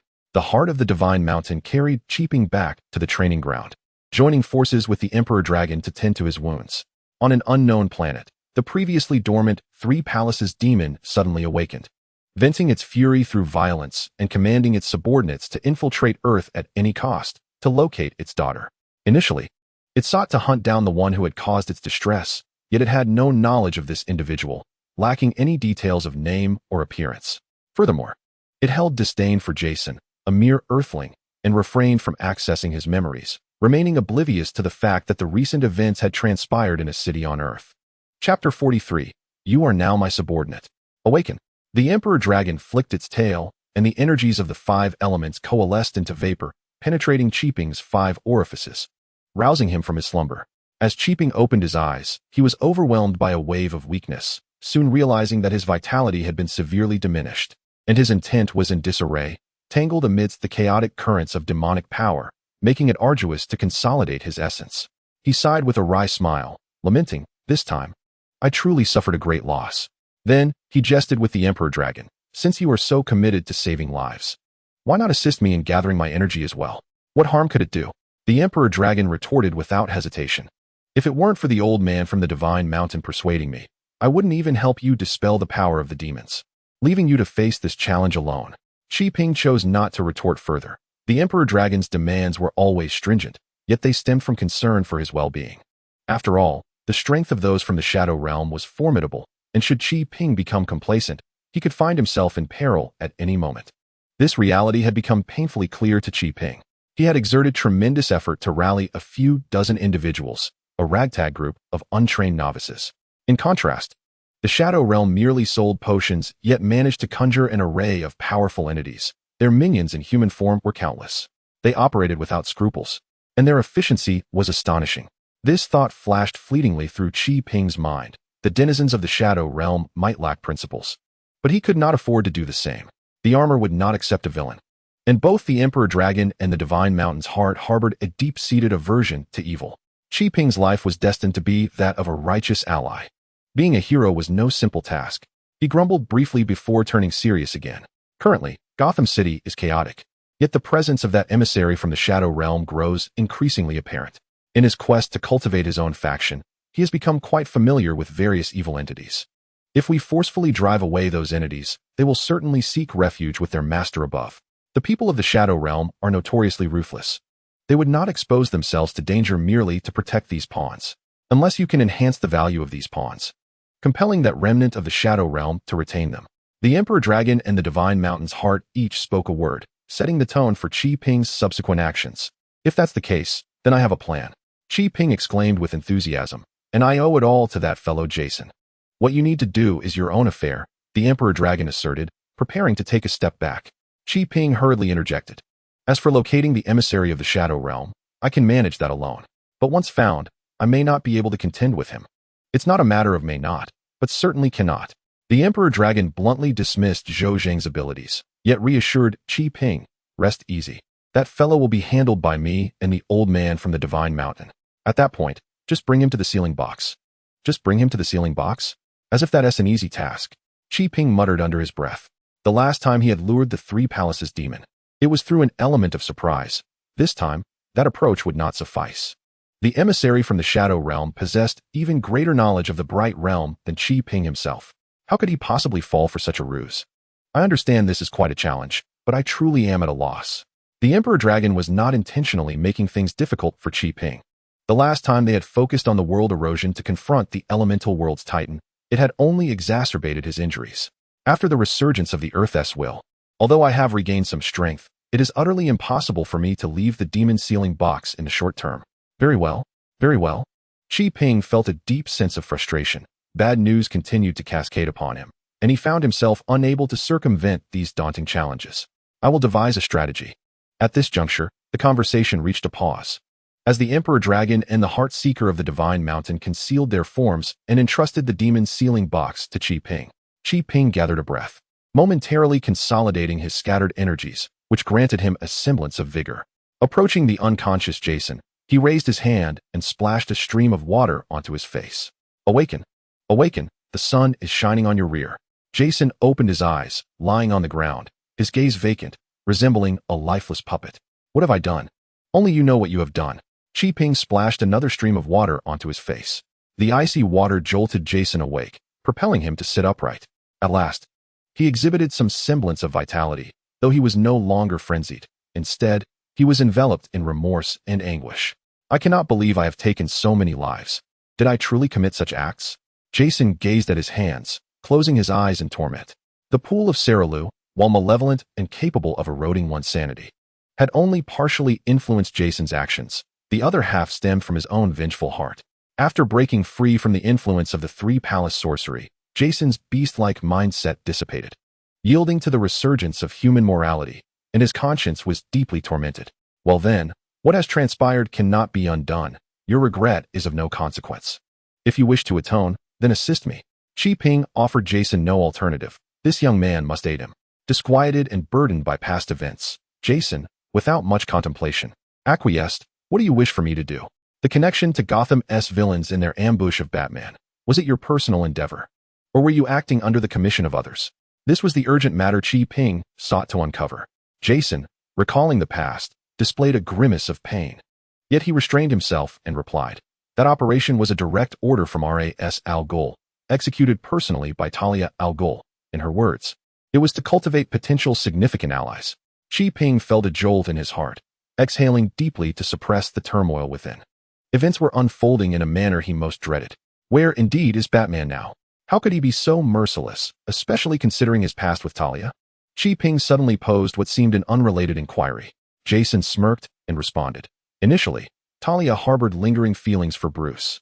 Yet after the news of his romance with Selina emerged in Gotham, they became adversaries. It is not inconceivable for her to strike with lethal intent. Subsequently, I sought his body, but found nothing.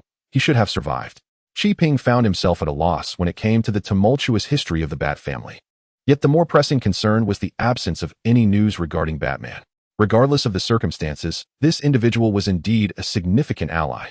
With a weary sigh, Chi Ping pressed his forehead as a myriad of complicated dilemmas surged toward him, overwhelming his capacity to cope. Nevertheless, he had to persevere. The stakes were far too high, and he was not the only one whose life was at risk. How many individuals do you have under your command, and how trustworthy are they? I currently command a battalion of approximately 2,000, comprising not only mercenaries, but also several hundred soldiers trained from Gotham's own populace. Very well. Chi Ping nodded, unreservedly declaring, I shall claim these individuals, along with you. From this point forth, you shall heed my commands. Absolutely. Jason responded with unexpected decisiveness, catching Chi Ping off guard. I had presumed you would engage in lengthy discourse akin to Dick. I find myself with nowhere else to turn. I must follow you. Jason shrugged, recognizing Chi Ping's superiority over the local gangs. Chapter 44. After all, we must flee. Let us depart. Chi Ping grasped Jason and led him away from the demon seal box, their first destination being the elemental realm. The will of the earth remained vigilant over the demon seal box, with a tempest of elements coalescing, poised to erupt at any moment. Upon Jason's arrival, the elements reacted. But Chi Ping swiftly positioned himself in front of Jason, preventing any fatal consequences. Chi Ping was apprehensive that the Earth's will might suddenly act to eradicate all foreign invaders, for it could not tolerate even the slightest impurity. Fortunately, the opposing force granted Chi Ping, the first contractee, a measure of respect. Upon confirming the absence of any demonic presence, it retracted the violent elements. Quickly, let us move, Chi Ping urged, hastening Jason's departure from the elemental realm, fearing that any delay might result in the boy's cleansing. Despite the turmoil that had ensued, the real world remained tranquil, undisturbed. Everything was eerily serene. Yet, Chi Ping could not relish this moment of peace, for he had received word from Sam that Zuawash had escaped. Was this individual rescued by your people? Chi Ping inquired, holding his phone before Jason's eyes. I do not recognize this individual. The assault on the police station was instigated by the League of Assassins as part of a purging operation against traitors. Very well. Chi Ping tilted his head, contemplating for a few seconds who might have facilitated the escape. Coming up empty-handed, he instructed, you must take your men to the port immediately. I will ensure Sam accompanies you. Chi Ping understood that although Jason had reverted to his original stance, he remained reluctant to meet Dick, harboring lingering resentment toward the Bat family. At the entrance of the police station, Chi Ping bid farewell to the incompatible duo of Sam and Jason as the mercenaries outside gradually withdrew. At that moment, Dick hurriedly arrived, only to find Jason absent. What on earth is happening? Dick pondered, bewildered. Minutes had passed, and the issue seemed resolved. Could it be that Chi Ping had employed some clandestine means? Chi Ping immediately discerned the thoughts swirling within this individual. He struck a blow to his chest and declared, whatever actions Jason has taken were entirely of his own volition. I did not coerce him. Furthermore, it is his own desire to avoid you, so please do not cling to this matter. Yet, the rebuttal was met with a firm no buts. From Chi Ping, Zuawash has fled. You shall accompany me in his pursuit. Dick, plagued by his indecisiveness once more, found himself torn between the desire to confront Jason and unravel the truth of the situation. However, Chi Ping made the choice for him, dragging him directly into the cell. Reluctantly, Dick acquiesced to this decision, preparing to employ his skills to unearth clues.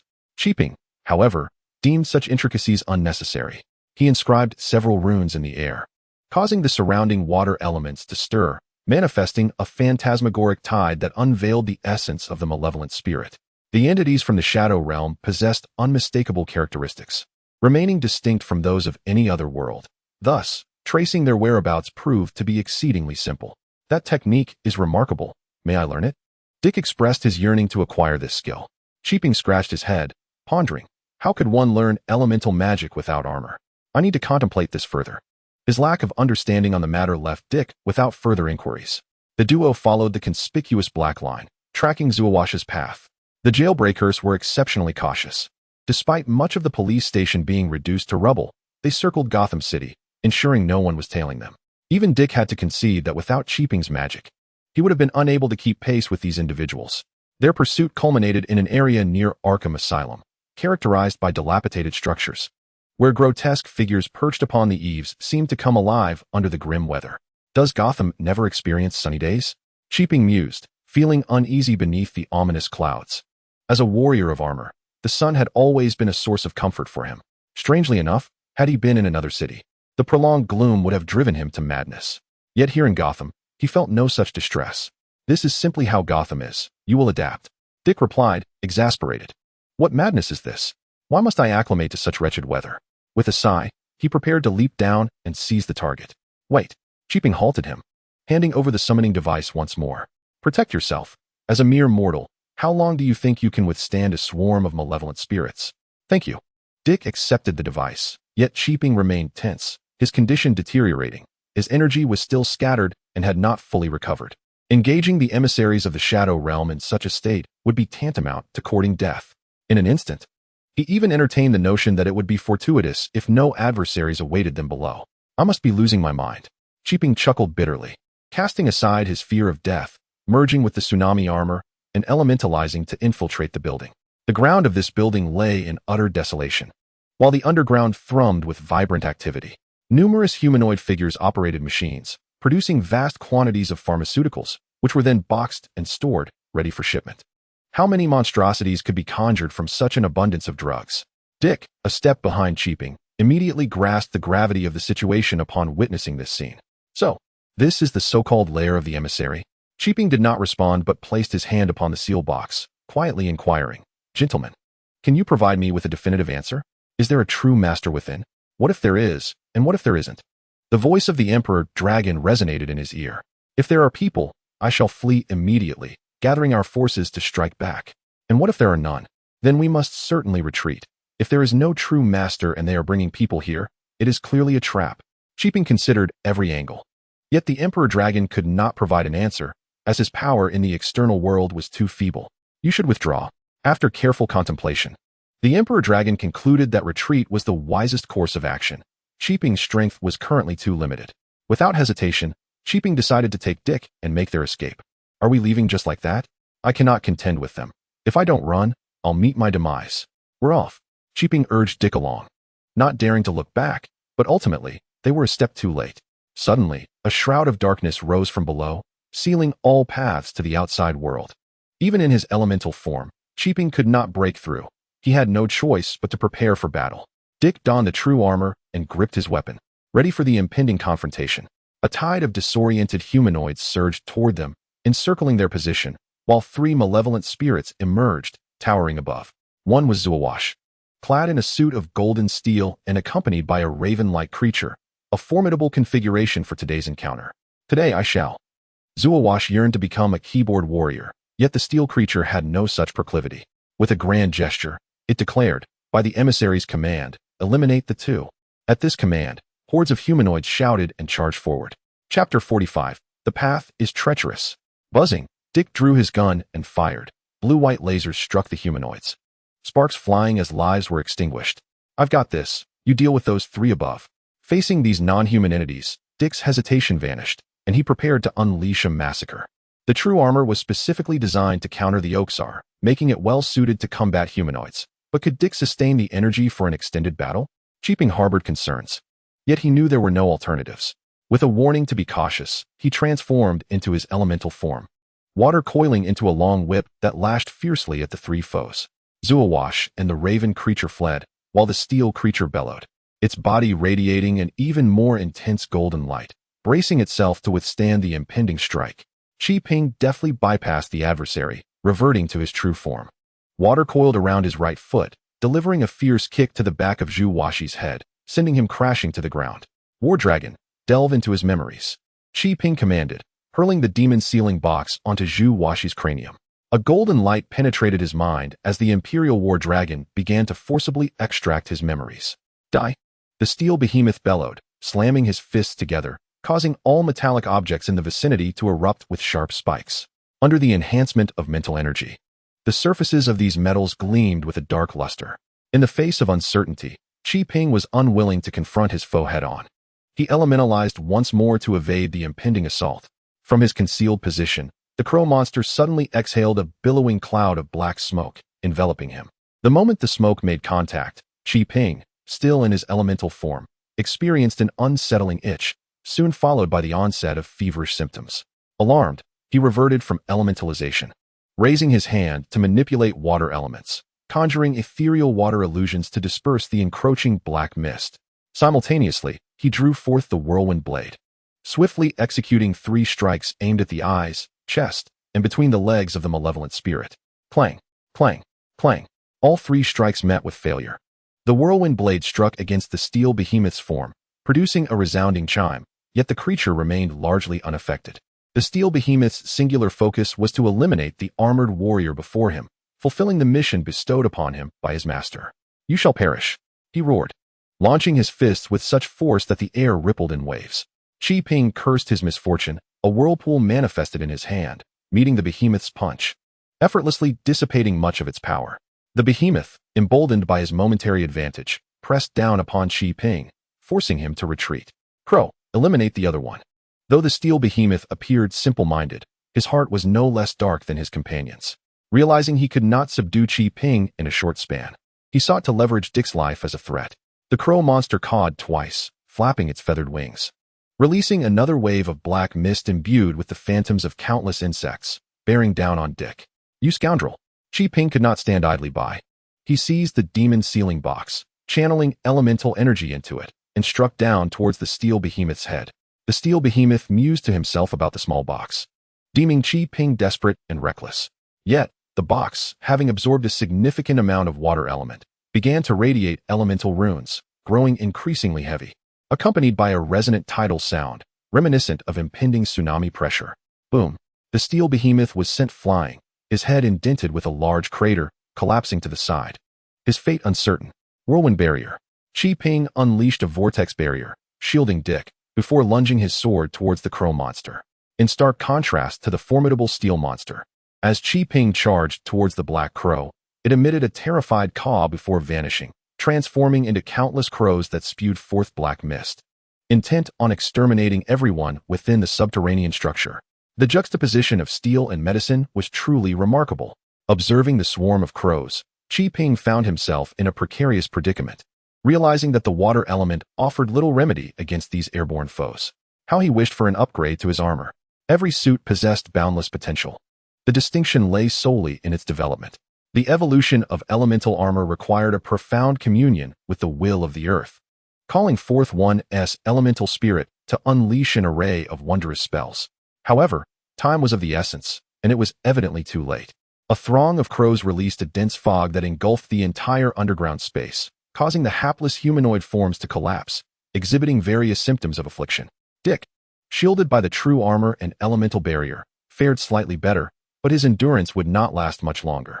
Without a moment's hesitation, Qi-Ping planted the whirlwind sword into the ground, allowing the water element to spread, forming intricate patterns that ultimately coalesced into a complete magic array. Stasis. The blue magic surged forth, enveloping the arena and forcibly immobilizing all moving entities. Qi-Ping then thrust his sword upward, and from the magic array erupted a torrent of water, ensnaring every crow and humanoid figure within its grasp. Whirlwind rend. Qi-Ping gripped the skill key and inserted it into the whirlwind sword. The water element gathered before him, and with a fierce thrust, the sword transformed into a colossal water arrow that shot forth. A tremendous shockwave ensued, obliterating everything caught within the vortex of water into mere fragments. Deliberately sparing one crow, Qi-Ping allowed it to survive, with the consciousness of the crow monster residing within. The surviving crow attempted to flee, but after only a few steps, it was ensnared by water tendrils, an elaborate scheme devised by Qi-Ping, who had similarly bound both the steel monster and Zuawash. After accomplishing this feat, Qi-Ping's energy was nearly exhausted, and the Zanime armor was deactivated, causing him to collapse to the ground in weakness. "Fei-Er, are you alright?" Dick, whose own stamina was waning, still fared slightly better than Qi-Ping. "Immediately send someone to take these 3 back and confine them. And this place must be destroyed at once. Nothing here can fall into the hands of those gangsters." Qi-Ping issued a flurry of urgent commands, but after articulating these, he could no longer maintain consciousness and fainted. Dick cradled Qi-Ping, surveying the ravaged underground with a sense of helplessness. He realized he could not manage this situation alone and would need assistance. Reflecting on the terrifying nature of the substances involved, it dawned upon him why Qi-Ping orchestrated such measures. If these materials were to be released, Gotham would be doomed. Having come to a resolution, Dick promptly informed Alfred to bring explosives, insisting that he keep this matter concealed from others. Alas, failure ensued. In a shadowy realm, impervious to conventional detection, a humanoid figure exhaled a sigh. Inhabitants of the mortal realm, why do you persist in your relentless pursuit of me? If that is the case, prepare to witness my unyielding ruthlessness. It is time for action. Chapter 46. Interrogation. Where are we? Qi awoke once more, reclining in the rear seat of a vehicle. The relentless battles had left him utterly drained, though the formidable adversaries, the three palace demons and the Shadow Realm envoy, had not engaged him directly. Their overwhelming presence was still a formidable challenge. Particularly troublesome was the demonic power that had invaded his being, although much of it had been dispelled. The Emperor's war dragon had retained a portion for the sake of testing him, exacerbating his distress. We are nearing the port. Sam is awaiting our arrival. Dick succinctly recounted the recent events, emphasizing his total destruction of the underground factory, assuring that not a single grain of the illicit substances had survived. Excellent. That is for the best. Qi felt a slight easing of tension as he reclined in the back seat, allowing himself to breathe slowly and savor a fleeting moment of tranquility. What shall we do next? Dick was acutely aware that Qi desperately needed rest, yet he felt a profound sense of uncertainty. Qi cradled his head, overwhelmed by a throbbing headache. The absence of the Shadow Realm envoy had its pros and cons. Fortunately, he had preserved his own life. Had the malevolent spirit drained him of his vitality, the envoy's intervention would have left no remnants of him behind. The downside was that the adversary was now aware of his existence, leaving him with dwindling advantages. The police station had come under sudden assault. The gang members, intent on safeguarding their interests from external threats, would not engage in further conflict. The port must be opened immediately to allow the influx of external supplies. For this, we require a greater workforce. We must initiate a training program to recruit more exceptional warriors. The 4 captured malevolent spirits must be interrogated swiftly to extract invaluable information. Qi muttered incessantly, his words seemingly lacking coherence. Dick found it difficult to comprehend. Qi appeared to be lost in his own thoughts, devoid of any desire for clarification. We have arrived.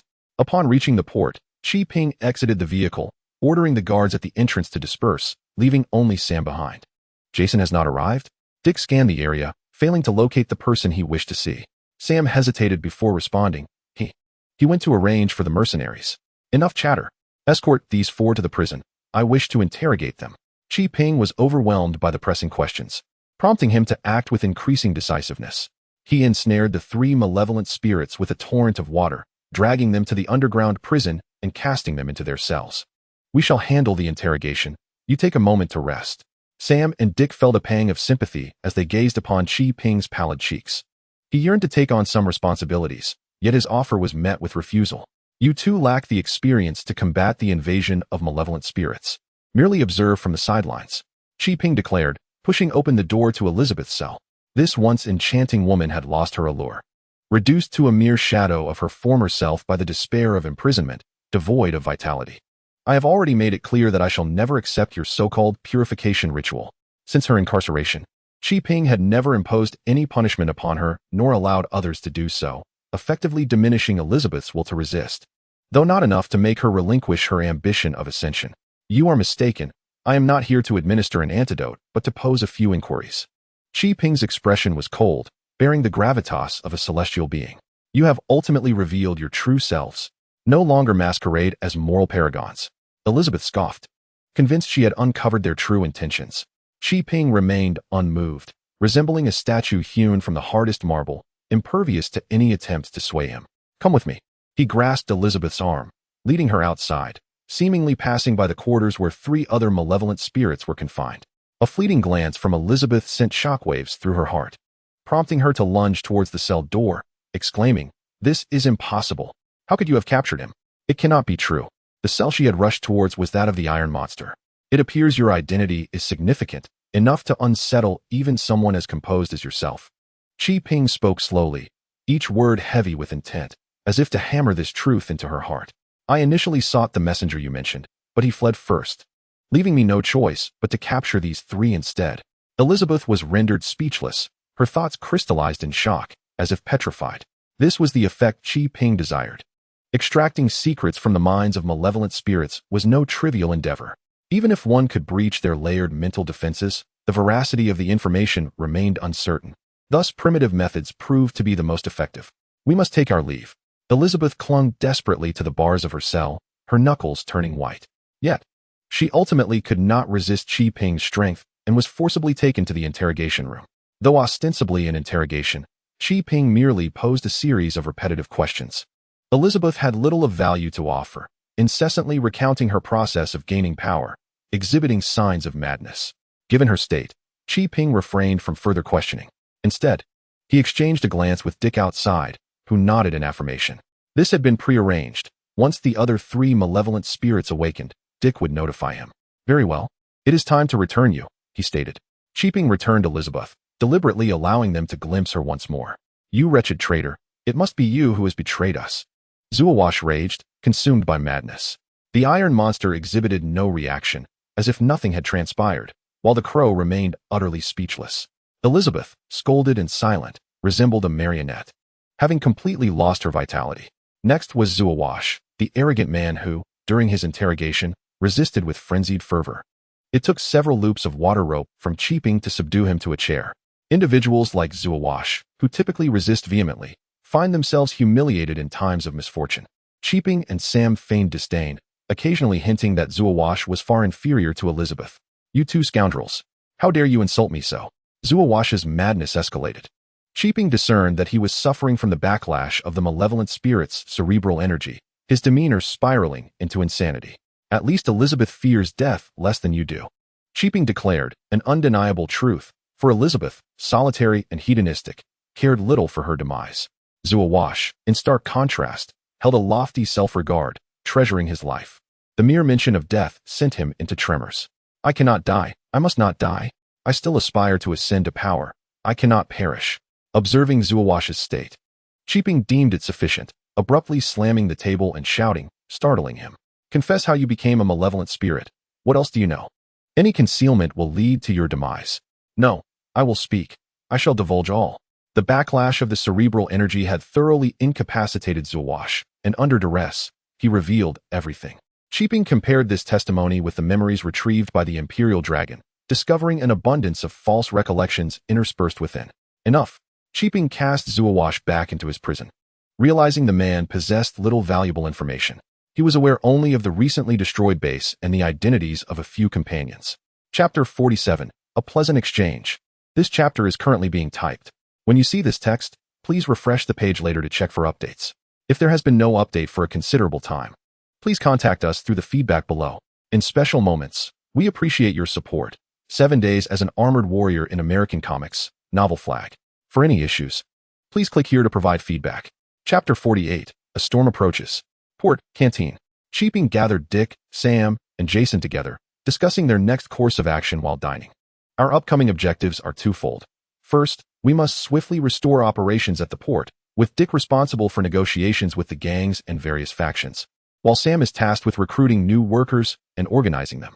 The second objective is to establish our own armed forces, with Jason and myself overseeing training. Selecting personnel from among the workers. You truly consider me one of your own, Dick exclaimed in exasperation, placing his hand on his forehead in protest against Qi Ping's relentless demands. Qi Ping waved his hand dismissively, stating, You spend your days aimlessly wandering the eaves, barely saving a handful of individuals. Instead, expedite the operations at the port. We could create thousands of jobs and revive countless families. In any case, I cannot argue with you. Dick fell silent. Jason, as solid as a wall, remained vigilant, his voice deep and resonant. In our transparent discussion of such significant matters here, are we not risking a breach of confidentiality?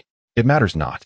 Ultimately, this will all be made public for open discourse within the company. Sam had grown accustomed to Qi Ping's modus operandi. Open discourse? Such critical issues should not be subjected to the whims of those laborers. Sam's discontent was palpable, yet Qi Ping merely shook his head, choosing not to engage in a dispute with Jason. You are not responsible for this aspect of the work. If you are interested, I can elaborate further. Qi Ping continued, Disband your mercenaries. Why? Came the reply. Because I lack the funds to support them. Qi Ping offered a seemingly reasonable justification, though the underlying truth was that he deemed these mercenaries unreliable. Their loyalty was contingent solely upon monetary gain, and they could betray him at a crucial moment. He was fully capable of training warriors for the port company. There was no need to retain those mercenaries. Very well. You are the decision maker. Whatever you decide. I shall comply. Qi Ping nodded, signaling for everyone to commence their tasks. Dick took a few bites of food before expressing his concern. What about the evil spirits? The one behind them has lost so many capable subordinates. Retribution is likely. Not likely, but certain, Qi Ping replied firmly. Yet even so, we are powerless to act. Our numbers are few, and our combat strength is insufficient. Until the self-defense force is fully established, we can only defend ourselves. With that resolute declaration, the group fell silent, finishing their meal and dispersing to attend to their respective duties. The ensuing days unfolded as if fast-forwarded. Every individual at the port company was exceedingly busy, scarcely pausing for breath. With the gang's interference eliminated, the port swiftly resumed its operational tempo, and within less than 2 weeks, it was ready to commence work. Given Gotham's notorious reputation, aside from the gang's smuggling vessels, not a single legitimate cargo ship dared to dock here. While Qi Ping did not mind profiting from the gang's activities, the inaugural venture could not solely revolve around illicit enterprises. Some semblance of dignity must be preserved. Fortunately, with Dick, the scion of the Wayne family, commanding the family's cargo ship to dock forcibly, they managed to secure their first contract. Though this business was forcibly acquired, Qi Ping's company executed the operations with proficiency, encountering no unforeseen complications, and the final outcome left everyone thoroughly satisfied. With a promising start, the port company has commenced its operations, with bulk commodities such as grains, cotton, steel, and sugar being transported across the seas by massive vessels. Of course, amidst this activity, there are also smuggling ships affiliated with gangs, all arriving in Gotham. With the assistance of these resources, Gotham has begun to regain some vitality. Qi Ping's port company has profited handsomely from various trades, swiftly rectifying the financial discrepancies within the company and gradually repaying the loans borrowed from Wayne Enterprises. The company has implemented a rationing and wage system, benefiting the workers and consequently fostering a stronger sense of belonging to the company. Qi Ping further designated surrounding land near the port, leasing a residential area at a low cost for the workers to inhabit. Following a series of well-thought-out plans, the port company has expanded rapidly, with the number of personnel in the port's self-defense force approaching 1,000. Jason is responsible for instructing the self-defense team in tactical skills. Qi Ping, recognizing the potential in those with a strong fighting spirit, assembled an elite squad, bringing Sam and his companions into the fold to impart the methods of cultivating their abilities, laying the groundwork for the armored division. This was a perilous gamble, yet one that was necessary. Qi Ping had no desire to play the lone hero. He possessed a complete training outline for the Mingjia armored division, and not utilizing it would be a grave mistake. However, as Qi Ping's enterprise flourished, those lurking in the shadows began to stir. At Gotham's borders, several trucks, shielded by armored vehicles, entered the city. Inside the command vehicle, Layla Michaels of the Eye of Heaven communicated via video with her superior, Amanda Waller. Ms. Waller, we have entered Gotham City. Please instruct us on the next steps. Your task is straightforward. Incite chaos among the various gangs in Gotham, prompting them to engage in mutual destruction, all in preparation for the government's reclamation of the city. Amanda, tall and portly, with a face marred by excess flesh, loomed partially in shadow, enhancing her menacing presence. The government intends to reclaim Gotham, Layla exclaimed, astonished. Amanda raised an eyebrow and sharply retorted, do not forget your position. You are an agent of the Eye of Heaven. Your sole responsibility is to execute the government's orders without question. Yes, yes. Layla lowered her head submissively, not daring to utter a word in response. Amanda's frequent reprimands served a singular purpose, to tame her agents into complete obedience, leaving no room for dissent. This approach proved effective, as none of the Eye of Heaven's agents dared to defy Amanda. By the way, a new force has recently emerged in Gotham. They have taken control of the port and amassed quite a fortune. Go to meet the head of that company in the name of the Eye of Heaven and compel them to submit. Otherwise, you know what must be done. Understood. Layla saluted, affirming her comprehension of the task ahead. Amanda's character is one of absolute superiority. Anything that displeases her must be obliterated, regardless of the effort required. Excellent. Layla, you are my most capable assistant. Do not let me down. Amanda tossed a sweet date and abruptly ended the video call. Only then did Layla breathe a sigh of relief, commanding her subordinates to hasten to the safe house of the Eye of Heaven in Gotham. Simultaneously, a procession of ancient-clad assassins, scoundrels donned in yellow trench coats, scantily clad sorceresses, and bizarrely transformed flora were also en route. The ominous clouds above Gotham thickened further with their arrival. Chapter 49. Can you not have some dignity? As night fell, Qi Ping bid farewell to those who had reported to him, walking alone on the dark path back to his dormitory. Gazing at the brightly lit harbor and the passing self-defense personnel, he felt a surge of satisfaction. Yet he also recognized that the opportune moment to act was approaching. Although the emissary from the Shadow Realm had not made any moves recently, Qi Ping understood that this was merely the calm before the storm. A confrontation was inevitable, one that must culminate in the demise of one party. Perhaps it was time to take action. Standing atop a high vantage point, observing the bustling harbor, Qi Ping suddenly realized that his life was no longer solely his own. It was intertwined with the thousands of diligent workers below. Should he falter in his battle against the emissary, the entire harbor would be reduced to ruins in a vengeful fury, and the workers within would perish, their families unable to escape the same fate. I must act now. Qi Ping tightened his grip on the elemental key in his pocket, inhaling deeply to expel all lingering doubts. Asa, Noka Voda, a grand incantation reverberated, and a magical circle of golden light materialized beneath and above him, emanating a force of expulsion intended to drive him from this world. What in the world? Feeling the expulsion force surrounding him, Qi Ping furrowed his brow. Elemental energy surged forth, conjuring a faint sound of waves that shattered the golden magical array. Amidst the night, a slick British accent exclaimed, "My heavens! What sort of magic is this?" The conjunction of British and magic immediately conjured an unsavory figure in Qi Ping's mind, and his expression contorted as if he had just swallowed a fly. Surely, I cannot be this unfortunate. With a sigh, Qi Ping took a step forward, waving his hand to conjure streams of water that surged toward the source of the voice, only to find emptiness. That slippery Constantine had already slipped away the moment the magic waned, not pausing for a second. Qi Ping wielded the elemental key, summoning the water elements around him, transforming the area within a 100-meter radius into a quagmire, immobilizing everything within, including Constantine. In a realm where even heaven and hell harbor adversaries, Constantine, adorned with an array of life-preserving magical artifacts, initiated a teleportation device as the delay of magic took effect, preparing to leap forth. However, Qi Ping sensed the fluctuations of magic in the vicinity, foreseeing the location of his impending emergence. Water elements coalesced around his legs, propelling a powerful kick.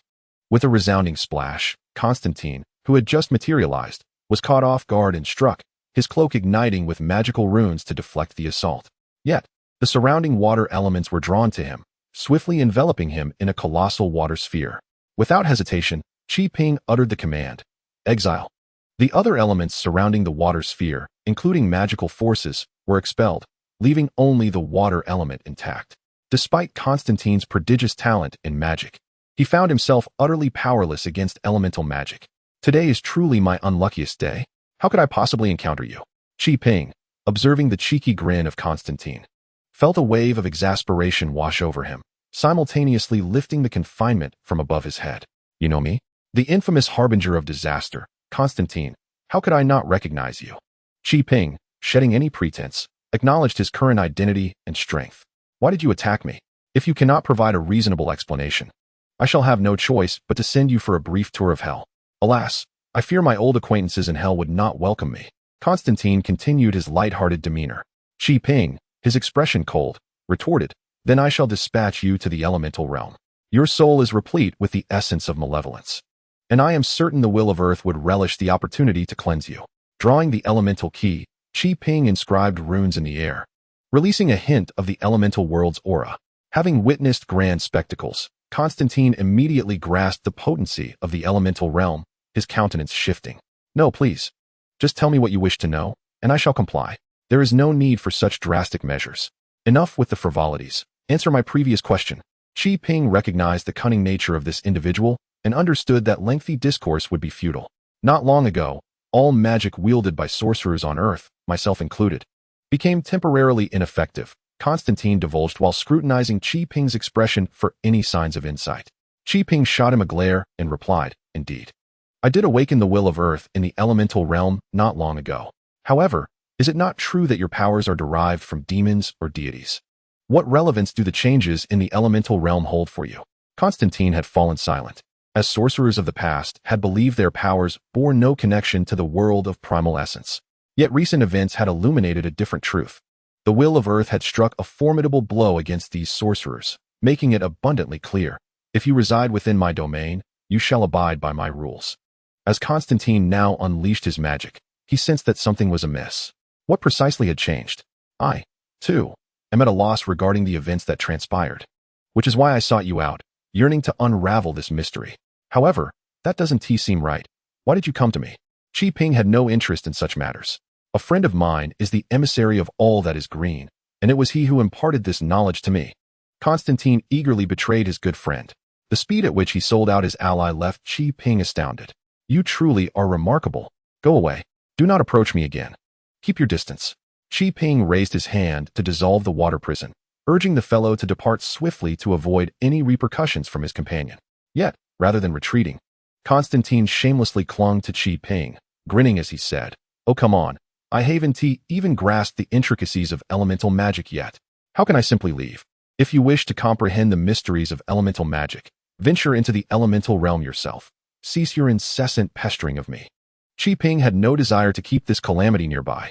He felt that he had exhausted all of his luck in his 2 lifetimes on the occurrences of traversing into another world and being chosen by the enchanted box. And he simply could not endure Constantine any longer. That's simply one do. You yourself have stated that the will of the earth despises demons. If I venture forth, wouldn't that be courting death?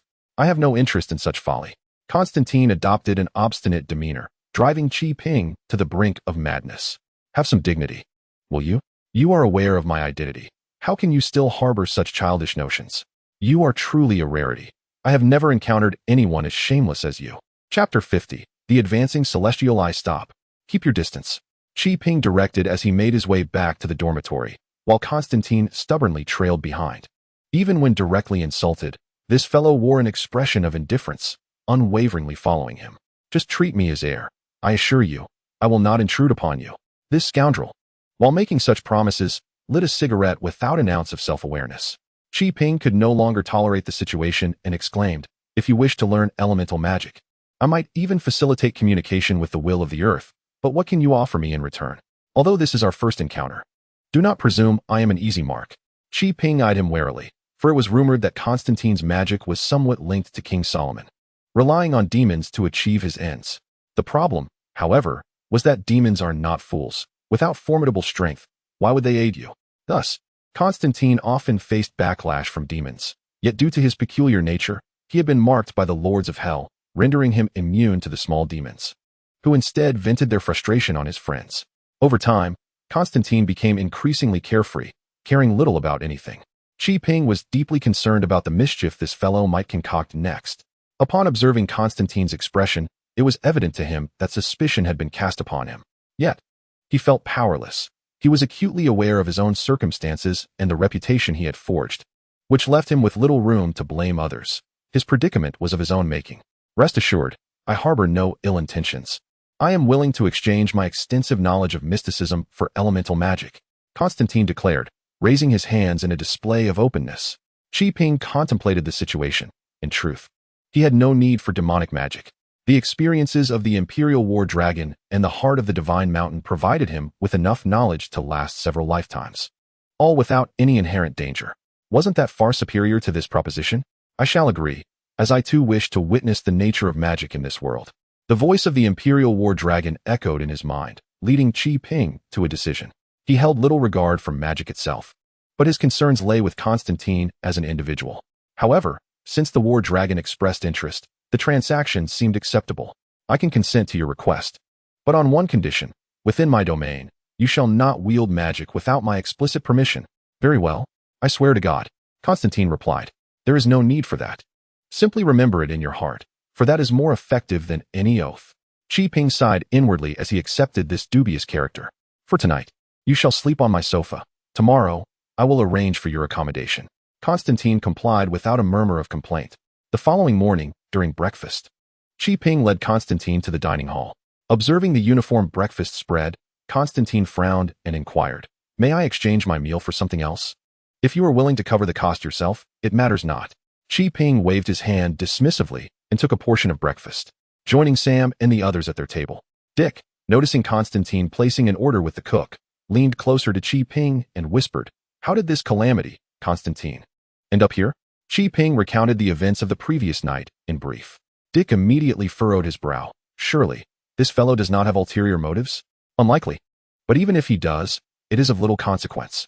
Qi reassured Dick, urging him to eat quickly as there were many tasks awaiting them that day. As the bustling port work took precedence, Constantine was soon pushed from their thoughts.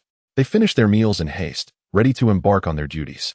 Before entering the office, Qi pulled Jason aside, instructing, "Take that fellow to educate the self-defense team, focusing on various demons and fantastical creatures, not studying magic." Jason quickly realized the absurdity of that question, as they were not without their own magical abilities. "Go ahead. Be astute. Ensure this slippery character does not deceive you." Jason assured him, "Leave it to me. Constantine is in our grasp and shall not escape." Qi remained silent, confident that he held leverage over Constantine, and was certain he would not engage in any outrageous behavior. "Sir, today we received an invitation from some individuals claiming to represent the government," Dick announced. As the male secretary he had summoned approached Qi with this news. Qi received the invitation and, upon opening it to reveal the words Tianyin Society, understood that trouble was imminent. He instructed his secretary to notify Sam and the others to convene at his office. The secretary acquiesced and began making calls. Qi entered his modest office, pacing back and forth while scrutinizing the invitation. The message inscribed was imperious, almost dictatorial in its demand for Qi attendance at the banquet hosted by the Tianyin Society, and it ominously hinted that the penguins would also be present. A veiled threat indeed.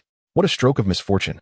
Qi was reluctant to engage with this group, reminiscent of all bureaucratic institutions, ineffectual in their endeavors yet self-satisfied, bringing far more harm to the world than benefit.